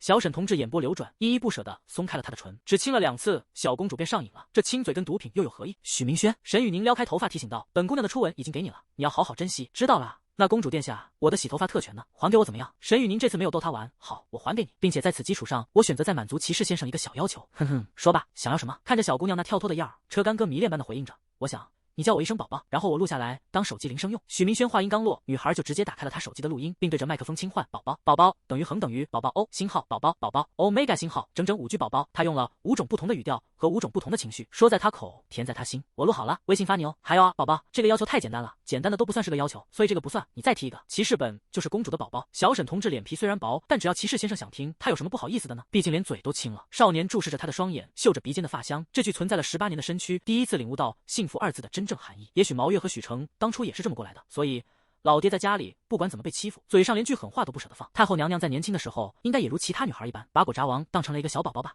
第2天，家庭基金所剩余额4617.38，之前的872.3已被公主殿下转给了骑士先生。小沈同志睡醒之后的第一件事就是大喊一声汪汪啊呸！第一件事就是去洗头。沈文琪是男生，所以对闺女儿的这个行为不太了解。可顾月如不同，她啥都知道。沈雨宁一边洗头，一边回忆着昨天和骑士先生在一起腻歪的时候。经过昨天的谈心交流，二人之间的感情变得越发深厚了。小公主看过《前任3》，也知道郑恺说过的一段名言：一对情侣最幸福的时候，就是我们互相都知道最后会咋地咋地，但我们又不知道具体什么时候会咋地咋地。如今他和骑士先生就是这么个阶段。顾月如前天晚上刚说过的话，昨天就被沈雨宁当成耳旁风忘了。人贵有自知自明，小沈同志心里有数。他每每想到曾经做的那个梦，就是许明轩脱了上衣，把他在墙角一顿亲的那个。沈雨宁每次一寻思到这一幕就腿软。如果许明轩真的发狂，小公主是绝对不可能推开他的。此时我们的主角分叉地正在吃早饭，连着2天没有热牛奶，他是真的不习惯。妈，我想喝热牛奶，我这有大嘴巴子，你喝不喝？那算了。许明轩悻悻地收回眼睛，哎，还是小公主好，她香香软软的。毛月都懒得评价自己这个大号了，天天听你白话那个公主，啥时候把公主领家里来吃个饭？许明轩做事向来都不藏着掖着，跟沈雨宁打视频说话都不避人，什么公主殿下、校花大人的称呼全被太后娘娘听耳朵里了。就是许成看热闹不嫌事大，儿子你赶紧去医院看看尿分叉严不严重，都处对象了，万一让人家知道你不完犊子了。爸，你要不会说话可以把嘴闭上。其实这回知道他那张毒嘴是哪来的了。嘿，老班那边继承过来第一个。许清河开口问着，你啥时候带我去见见嫂子？我看照片，嫂子老漂亮了，一瞅就像，让我跟着闻闻。去，车干哥也护上时了，打你的游戏去。毛月在旁笑着对许明轩说道：儿子，今天晚上陪妈去吃个席，白是红是红的。行。应下后，许明轩看了眼手机，备注为超级无敌臭屁公主殿下的人发来了一条语音。许明轩旁若无人的播放了一下，宝宝我想你了。车干哥立马回复：我的公主殿下，我现在就去找你。沈雨宁也是秒回的，我在家陪我爸妈呢，上午暂时出不去，下午的吧。不用。许明轩有招儿。你家几号楼几单元几零几，我送外卖上去不就得了？灯下黑吗？又不是没玩过第076章，果渣行不？车干哥在拿到地址以后，就急匆匆的溜了。刘许成夫妻俩在原地大眼瞪小眼，许清河头也不抬的问向太后娘娘：妈，我怎么感觉你好像不是特别喜欢嫂子？她和毛月都是女生，还是亲母女，能觉察到这种情绪，那太正常了。许成也是饶有兴致的看向妻子，太后娘娘没有否认，是不喜欢，甚至还有点讨厌。不管怎么说，她是许明轩的亲妈，那个素未谋面的女孩子把本属于自己的人给抢走了。毛月当然不开心，也许在部分母亲的眼里，自家养的猪能拱到颗不错的白菜是好事。可毛月嘴上虽然是这么说的，但她心里却从未这么想过。许明轩从小到大都极其优秀，还有许成在旁边教导他的这个儿子，除了文化课成绩不行以外，基本上没什么缺点。但是文化课成绩那不行就不行呗，毕竟人无完人，谁还能没点缺点了？夫妻俩好不容易培养出的优秀小伙子，被一个陌生女人调走并当狗遛，毛月能开心才怪了。他之所以想让儿子把对方带回来，不是为了舔人家，更不是为了说点漂亮话，他只是单纯的想提醒对方不要欺负我儿子。可毛月还不知道呢，其实以他的这种情绪，许明轩二人的事恰恰就能成。没辙啊，毕竟婆媳关系的问题已经快成为华夏民族的标杆了。男方的母亲看女方，如果是非常喜欢，一眼就看上的那种感情，9成9都成不了。但如果男方母亲看女方是各种嫌弃、讨厌、不想理会，那这样的感情偏偏就能成。因为这种讨厌的情绪是介于母亲在那个女生身上感受到了威胁。半个小时后，沈雨宁家门口，咚咚咚，小姑娘在听到敲门声时，娇躯呼的一震。谁啊？她故意问道。送外卖的。沈雨宁瞅了眼在沙发上的爸妈，默不作声的将头发捋顺，并走到门口打开了门。您点的奶茶哈。许明轩的胆子巨大，他直接上手搂住了小公主的腰。沈雨宁也想他想得紧，所以直接将头贴在了对方的胸口处。小公主如吸毒一般，嗅着少年身上那独有的狗味，嘴中提醒道：“我爸妈在沙发上，你轻一些。”沈文琪和顾月如正在沙发上看电视，也就是从客厅沙发的位置看门口有死角，不然就以他俩现在这个体位，那直接完犊子了。虽然爸妈就在不远处，可沈雨宁却没说类似于“你不要做坏事”这种话，他只是想让对方轻一点。许明轩低头埋在女孩的脖颈处，婉声回答着：“好的，宝宝，宝宝你好香。”沈雨宁一听这个宝宝的称呼，两腿瞬间一软，他快不行了，完了，他顶不住了。这许明轩简直太要命了。明轩，差不多了，不然会被发现。好，少年把东西递给他，最后又咬了一下女孩的耳垂。那我走了。沈雨宁又说道：“对了，我妈晚上要带我去吃席，下午我也出不去，不好意思啊，没事儿。”许明轩抚摸着她的头发，非常善解人意的说道：“那我正好下午直播补时长，你忙你的，我走了啊，记得想我。”目送着少年离开，沈雨宁的表情一下子就垮了。沈文琪嗑着瓜子，开口问道：“闺女儿，买啥了？奶茶，爸我请你喝。”哎呀，谢谢闺女儿啊。顾月如刚想要问些什么，沈雨宁就灰溜溜的跑去卫生间了。她绝不能让老妈看到现在的自己，不然一定会露馅的。现在的小公主两腿虚浮，走路无力，面颊绯红，且嘴上还有牙印，头发也有点乱糟糟的。就以老妈那名侦探的特质，她要是看出不来，那除非太阳打西边出来。小沈同志在卫生间里照着镜子，看着那只被骑士先生咬了5次的右耳垂直发愣。真就这么喜欢咬吗？那我得勤洗才行。待处理好耳朵的卫生，女孩漫步回到卧室，望着家教 Epi 内对方那拒绝的话语，有些失神。沈雨宁想在通州找一份家教的兼职，可到现在都没有一家应下他。被拒绝的理由也很简单，首先在这里找家教的基本都是小学初中生的家长，沈雨宁是法学系，人家要学的东西还是术语外这种科目，他对标其他专业的人没有优势。小公主唯一能脱颖而出的优点是在通州本地，通大这所学校有一定的知名度，但她一没参加过什么竞赛，没有荣誉加身，二不是高年级学长，没有家教履历，所以各种原因一相加，就搞得没客户应她了。除去家教兼职以外，沈雨宁还在抖音上发了一条弹吉他的视频，事实果真如林婉欣所料，根本就没多少流量，赚钱真难啊。沈雨宁感慨着，以前都是听爸妈说钱难挣，听许明轩说生活很难，本来他还不太懂，可直到想要亲手挣钱的时候，小公主才发现事实甚至比他们说的还要严重。不行，我要努力，我要帮骑士先生，我要给骑士先生买一只属于我们的小弟和小波，这是沈雨宁给自己定的目标。在女孩加油打气间，许明轩打来了一通视频电话。校花大人，镜头里车干哥提醒着，你经期快到了，别吃辣的和凉的，知道不？知道。对了，骑士先生，你的那个小要求想好没呢？想好了。分叉王语出惊人，媳妇儿果渣行不？不愧是果渣王的亲儿子。果什么？沈雨宁破音。可嗨，许明轩老脸一红。果渣，许明轩，你要死啊你！小公主居然感觉自己的渣在阵阵发痒，不是这对吗？按照正常的逻辑，应该是你把我在床上一顿猛亲，然后俩人上头，然后脱衣服，然后骑士先生再问公主可以吗？然后公主娇羞的点头说可以，然后他再不是谁家先生直勾勾的这么说啊？许明轩，你有病吧？我不理你了。第077章果渣王的往事。媳妇儿，卧室内，许成化身为蛆，上床对着毛月一顿孤勇。太后娘娘身着碎花分叉睡裙，嘴角微扬，像逗狗一样的勾了勾手指。发什么骚呢？过来。好了，媳妇儿，没有人知道这个在单位严肃刚正又颇有威严的领导，在家里其实就是个小奶狗。媳妇儿，我饿了言罢，果渣王不由分说的低下头，直接就开始进食了。太后娘娘没抗拒，她双手抱住丈夫的头，没好气的说道：“你小时候喝的奶粉吗？还没吃够，以前吃你妈的，结婚了吃我的，都40多岁的人了，天天就喜欢吃这个。你轻点咬。”他拍了一下他的头。良久后，许成起身，略带怨气的说道：“那咋了？我就好这一口。明轩跟清河这俩兔崽子，小时候还跟我抢东西吃，气死我了。”毛月没好气的踹了他一脚：“那你能让你的孩子喝奶粉？奶粉可比不上母乳，除非是母亲的身体有问题，下不了奶，不然肯定是喝母乳。当年许明轩刚出生的时候可瘦弱了，有一天在家里，太后娘娘正喂着呢，结果许成这犊子闯进来，就想把许明轩给抱走，美其名曰媳妇你是我的。后来毛月没招了，只能分给自家老公一个，得亏有俩，不然太后娘娘真不知道该咋办了。可是果渣王还挺不情愿的，因为本来2个都是他的，现在的额外分出去一个。《甄嬛传》里的宜修曾经说过，臣妾怎能亲眼看着本该自己所得之物，而被他人一招夺去呢？果渣王跟宜修要是见到了，那绝对有话题聊。后来许清河出生以后也是这样，毛月左边是女儿，右边是丈夫。咱讲话的，这许成小时候多半没母爱，应该是喝奶粉长大的，搞不好还是3鹿牌子，这是一个亲爹能干出来的事。许成刚缓了口气，结果现在又饿了，所以他就又找上了太后娘娘。刚才是左边，这回轮到右边了。果渣王名不虚传，毛月就像哄孩子一样拍着他的背，柔声说道：“我今天晚上带明轩去吃席，你跟清河俩出去整一口吧，我给你转500，够不够？”他在媳妇儿怀里点了点头，记得点，多吃蔬菜，要是再腥，我就惩罚你1个星期不许果。许成立马起身，行，那媳妇儿，你把能变甜的东西告诉我一下，我多吃这些。那我一会儿给你发个清单。太后娘娘拍了拍丈夫的胸口。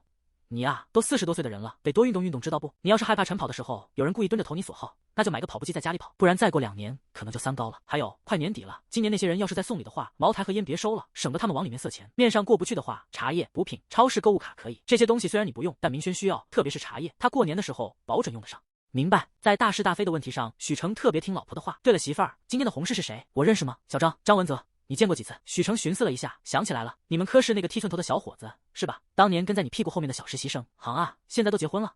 那呗，时间过得真快啊。毛月嘟囔着，咱儿子马上也要过19岁生日了，到19就离20不远了，等到20也就奔3了，再到而立之年就往着40岁去了，到40半截身子都入了土啊！哎呀妈呀！赵本山老师捂脸表情包。许成吐槽道：“明轩19岁生日还没过呢，就半截身子入土了，媳妇儿，你这也太多愁善感了吧？”唉。毛月重重的叹了口气，我是想着自己养大的儿子都快成家了，心里有些感慨。毛月很了解许明轩，他这个儿子做事对人都很专一，高中的时候喜欢他的小姑娘有一堆，给他写情书的也一堆，可是许明轩一个都没看上。但刚去通州上学没多久，他就跟家里人直说拱白菜了，那就是说明他在玩真的，所以只要女方也玩真的，那他俩结婚几乎是板上钉钉的事儿。毛月很讨厌抢走自家小帅哥的女孩，可如果人家两情相悦，他讨厌也没用。许成也懂媳妇儿的想法，夫妻俩嘴上一直在说许明轩和许清河兄妹俩很笨，但为人父母也就是嘴上说说罢了。许明轩全身上下唯一的缺点就是文化课成绩，像什么数学、物理、英语、生物学的一塌糊涂，剩下的其他方面几乎都没出挑理。再加上他的身高和颜值，毛月每次出门带着许明轩买菜，都能狠狠的挣一波脸面。在医院也是，就自家儿子这条件，谁不羡慕他毛月啊？更别说许明轩为人成熟，自强自立，现在还开始赚钱了，头脑也灵活，就这么个宝藏儿子。平白无故的被白菜啃走，那谁能乐意？不行，毛月越想越觉得心里不舒坦，我得想个法子给那女孩点考验，我不能让她就这么把我儿子拐走。许成咂咂嘴，儿孙自有儿孙福，儿子你管，那清河呢？她以后有喜欢的黄毛了要嫁人，这你也管？咱俩总不能把孩子拴在身边一辈子吧？哼！毛月冷笑道：“许成，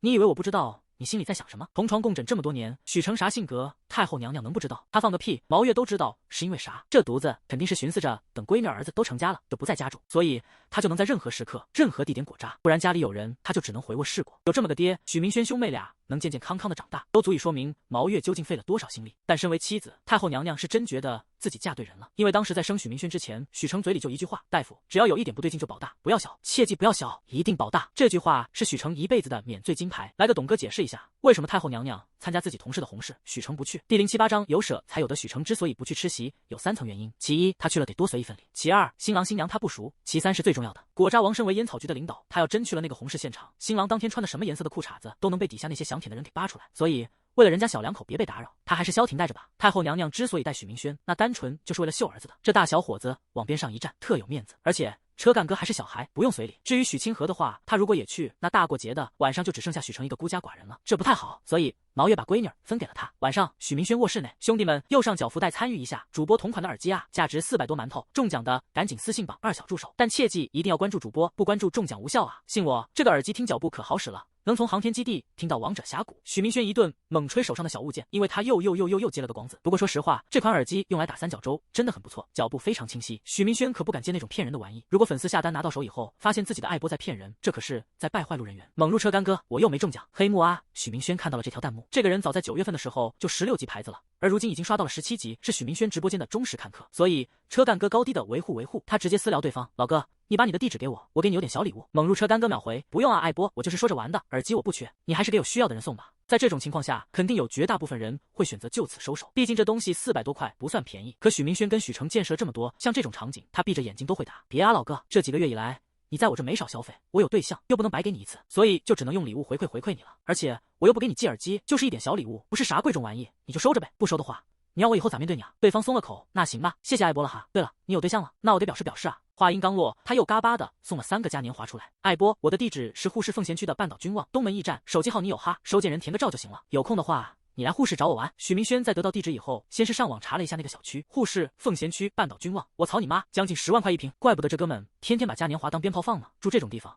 那可不就是当鞭炮吗？许明轩看了眼屏幕上的礼物特效，脑瓜子一转，立马操控鼠标并出言道：“感谢我猛哥送的3个嘉年华，兄弟们右上角新的福袋参与一下，5个麦小文带10维尔红皮，有皮肤的可以换馒头，这是猛哥给你们发的福利，兄弟们给榜一点点关注小许同志，简直太会了。像这种能住得起10万块一平房子的人，钱基本上是不缺的，搞不好人家花1天都没他家里1天收得多。但如果能让这种富逼也参与到发福利的事情当中，对方一定会产生一种自豪感，而且他的账号在此时绝对也会获得一定的关注量。这种自豪感和被关注感，恰恰就是那类天天无所事事，在网上寻欢作乐的人所需要的东西。果不其然，猛入车干哥估计是放鞭炮放上头了，现在竟然又他妈送了5个嘉年华过来。弹幕1：老板糊涂啊，别送了。弹幕2：看主播挣钱比我亏钱都难受啊。猛入车干哥，艾波，等你以后结婚，我再给你包大红包。要不怎么说现在的阶级难以跨越呢？能懂得有舍才有的这个道理的人实在是太少了。所以当时的许明轩在看到刘文博那副肯舍的样子时，才会觉得这个人不简单。他从不看眼前的蝇头小利，就放现在，有多少博主会在国庆的时候回馈粉丝？顶多就是过生日或者过年的时候才会这么做。等下播以后，许明轩稍微思量了一下，后续应该怎么做。首先，猛入车干哥这个人应该跟自己是同龄人，年纪多半差不了几岁，因为平时聊天他会玩梗，包括 ID 也很有梗，而且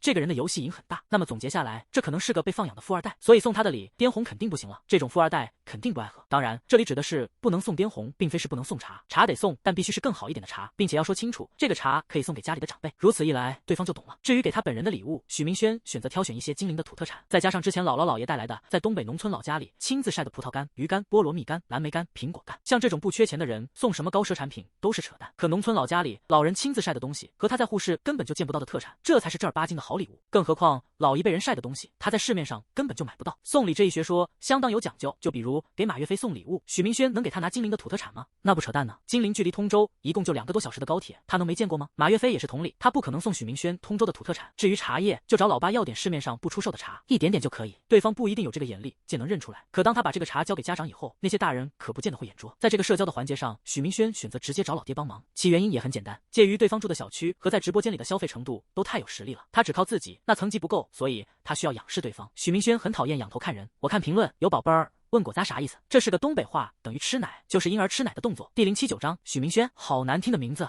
儿子毛月在门口敲了敲许明轩的卧室门，穿衣服，咱出发了。他从不会冒昧的闯进儿女的卧室，因为在进入别人的私人领地之前，是需要得到对方同意的。这是一个很简单的道理，可依旧有许多伟人父母不懂。来喽，母子俩收拾利索，就驱车出发了。吃席的地方在铂金宴婚礼艺术中心，位置也在崇川区，不算特别远。毛月一脚油门下去，就差不多快到地了。进会场的时候，那新郎官还特意上来跟毛月打了个招呼，又闲聊了一会儿。张文则是医学生，医学生实习的时候几乎都没有工资，并且还得给医院交钱。当初毛月不嫌辛苦，一直在拽着他走，张文则早就把这份恩情给记在心里了。会场里左半边是男方宾客，右边是女方宾客，遵循男左女右的原则，并且1、2号桌都是新人的直系亲属和亲戚，这些人之后就是好朋友、同事往下顺延。可由于毛月对张文则有大恩，故而新郎官力排众议，想把这位良师放在3号桌，因为3号仅次于1、2号的家人。可张文则又转念一想，他的朋友毛月可能不认识，所以为了这位恩师，他索性直接调换，把同事放在了家人之后。其实坐在哪桌区别不大，可新郎官就是想给恩师一个态度，所以在有些时候只需要那么一点点的细枝末节，就可以看出一个人的内在究竟如何。毛姐，你来了。顾月如起身迎接着，他和毛月来的算早，此时婚宴会场里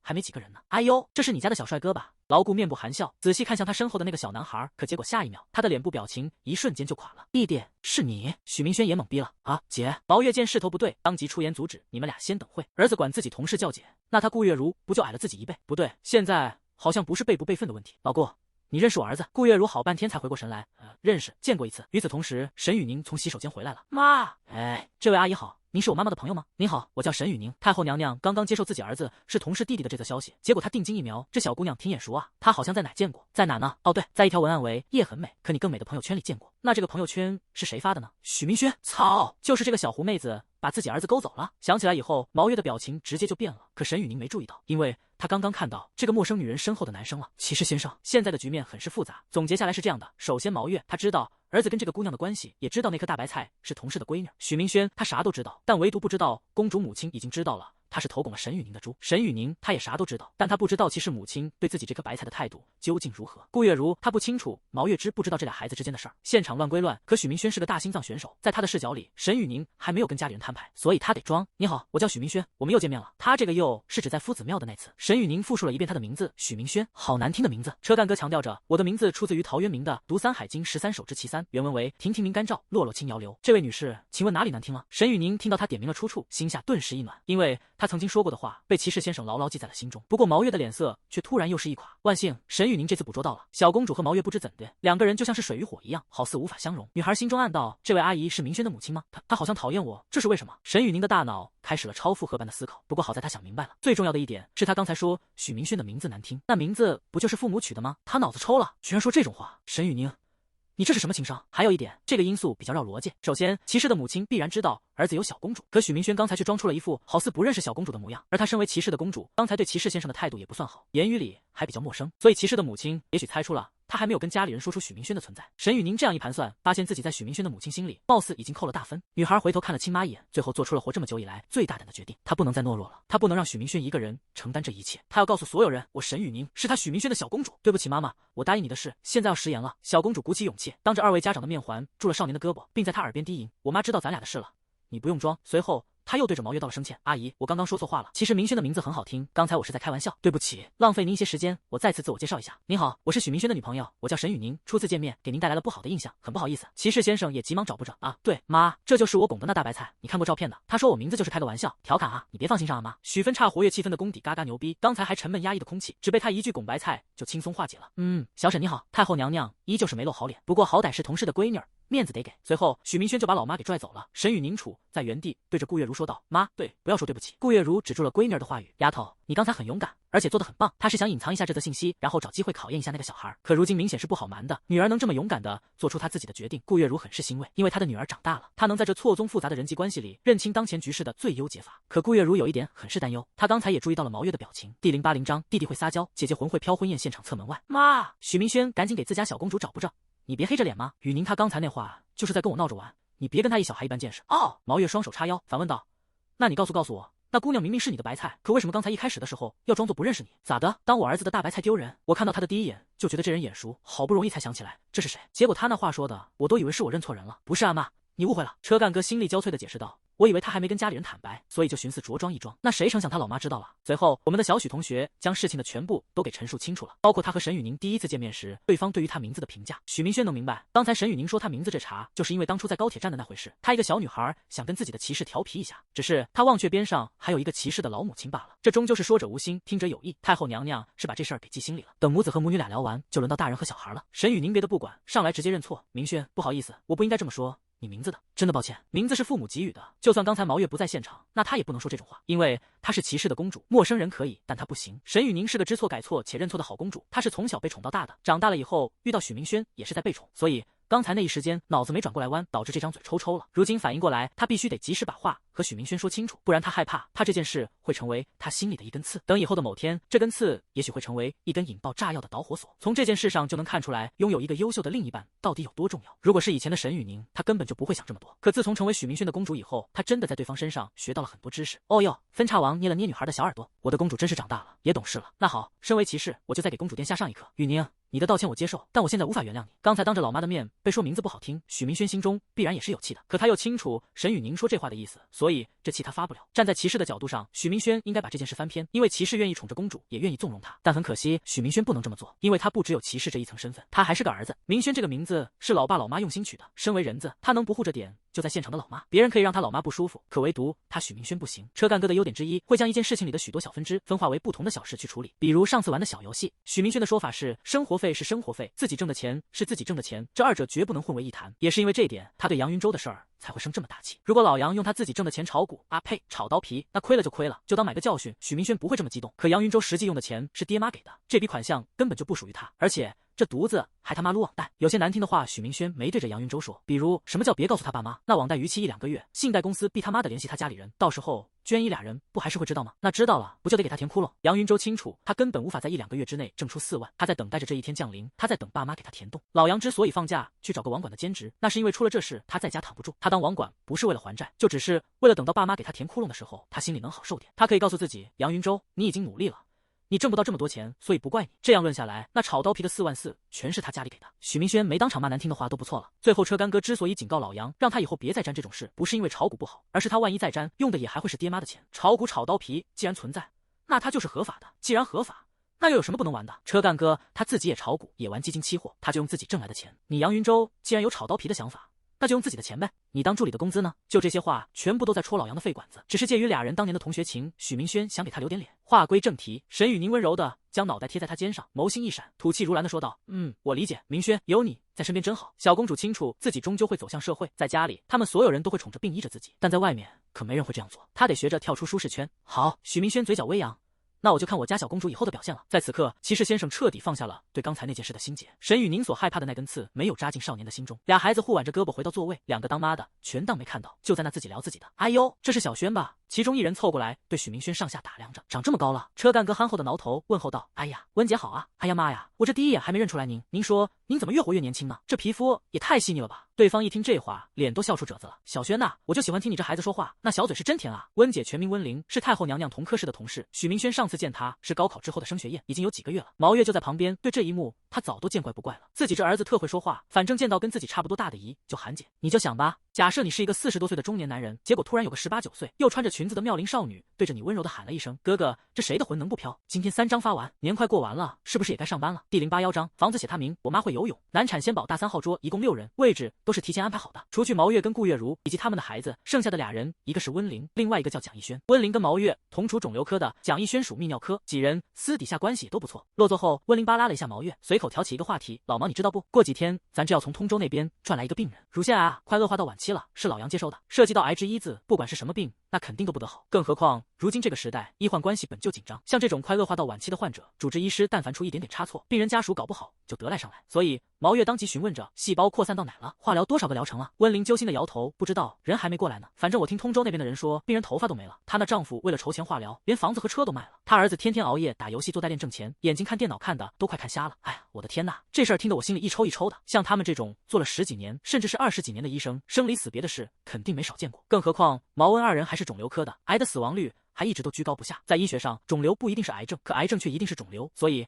他们每天面对的都是得癌的病人。毛月刚入职的那几年，他每次在凌晨11、2点搁 ICU 门口见到那些等在外面的病人家属时，心中都郁闷的喘不上气来。ICU 里面的仪器启动一天，基本4、5位数打底，而且也只能说是强行给病人续一口命罢了。这种精神和身体上的双重折磨，非一般人能承受的了。他是医生，可他的能力却有限。哎，毛月攥紧手中的瓜子，喃喃道：“把那病人的病历要过来，在群里通知一下吧，看看大家伙有没有空，咱晚上去开个会，帮老杨看看怎么整。”老杨全名杨云，今年都57了，比许成都要大个10几岁。他是一个把大半条命都扑在事业上的人，每逢疑难杂症，也都是他最先顶上去。但讲个滑稽的是，近10年来，整个省医院就杨云身上扯出来的医闹案子最多。由此可见，现在的伟人比例一定不少。嘿嘿，温玲傻呵呵的一笑，我就知道老毛你会这么说，我已经跟老杨要过东西了。那臭老头还犟嘴呢，老毛你别急，等明天我们过去找他就行。但是文泽那孩子，这事儿就别跟他说了，咱们私底下拉个群。他刚结婚，还在度蜜月呢，要是知道这码事，肯定得扑回来。行，听着毛月的话语，沈雨宁心中对他忽的起了些敬意。这丝敬意与他是谁的母亲无关，沈雨宁就是觉得这名医生很伟大，怪不得许明轩如此的优秀，原来他拥有着这样一个母亲。那按照这样分析，许明轩的父亲应该也是个很优秀的人。毛月听不见沈雨宁的内心独白，不然他肯定会反驳对方，他爸优秀个蛋，天天就知道果渣，就算遗传，也是把果渣技术遗传给他老儿子。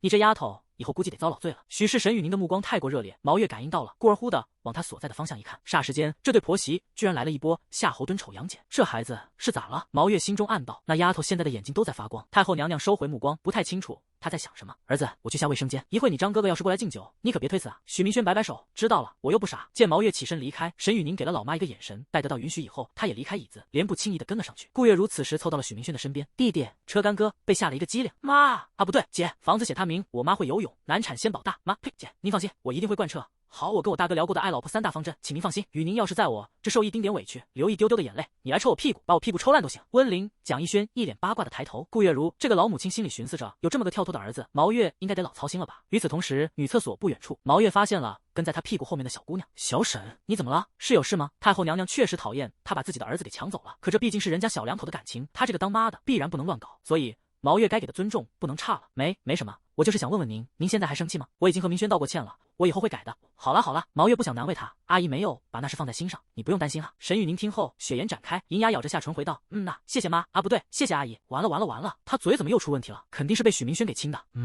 你这丫头。毛月揉了揉他的小脑袋，怎么跟我儿子这么像呢？太后娘娘不知道，其实这俩捣蛋鬼现在已经同居1个多月了。从在高铁上的时候，这一对俊男靓女之间就互有好感，开学以后天天也是朝夕相处的，所以现在俩人的性格在某种程度上已经算是一模子一样了。不好意思，阿姨，我一时间有些紧张。没关系的，孩子。毛月和善的拉起女孩的手，你这小丫头确实优秀，怪不得能把那小子给迷得神魂颠倒的。那沈雨宁既害羞又紧张的问道：“阿姨，您喜欢我吗？如果您觉得我哪里做的不好，麻烦您告诉我可以吗？我会改正的。我想得到您和叔叔的喜欢。”我想和明轩一直在一起。毛月抚摸着她那只细嫩的小手，心中五味杂陈的。这小姑娘每次一涉及到许明轩，态度突然就变得强硬了。现在如此，刚才当着顾月如的面也是如此。就冲着她这份勇气，毛月选择撒谎，给这孩子一个想要的答案。阿姨喜欢你，叔叔也会喜欢你的。还有孩子，以后不要用您这个词汇来称呼我，反正迟早都是一家人，不用见外。太后娘娘一直都清楚，不管她心里再怎么不舒服，只要儿子认准了，那她身为母亲就必须得支持，这是她必须要做的事。第082章，盲道被占入夜。月明星稀，许明轩牵住小公主的手，踩着路灯下的影子，徒步走在繁华喧闹的夜市之中。两位老母亲该跟孩子谈的话都聊完了，所以他们留在会场，又发起了一段家长间的沟通。至于许明轩，他看时间还早，就带着沈雨宁出来逛逛夜市。雨宁，我妈都跟你说什么了？阿姨她说喜欢我。沈雨宁每想到这一点就开心，在他的世界里，如今最想得到的就是骑士先生父母的认可，现在就只差他的父亲了。许明轩，阿姨说她喜欢我，知道了。骑士先生宠溺般的凑上前去，把自己的外套披在了他身上。10月份的精灵，夜晚偏凉，沈雨宁的经期今天也到了，万一被冻到了可不好。女孩感受着肩上的余温，竟努力踮起脚，主动在他脸上刻下了一吻。只要是涉及到许明轩3个字，那他沈雨宁就永远都不会退缩，不论是现在亦或是未来。明轩，以后我要是哪里做的不好，你提醒我一下行不行？少年嗅着他的发香，点头应道：“好，那我现在提出来。”嗨，分叉王开始如数家珍，比如放屁勤、拉屎臭、饭量大、碗刷的不干净、袜子随处乱丢、吃剩的东西不扔垃圾桶，还有到这他不敢说了，因为沈雨宁的眼神有点不太对劲。明轩，来，小姑娘没应他刚才说的话，而是自顾自的从兜里掏出了一个黄色的小铃铛，这个给你。这是啥？钥匙扣。小公主解释道，也能当钥匙扣，不过它有一个名字叫青青摇铃。我勒个，许明轩天天上网冲浪，就只听说过和好摇铃。抖音里头有很多视频，内容都是一对情侣分手了，然后其中一方给另外一方发那个和好摇铃的表情包，可表情包的边上却附带着一个红色的感叹号。和好摇铃跟朱元璋给的免死金牌区别不大，有句话咋说的来着？承诺只在爱时有效。可青青摇铃是个什么东西？许明轩拿在手里摇了摇，道：“这有啥用啊？校花大人，你给我解释解释呗。”沈雨宁再次踮脚，在少年脸上落下一吻。这个铃铛只要你摇1次，那我就亲你1次。每天上线5次，骑士先生要是表现好，把本公主哄开心了，这个上限还可以增加那这个行。许明轩作死般的说道：“反正不是我亲你就 OK， 每次我亲你都吃一嘴粉，回头再汞中毒了你还得守活寡。”许明轩，沈雨宁轻掐了下他的腰，我发现我就是不能对你太过温柔，不然。雨宁，等一下。许明轩指向不远处的街道，那里正站着一个女生，她将手中的拐棍抵朝上举了起来。跟我走。他带着沈雨宁来到那个女生身边，小声的问道：“你好，请问你需要帮助吗？”“你好，这位先生，谢天谢地，终于有人来帮我了。是这样的，这里明明是盲道，可我发现这附近都是车，我走不出去。我是跟我朋友约好的，但是我手机没电了，您能帮我打个电话吗？”许明轩点头，当然可以。来，你抓住我女朋友的胳膊。他示意了一下，沈雨宁便自觉地凑上去，主动挽住了对方。他这样做是为了给这个盲人女孩增加点安全感。后续的事情就很简单了，对方报完手机号，许明轩联系了一下他的朋友，没过多久，对方就来接人了。那盲人女孩在临走之前还要了一下许明轩和沈雨宁的联系方式，说是有空要请2人吃饭。沈雨宁见自家男人的手机号被对方要走，倒是小小的吃了一波醋。良久后，2人手挽着手继续散着步。小公主好奇地问道：“明轩，你是怎么知道他需要帮助的？”“校花大人，你忘了，我妈是医生。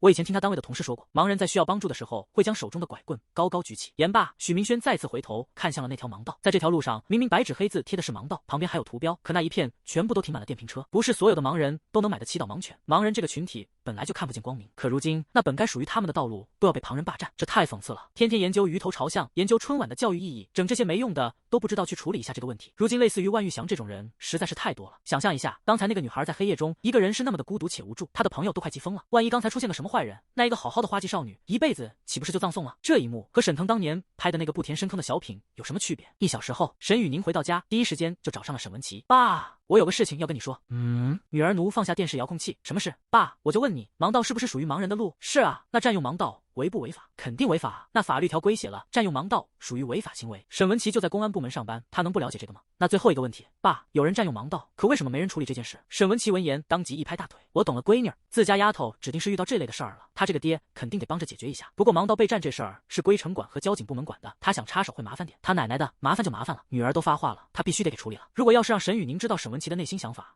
那这个小姑娘一定会非常失望，因为沈文琪插手是为了满足沈雨宁的要求，她做这件事的出发点不对，所以从本质上来讲，沈文琪与万玉祥无异。宝贝们是喜欢我分着发，还是一起发？主要我分着发的话，你们点催更会有重复的，后台有动静，我码自有动力。后台的评论我都有看，特别是一些宝贝儿的 ID 我都背下来了。加更的话也考虑过，主要是目前没啥米，没动力，等写到20万再看看吧。关于许分叉和沈小公主的故事还有很多呢。第083章，你 cos 游龙轻影一定不好看10/3号。今天林婉欣从乡下回来了，她一放假就回农村去看爷爷奶奶来着。上午公主殿下要陪她逛街去，故而分叉地要暂时失宠一会儿。许明轩趁着得空就把给那位17级牌子的大哥准备的礼物寄了出去。万象城商场内，林婉欣瞪着一双大眼，讶异的反问道：“什么？你们都见过家长了？我就离开2天，怎么你俩进展的这么快？”沈雨宁不知道该怎么应他这句话，这进展快吗？当初过生日，他要不在现场的话，那小沈同志早都给了，那不是吃席的时候正好碰到了吗？金陵的医院可不少，鬼知道他们的母亲居然在同一家，而且还在同一个社交圈子里。二女闲聊间，沈雨宁突然有些想骑士先生了，所以他瞅了眼微信，置顶的臭屁骑士先生果真有发消息过来：“我的宝贝媳妇儿，我发现人类进化的有缺陷，为什么舒服的姿势，比如二郎腿和侧躺对身体都不好？大脑这不找茬呢吗？明知道对身体不好还舒服，臭屁公主大王！那你穿越回到18000年前，去元谋和周口问问他们是怎么进化的？还有骑士先生，你叫谁媳妇儿呢？”许明轩秒回：“我在叫沈雨宁啊，香香媳妇儿，我给你转点钱。”对方向你转账0.01元，校花媳妇儿。俗话说春种一粒粟，秋收万颗子，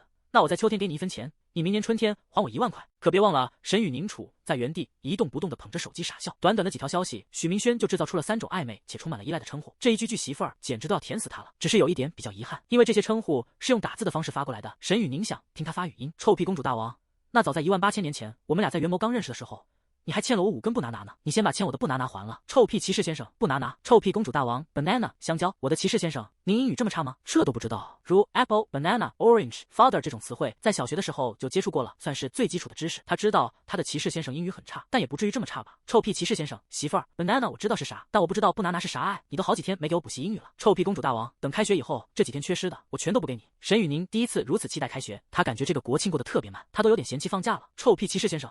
那太棒了！对了，我的宝贝校花大人，我觉得你 cos 西施的游龙轻影一定不好看。臭屁公主大王，你算盘珠子都奔我脸上了，激将法是吧？我偏不上当。小公主把手机揣回兜里，又戳了戳林婉欣的小腰。星星，你知道哪里有卖 cos 服的吗？咱俩去逛逛青荣黄瑶青还不知道呢。其实他当年拿下的 FMVP 成功帮助了不少在热恋中的小情侣。跟自家公主聊完，许明轩的心情好了不少，于是他买了点水果，又带了点补品，坐公交去了一趟星月网吧。老杨，分叉哥将东西塞过去，提醒道：“我给娟姨带了点补品。”你晚上下班帮我带回去。他之所以不自己去送，是因为这个时间人家在休息。等中午的时候，娟姨和杨叔还得发面剁馅，有老多活要忙了。许明轩自己过去，那夫妻俩还得顾着点他，手上活干不完，搞不好还得熬夜整。行，谢了老许。杨云洲没推辞，他也知道老妈最近气色不好，可兜里没啥米，连点东西都买不了。老杨这时候突然发觉自己这个儿子做的甚至都不如许明轩。许分叉不清楚对方在想什么，他在腾出手来以后，又从兜里拿出了一个红封。老杨，这大过节的你也挺辛苦，这个算是给你的加班费，国庆快乐。昨天许明轩在直播间发的福袋，最后兑奖的是都是杨云洲的活，可这本就是他应该尽的职责，所以老许，这钱别跟我爸爸。许明轩打断道：“我最讨厌推搡。”拿着给娟姨和杨叔买点东西。言罢，他转身要走，但最后还是回头补充了一句：“老杨，我话说的难听，你别介意，不管咋说你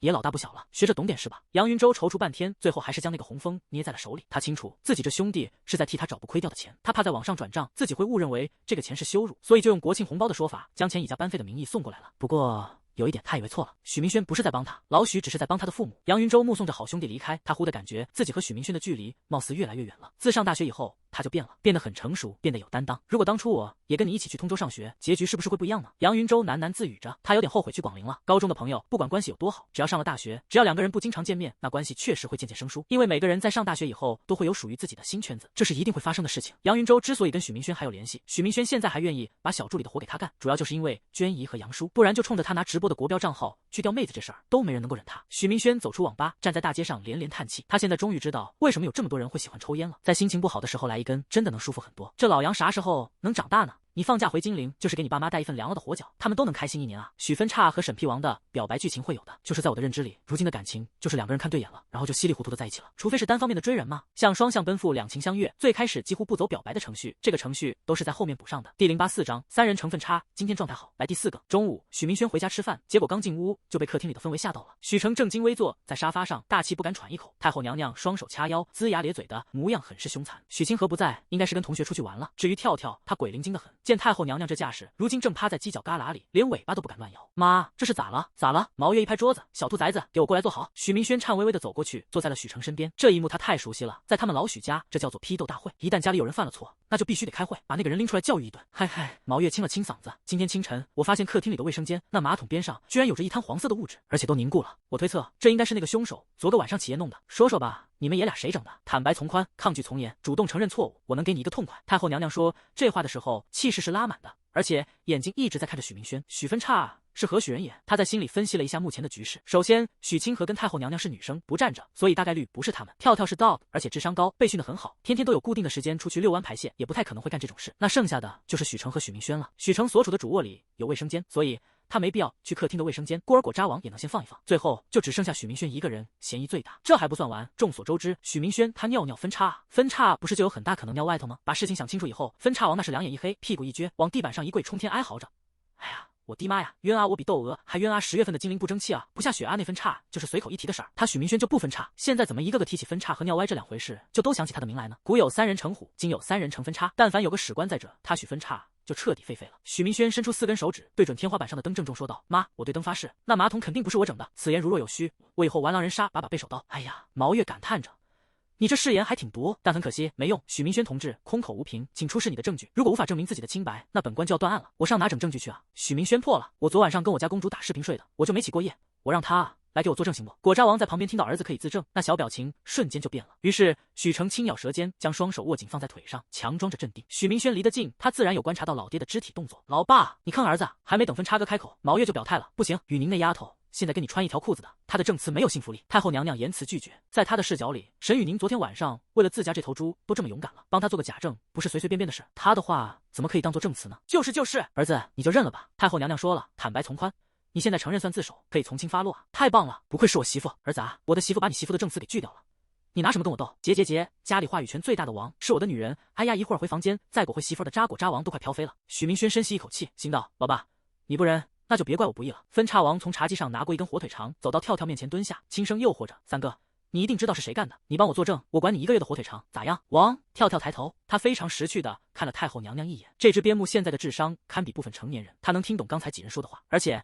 他的鼻子也灵，到底是谁干的？这狗心里门清，可是他不敢指证啊，因为他就是一只狗。别看许明轩天天三哥的喊，他可不敢真把自己当三哥。不过毛月此时给了态度：“跳跳，你告诉你大姐，那事儿是谁干的？我要听实话。”跳跳本不想得罪那个人，可如今现在家里最有话语权的太后都这么说了，那他就必须站队。于是这小狗耷拉着脑袋走到许成身边，用爪子指了指他，紧接着跳跳便飞也似的跑回了太后娘娘身后。这就是为什么边牧聪明，但却不能做缉毒犬和警犬的原因。真遇到事儿了，这狗跑得比谁都快。许成被当场指证，一个踉跄，差点没跌地上。完了，这下子估计得好几天不能果渣了。当初他就不应该养边牧阿养，只傻背哈士奇，能有这事儿？许成，太后娘娘抄起边上的苍蝇拍，犯了错还想嫁祸给明轩，你罪加一等。媳妇儿住嘴，别跟法官套近乎。哈哈哈！手机镜头里，沈雨宁听着刚才发生的事儿，笑得合不拢嘴。说真的，明轩，如果我是毛阿姨，我也会认为是你干的。那你这分叉可不就尿偏吗？许明轩强调道：“校花大人，咱讲话的，我就不分叉。最开始是我在咱家里上厕所分了一次，于是我跟我妈打电话，就随口扯了这么一回事。结果我妈跟我爸说了，我爸知道了以后吧，我老妹应该是偷听知道的，到最后，也被你给知道了。”不。沈雨宁连连摇头。我可能不是最后一个，我妈应该也知道，因为我当初问她说我有个朋友尿分叉应该怎么治。毛阿姨和我妈关系挺好的，而且也都是医生，互相之间应该都问过。他们现在知道我们的事了，所以稍微对一下信息，应该就能猜出来我这个分叉的朋友其实是你。许明轩魂飞了，不用应该，我妈肯定问过咱妈。昨天晚上吃席，咱妈单独跟我聊天的时候，里外里暗示过这茬，当时我还没懂，结果你真跟她提过啊。小公主如今的注意力已经不在分叉上面了。明轩，你刚才说什么？咱妈？你之前不是还叫姐呢？第085章，我永远在你身边。要说这许明轩也是牛逼，其他姑爷见了丈母娘，那大部分都是老鼠见到猫，小部分能保持状态正常沟通都不错了。像分叉大王这种，第1次见面喊姐，第2次见面喊妈的，活一辈子都未必能见到一个。该说不说，沈雨宁挺幸运。许明轩拱了拱鼻子，傲娇的说道：“姐，叫姐多见外，我直接喊妈。校花大人，现在你妈就是我妈，我妈还是我妈。我的攻略进度比你快，这分叉大王到底是孩子星星，连这都能比赛。”沈雨宁轻哼一声，随后又长长的哦了一下。明轩，我给你看样东西。话音刚落，他拿过了一个包装袋，又给许明轩的微信发了一张截图。由于沈雨宁摄像头的角度不好，许明轩瞅不出来那个包装袋里装的是啥，所以他选择先看截图。游龙轻影 cos 附加配饰加假发加鞋子加脚链加头冠龙珠款，合计669.1。我勒个校花大人啊，他流哈喇子了。没有人可以拒绝游龙轻影，没有人。哼哼，沈雨宁收回袋子，极度膨胀的翘起2郎腿。你许明轩不是能说会道吗？刚才那副桀骜不驯的样子呢？怎么样？再桀骜，不也还是得乖乖拜服在本姑娘的石榴裙下？明轩，你想说什么？没什么。小许同学馋咸的看向镜头里的女孩，她心脏此时在咚咚咚的乱跳。就是那个啥啊，校花大人，这衣服质量好不好？要不你穿上给我看看。哼，沈雨宁隔着屏幕轻点了点少年的脑袋。骑士先生，你的言语掩盖不了你那颗充满贪欲的新衣服质量很好，我就怕买到垃圾货，所以和星星货比三家挑了好几家店。这套带龙珠的一共600多呢，衣服可好看了。货比三家是沈雨宁跟老妈学的，放假之前在菜市场买菜，她就是用的货比三家这招。这 cos 服是小公主买来单独穿给骑士先生看的，所以必须得挑最好的那种，像垃圾货颜色不鲜明、腰带、抹胸之类的物件也不齐全，她可不能买。果不其然，沈雨宁这一招直接把许明轩打服了。我的公主殿下，这衣服女孩抢过话茬，是我买来穿给你一个人看的，放心，只有你一个人能看。小公主知道，她在把自家骑士当狗钓之前，得提前把话说清楚，不能让她乱想。许明轩也不知道她这邪门招法在哪学的，反正自己今天指定是交代在这了。那就好，我的校花大人，这600多你从基金里出，别用生活费，你买来穿给我看的，我能用咱爸咱妈的钱吗？这也太畜生了。沈文琪要是知道自己挣来的钱被闺女儿用来买 cos 服，然后穿给外面的野男人看，这许明轩估摸着是完了。知道女孩没在意那个称呼，他莞尔一笑，我就是用的基金里的钱。明轩，你要好好表现，要是表现好了，等开学回通州，我就穿给你看。沈雨宁毕竟是未经人事的少女，在说这话的时候，她羞的都不敢抬头了。这邪门招法是她在网上看的，网上说公主一定要适当满足骑士的小要求，因为没有骑士是不色的，而骑士在色的时候，公主如果不挺身而出，那骑士能去对谁色呢？沈雨宁小公主想让她的骑士只对自己色，正巧许明轩平时又没什么要求，顶多就摸摸头发、亲亲嘴，再摇摇耳朵。哦，还有个果渣和洗头。除此之外，就是今天刚提的 cos 服了。果渣的话，沈雨宁是真的不太好意思，这个得等以后。可 cos 游龙轻影又不是什么难事，以她的身材，这衣服随便驾驭，反正骑士喜欢就好了。而且他也愿意满足骑士先生那些不过分的小要求。许明轩捂住心脏，哎呀妈呀，校花大人你放心，你让我打狗，我绝对不去撵鸡。好，小公主躺在床上，仔细看了看镜头里对方的脸，不错，你的皮肤现在好多了。对了，骑士先生，我给你转笔钱，这些钱是我自己赚的，你收了去买点想要的东西，或者是给叔叔阿姨买点礼物都行。我这个国庆假期应该是不去你们家拜访的，我有点不好意思，所以你帮我跟叔叔阿姨道个歉。说话间，他的转账也到了，数额是有零有整的3762.3。许明轩一看就知道不对劲，雨宁，你哪里来的钱？小公主没撒谎，我上高中的时候参加过几次音乐比赛，有拿过一些奖金，奖金当时被我用来买手办了，现在我把那些手办挂闲鱼上卖掉了。小许同学有些不理解，为什么啊？雨宁，没必要的，有必要，因为我想帮你。沈雨宁直视镜头，你昨天的直播我看了，400多的耳机送了那么多，那个皮肤我也上网搜了，抽奖保底要1000多块钱一个，这是你的事业，我想帮你。许明轩没听出来，其实他撒谎了，他卖那些手办最终的目的不止于此。雨宁，你等一下，哎呀，我真是……许明轩的眼眶微微有些发红，他呆愣在镜头前，泪珠和鼻涕缓缓从他眼睛和鼻子里顺延而下。少年记得自己貌似很久很久都没哭过了。良久后，许明轩使劲抽了自己一下，并怒骂道：“我真是有病，我就不该跟你说那些话。雨宁，你别这样，听我的，你把你闲鱼账号给我。”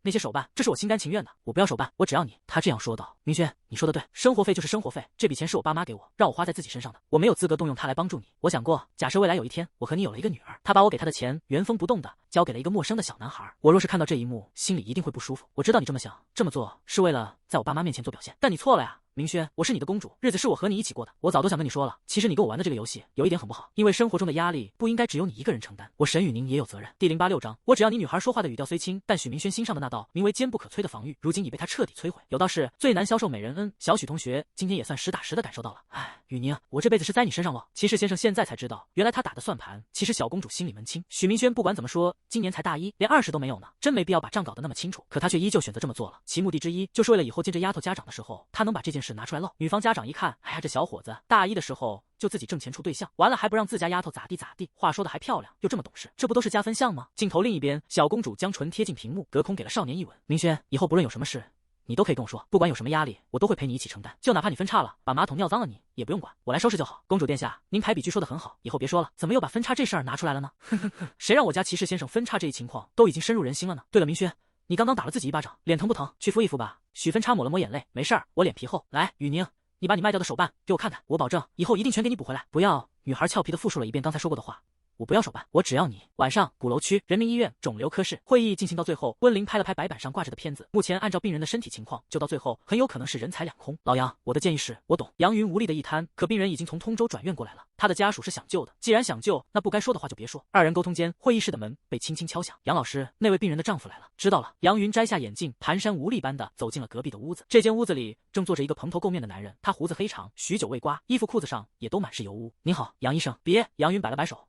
您别用您这个词汇了，我当不起。李先生，您妻子的情况，我们组里已经开会研讨过了。目前的情况，李安略带希冀的开口，情况很不乐观。杨云给出了最后的审判。这个40多岁的中年男人，在听到这则消息之时，瞳孔已然无光。他带着妻子走遍了通州所有的医院，没有一家能治，最后又经人介绍来到这里。他眼前的杨云是扑在肿瘤科专攻了23年癌症的专家，如果连他都无能为力，那这世上还能有人能做到吗？李先生，杨云选择采纳温玲的建议，以您妻子的身体状态，目前杨医生您不用劝。李安摆摆手，我的妻子我是一定要救的，只要有一线生机。好，杨云见状便也不再多言。李先生，我会尽我所能。毛月在门口听到这番压抑的谈话，脸色平淡的拿起挎包离开了医院。身为肿瘤科的人，这种场面他见多了，如今根本影响不到他的情绪。太后娘娘轻车熟路的来到停车场，却不料在此时竟突然冒出来了一个不速之客。您好，毛主任。一个中年妇女手提着2箱东西，表情含笑的凑了上来。郭女士。毛月在心中冷笑一声，面上却不着痕迹的问道，请问是有事吗？毛主任您别误会，我没什么事，就是上次面试的时候，我儿子一见您就觉得您人特别好，医术也高，简直就是华佗在世，所以现在我儿子都把您给当成偶像了。现在他吵着要申请您这个科室，想做您的学生呢。对了，毛主任，我儿子上次的态度不好，一直想给您道个歉，所以就给您准备了点小礼物。您别误会，不是什么贵重东西，就是一点补品，就当赔罪了，劳烦您收下。毛月没有去接他递来的东西，因为他稍微一瞄就知道里面装的是什么了。以前给领导送礼，之所以选择毛子和华子，一是因为这俩物件属硬通货，二的话是因为这2样东西的包装袋很有意思。送礼之人在装东西的时候，会发现那个袋子装不满，有余空，而这个余空就是用来给其装3文鱼的。送东西的时候，领导只需要看一眼袋子里面满不满，再上手拎一拎，那送礼之人的诚意足不足，心里就有数了。不过这位郭女士送的不是毛子和华子，而是鱼油跟阿胶，那也就说明这2个袋子上面是鱼油和阿胶，下面是3文鱼。毛月也是没想到，就为了当自己名下的学生，这个老母亲居然这么能舍得。不好意思，郭女士，医院有规定，我们不能私下收东西，您请回吧。太后娘娘是个有底线的人，如果是一个真正优秀的人才，比如张文泽这种，她肯定愿意带。可这位郭女士的儿子在医学院玩了4年，不提别的，连个从医资格证都没考下来，考试也是经常挂科。今年毛月能带的名额就剩1个了，所以这最后一个人他是慎之又慎。从年中旬到年下旬，没有一个人能入他的眼，太后娘娘都不知道博了多少个。像这位郭女士的儿子，那是纯纯的草包软蛋窝囊废，说句难听的，其水平可能也就连连看了。以肿瘤科的压抑程度，心性一般的人根本顶不住，让那种废物进来就是浪费资源。别啊，毛主任。见对方不收礼，郭女士又心生一计，您就收下吧，一点小心意而已。哎，毛主任，我看您的这个挎包不错啊，您是在哪里买的？嫌不够，那我就再加点。毛月闻言脸色一冷，郭女士，人只有自己变优秀了，才能得到别人的尊重，麻烦您以后别再打扰我了，不然对我们都不好。谢谢。言罢，太后娘娘非常霸气的开门上车，一点念想都没给对方留。买包还想加钱？我毛月鸟都不鸟你。第087章横行霸道，许清和10号，许明轩跟沈雨宁腻歪。10号，分叉王和臭屁王继续腻歪。10号，今天腻歪不了了。许清和他们学校下午整了一场什么感恩父母大会，太后娘娘科室来了个病人，没时间去。许城单位临近年末，过段时间有人要来视察，他得回去盯着点整改，所以也没空。故而这个职责最后就落到分叉大王许明轩身上了。兄妹俩走在路上，许明轩吐槽着：“我勒个豆啊，老妹，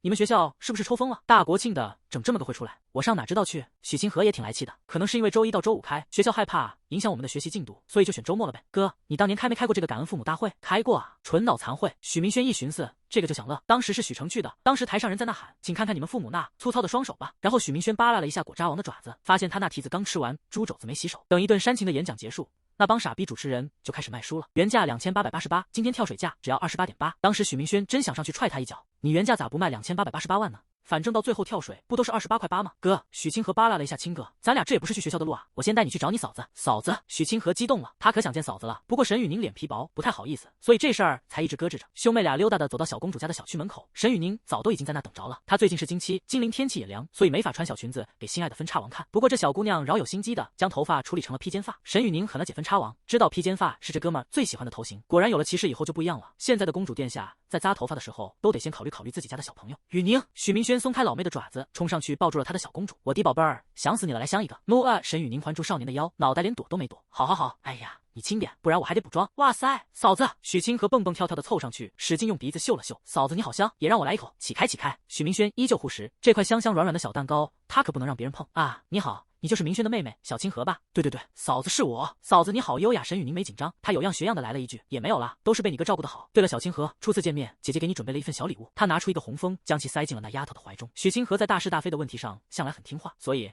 他先看了眼老哥。许明轩开口道：“你嫂子给你的就收着，嫂子算长辈，长辈次不可辞。”呐，谢谢嫂子。臭屁王这个丑媳妇今天算是完成了一个小成就。许明轩家里的人目前就剩他父亲没见过了。三人走在路上有说有笑的，但看起来却并不像一家三口。首先，沈雨宁这样的妙龄少女就不像是个已经生育了的人。其次，许清河虽然才上初2，可她却发育得很好，个子也不矮。这丫头每天吃的东西有肉有菜，人体所需的营养物质都涵盖了，所以她正在茁壮成长。这也就是为什么在如今这个年头，个子高的人越来越多，甚至在东北那边，基本随便拎出来一个男生都是1.8米以上的，1.9米都不算少。主要的原因是在于大部分家庭的日子越过越好了，吃的不算差，有营养。像以前一家人一年到头头都吃不到一顿肉，那身体能有多健康？三人来到学校操场，此时的开会场地都已经布置好了。清河所在的班级只是普通班，他的班主任叫关雨林。要说这老关啊，其实挺惨的。许清河他爹是谁，学校领导心里都有数。像这种学生，那纯纯就是大爷身份。关雨林就是个普通班的班主任，按正常来讲，上面领导的孩子，你就编个成绩往奥赛班，甚至是实验班塞呗，你塞了。那边的老师能不带着点？那种班的师资力量是普通班能比的。结果许成就偏偏把这丫头丢给普通班，老关手气还不好，抓就抓到他了。那没招啊，大爷跑自己这来了，他得用心护着，万一出点啥事，他就得跟他的教资说再见了。不过许清河这丫头性格不软，在班里那是横行霸道，只有他欺负人，没有别人欺负他，所以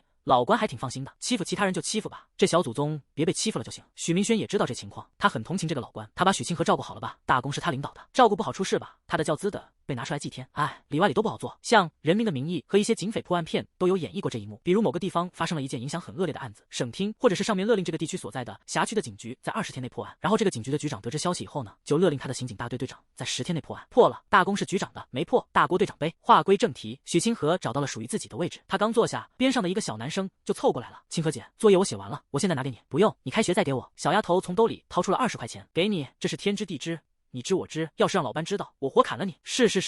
许明轩正在跟老关唠嗑，他眼睛稍微一瞄，就正好看到了这一幕。不用想，老妹肯定又是花钱找人代写作业了。光看字迹，那些老师和班主任绝对能看出来是不是他自己写的。但他们看出来归看出来，谁敢管？这个小丫头真是皮痒了。说个事儿，就是我看到一条评论的意思是，启东校区的学生不住校的话，难道不也应该是在景瑞玉府附近找房子？我真就没招了。启东和色园中间隔了90多公里，启东的学生在色园附近租房，那我，大哥们呐，都市文讲究点合理性。还有就是，大哥们别养文了我。这催更数量比昨天掉了很多，都快20万了，也没个评分，快战斗不动了。P.S. 结尾的话不占用正文数量，正文包包的2000字加第088章。灵珠兼魔丸许明轩将视线收回，语气很是诚恳地说道：“关老师，这2年麻烦您费心了。就是我还想问问，清河那丫头最近在学校里老不老实？”关雨林四下环顾着，在确认安全以后，低声描述着近期挺乖的。不过上个月有一次，那孩子体育课在操场玩沙包，把年级主任办公室的窗户给砸碎了。还有近1个星期以来，我听其他任课老师反馈，那孩子作业好像又是别人代写的。我也看了一眼，又对比了下字迹，确实不像是他自己的字。班里有这么个魔丸，而且是说不得、打不得、骂不得，关雨林相当难做。出了问题都是他报告给领导，再由领导去聊。可咱也不知道那领导是咋整的。许清河砸坏的玻璃，他是既没被叫去训话，也没有赔钱。关雨林不敢跟他父亲说这些事，但跟许明轩说可以。第一，许明轩不是领导；第二，有句话叫长兄如父。许明轩对着他鞠了一躬。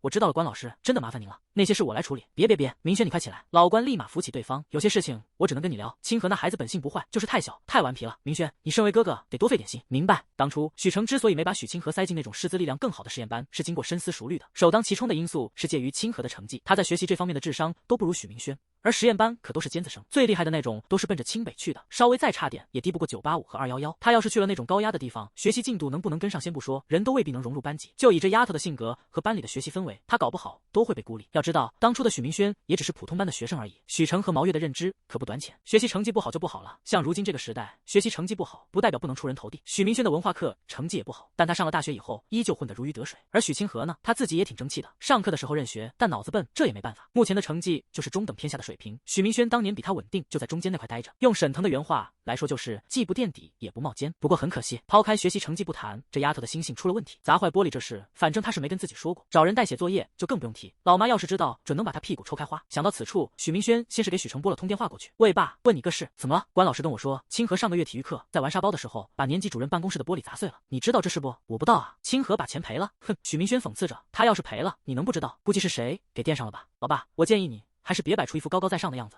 那关老师有你微信，出了事他都不敢找你。许成被儿子训了，但面上却没露不满。我没有高高在上啊，人关老师不找我，我也没啥事儿。算了，我去处理一下。你可别了。许明轩阻拦着，事儿都过去1个月了，你再翻看，人关老师万一被他领导对了呢？你就去问问谁垫的钱，把钱还给人家。我妈那边你也不用刻意拦着，再灌下去要出事的，知道吗？老爹，你是真不让我省心，国庆放的假回来还得给你擦屁股。那许清河在学校都成啥样了？学校他家开的，老爹你是不是领导当久变飘了？连自己闺女儿都不关心的，你不主动问，那关老师能主动告诉你吗？因为毛月的工作性质他平常很忙，但许成不同，他绝对有时间，所以孩子的课业基本都是由他来管。结果这许成近期貌似也开始研究鱼头朝向去了。果渣王被一顿说教，关键是儿子的话还字字珠玑，并且又占理，他是一点脾气都起不来。好在许成认错的态度非常积极，不然许明轩真要破防了。知道了，我现在就去联系。儿子你别生气，联系啥？等会儿的。许明轩再次出言，关老师还说他最近又开始找人代写作业了。去年初1那回的事，爸你忘了？今年国庆7天假，现在都6号了，清河在家写没写作业？你也不注意，爹咋当的？这2件事我来处理。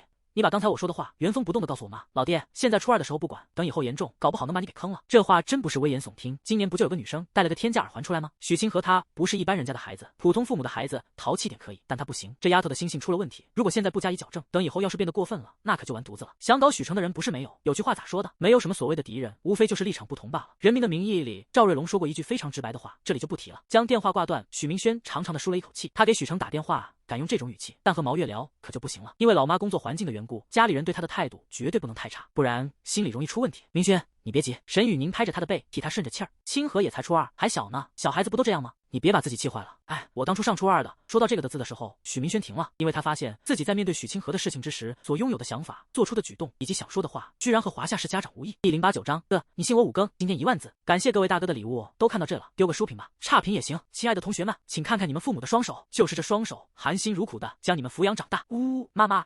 儿子不孝啊！操场上有许多学生都被忽悠瘸了。许明轩听到这动静，尬得都想挖个坑跳进去。好在今天是国庆，台上拿麦克风的那人也赶时间，所以有跳过很多流程，非常迅速的进入到了卖书环节。要不怎么说现在经济下行呢？那书之前是28.8，现在改成24.8了。就连这种骗子推销员都开始内卷，可想而知现在的就业环境有多严峻。等会开完，差不多也到中午了。于是许清河摇着老哥的胳膊，撒娇般的说道：“哥，中午我想吃 KFC。”许明轩半天没说话。哥，许清河的智商只是在面对学习的时候不太够用，他不是笨。就许明轩这阴沉的脸，他肯定知道自己有啥事露馅了。此时沈雨宁上前攥住了他的手：“明轩，咱们先去吃饭，有什么事吃完饭以后再说，好不好？”“走吧。”许明轩答应了。他一人走在前面带路，后面的许清河大气都不敢喘一口。小丫头心里清楚，他这个老哥平时对自己基本是要什么给什么，只要他有。如今态度这么冷，就只能是生气了。嫂子，我哥他怎么了？哎，沈雨宁转头反问道：“清河，你跟姐姐说实话，最近你在学校里是不是做了什么不该做的事？坏了！”许清河的心死了。嫂子，我哥他都知道什么了？清河，这话你不应该问我。沈雨宁的心自然是向着许明轩那边的，所以他得帮着提点。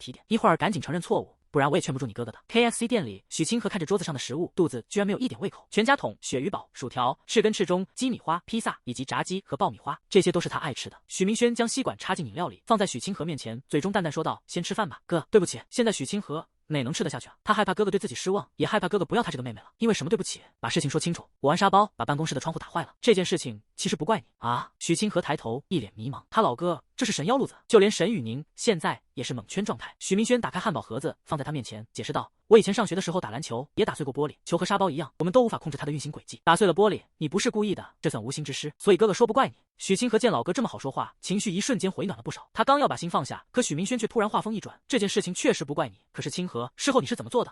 我打碎玻璃以后就回班级了。”沈雨宁害怕他说些什么严重的话，所以有些着急。不过许明轩给了他一个放心的眼神。少年翘起二郎腿，用一个长辈的口吻教育道：“清河，你知道我当初打球把玻璃打碎以后是怎么做的吗？”那丫头摇了摇小脑袋：“我当初没有选择逃跑，而是勇敢的上前承认了是我做的。清河，你打碎玻璃这件事，哥哥从始至终都知道，这不怪你，因为你不是故意的。可是，在事情发生以后，你并没有选择承认这件事情，甚至没有和我和爸妈说，这是你做的不对的地方，明白吗？”许明轩一直都清楚，其实在打碎玻璃这件事里根本就没有挫折，因为这是意料之外的事情。许清河犯的只是态度上的问题，他没有选择承认，而是逃避了。他一逃避，那位老师也不敢跟学校反馈这回事，所以对方选择息事，选择吃个暗亏，而且也没有声张。在逃避这件事里，许成和毛月二人要背最大的锅，因为他们是父母，他们没教好孩子，同时也没顾好孩子。毛月他很忙，确实抽不出时间，所以许明轩对太后娘娘没什么脾气。但许成不一样，他不顾着点许清河，100%是在研究鱼头朝向，所以许明轩刚才在电话里对他爹的语气才这么冲。许清河闻言非常认真的说道：“哥，我知道错了，等开学我就去跟那位老师承认错误，这就对了。”许明轩对着他笑了一下：“哥哥希望你能做一个诚实且勇敢的人，我也希望别人在谈到我家小清河的时候会说他有担当有勇气。”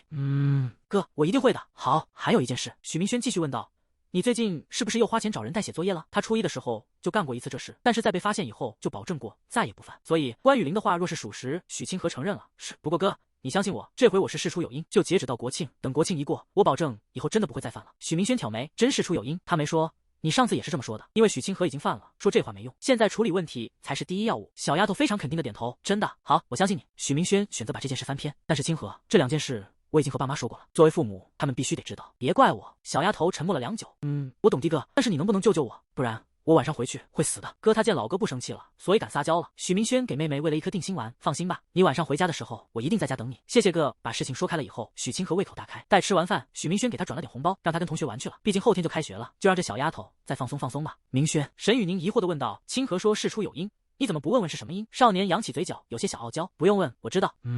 你知道什么音？许明轩没卖关子，近期开始让别人帮忙代写作业，国庆结束就不再犯了。看时间线是从国庆前开始到国庆结束收尾。雨宁，其实你也能知道的。你想想，沈雨宁回味了一下他话中的意思，时间线在国庆，他想到了一种可能。不过小公主嘴上还是反驳着，我才不知道呢不。许明轩抱住她，将头贴在了女孩肩上。雨宁，你知道，而且我也要谢谢你。刚才在学校，若不是你劝了我几句，我可能真的要说出这辈子最令我后悔的几句话了。提问：许清河事出有因，这个因是什么呢？还有，帮劳作想4个书名出来呗。你们觉得分叉大王爱上喜欢放屁的我怎么样？第090章，吃水不忘挖井人沈雨宁，这块诱人的小蛋糕，就如同清晨山顶的冰凌寒泉，能在少年冲动之时安抚住他的心。许明轩生平最讨厌的就是那种把孩子逼上天台的华夏式家长。可刚才如果不是沈雨宁在旁劝慰了2句，他很可能就变成了自己最讨厌的那类人。外国作家雨果所著的《悲惨世界》里有一句原话：那些战胜敌人像屠宰勇士的人，最终会沦为恶龙。这句话差一点点就被许明轩给印证了。沈雨宁轻拍着他的背，柔声说道：跟我没关系。骑士先生，其实你骨子里是一个很温柔的人，你根本不会说出那种能让自己后悔的话来。不，分叉大王抬起头，双手攀上女孩的小耳朵。其实我以前很容易冲动的，可就是碰到你以后，我突然就冲动不起来了。因为我每次想冲动的时候，都会思考很多。公主殿下，我离不开你了。傻子骑士，我又没让你离开我。分叉大王和许清河刚才都没注意到，其实公主殿下刚才都已经快沉沦在许明轩的温柔乡里了。他处理事情的时候简直太温柔了。分叉骑士不会不由分说的质问，也不会指着犯错人的鼻头进行诋毁。他的做法是将整个事件剥丝抽茧，分解成一个个独立的小问题，并且他的语气也很有感情，他的声音不是冰冷且不近人情的。沈雨宁甚至都觉得，假设2人以后真有了一个女儿，许明轩也会将她教育得很好。分叉骑士真的是一位很优秀的骑士。骑士先生，假设，我是说假设。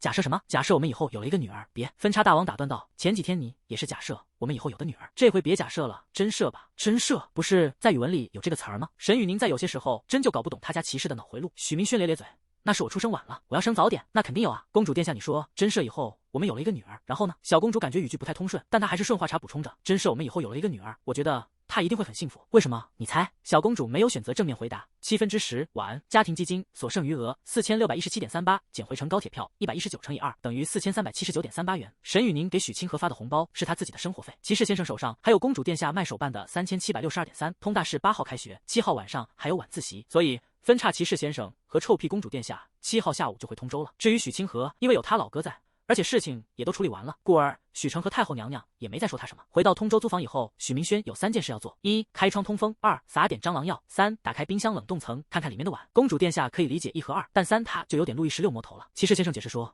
我在放假回金陵之前接了一碗水放在冰箱里冻上了，然后又在碗上面放了1枚硬币，这中间如果家里停电，碗里的冰块就会化冻，硬币会掉落在水里，等来电以后水会重新冻上。之所以这么做，是因为冰箱里有猪肉，如果停电的时间过长，猪肉化冻没被冻上保鲜，那肉可能会坏，一旦坏了被吃进肚子里，肯定就得上医院溜一圈了。这是一个生活小妙招，之前也上过新闻的，学到就是赚到。把事情处理完，2人就打车回学校上晚自习去了。那辆电瓶车现在没电，骑过去了骑不回来，只能等明天再用。许明轩刚来到学校自习室，刘文博就扑了上来，许哥，我跟你说个事，国庆假期的时候，有人往你的床铺上放了一个新买的盆和一个崭新的装有内胆的热水壶。啥？盆和热水壶哪来的？后勤部发的。刘文博回道，不是，我们都没有，就你的床铺上凭空多出来了这俩玩意。但是许哥，我找宿管调过走廊的监控。许明轩，老刘，真不愧是你，分叉大王，这是心里话。刘文博真的事事都能给办利索。许哥，你可别夸我老刘嘀咕着，监控里显示是李庆军放的，那时候正值中午，我跟老张出去吃饭不在屋里，正好他拿着东西来了。啥？他给我拿那玩意干嘛？刘文博猜测道，许哥，他可能是给你道歉来的。我感觉咱可能做的太过分了，在国庆放假之前，那哥们儿搁班里就是被孤立的状态，而且许明轩是副班长，跟班里大部分同学关系都很好，再加上李庆军当初在312宿舍，那个事闹的也不光彩，所以班里人都不咋待见他。许明轩知道这有点羊群效应和破窗效应的意思，可更多的应该是他自己的所作所为惹得其他同学不愿意跟他接触吧。思绪间，刘文博把那张饭卡还了回来。许哥，我现在有钱吃饭了，卡还你。许明轩接过往兜里一揣，开口问道，往里头充了多少钱？他闭着眼睛都知道这老刘会干啥。许哥，你都没刷就知道，还用刷吗？我能不了解你？许明轩直言，老刘，你不用这样，你爹妈挣钱不容易，留着自己花吧。刘文博拍拍胸脯保证道，这是我自己在网上跑刀挣来的。许哥，你信我，我不骗你，我就是把花掉的给充回去了。我没钱吃饭的时候，许哥你肯帮我，这点真不算什么，就别客气了。对了，陈景明说找你有事，他就在对面那阶梯教室。他找我什么事？听说好像也是关于李庆军的。第091章，贫困生补助老陈。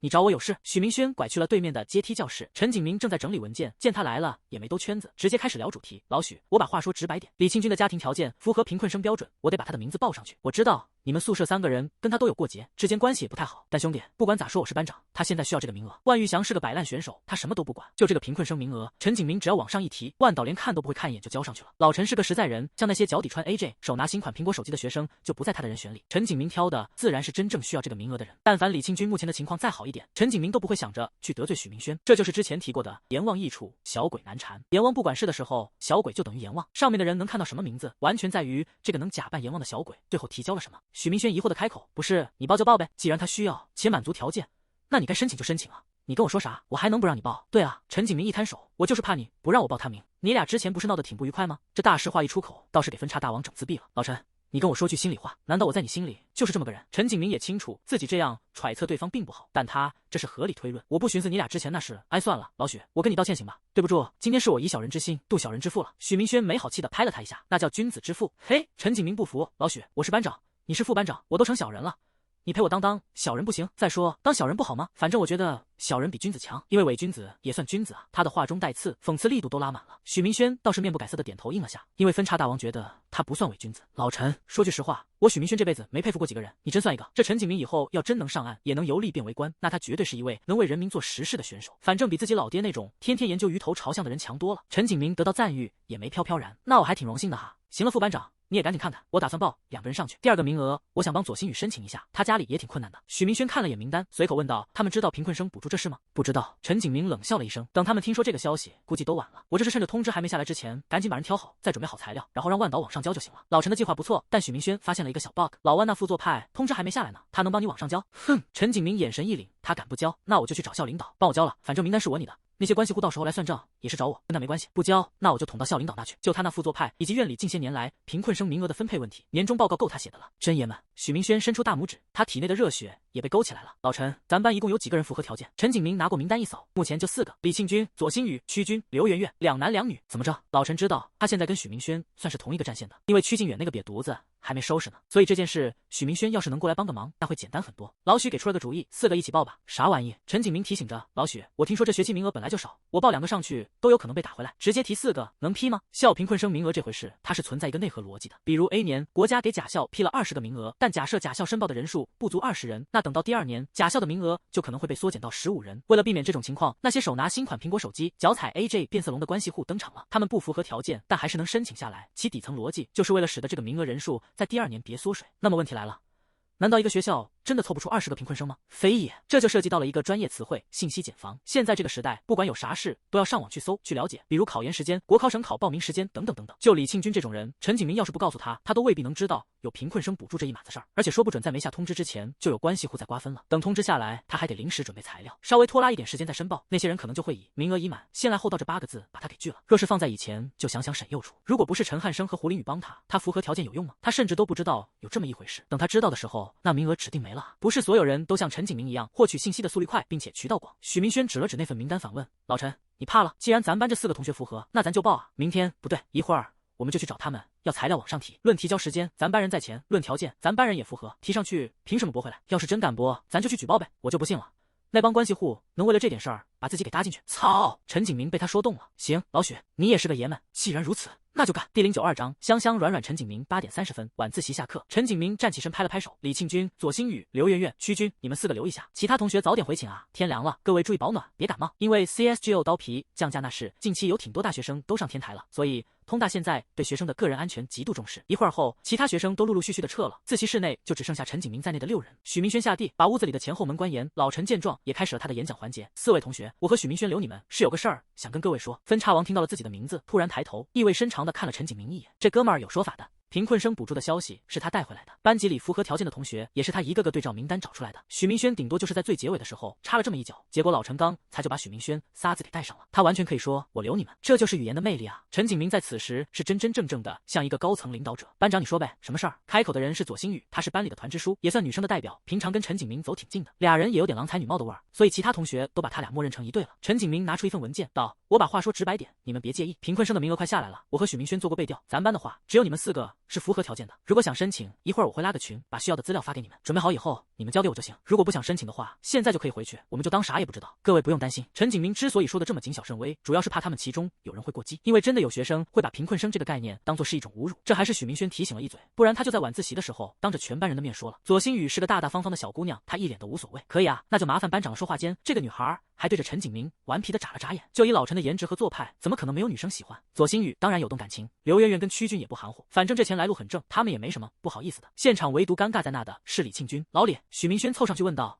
你不申请吗？我先提前打个保险哈，你别误会，咱俩之前那事在我这已经翻篇了，这回你是切切实实的需要，所以我们肯定会把你带上。你也放心，贫困生这件事一共就咱屋子里这6个人清楚，不会有其他人知道。等申请一过，那钱是打卡里的，你也不用怕。你误会了。”李庆军打断着：“我没乱想。你不用照顾我的情绪，谢谢副班长，也谢谢班长。我申请，麻烦你们了。那就好，你别误会就行。”许明轩拍了拍他的肩膀，那我就先回去了。李庆军对着许晨二人微微鞠了一躬，随后就开门离去了。许明轩本来还想问问那个盆和热水壶的事儿，但看这情况，估摸着得等下次。陈景明走上去将门关严，开口说道：“心雨、老屈，你们俩在班里朋友多，跟我聊聊呗。现在李清军在咱班里是啥情况？毕竟一个集体，咱要是把他孤立出去也不太好。等月末，我和老许还想组织大家一块出去游玩来着，就上隔壁的姑苏城。”许明轩，我啥时候想组织了？这陈景明真无敌了，班里这么多号人，说出去玩就出去玩，玩的时候带不带老师或者导员？学生安全谁负责？资金哪里来？坐什么车？住什么地？什么时候回来？还有，就万玉祥那个摆烂样，他能同意吗？我弟妈，这小犊子为民是真为民，但麻烦是他也是真能往身上揽啊。左心雨身为女同学代表，对这事他很有发言权。我们伟大的陈班长1个月前312宿舍的事，您不是也知道吗？我的天，李庆军早都不写，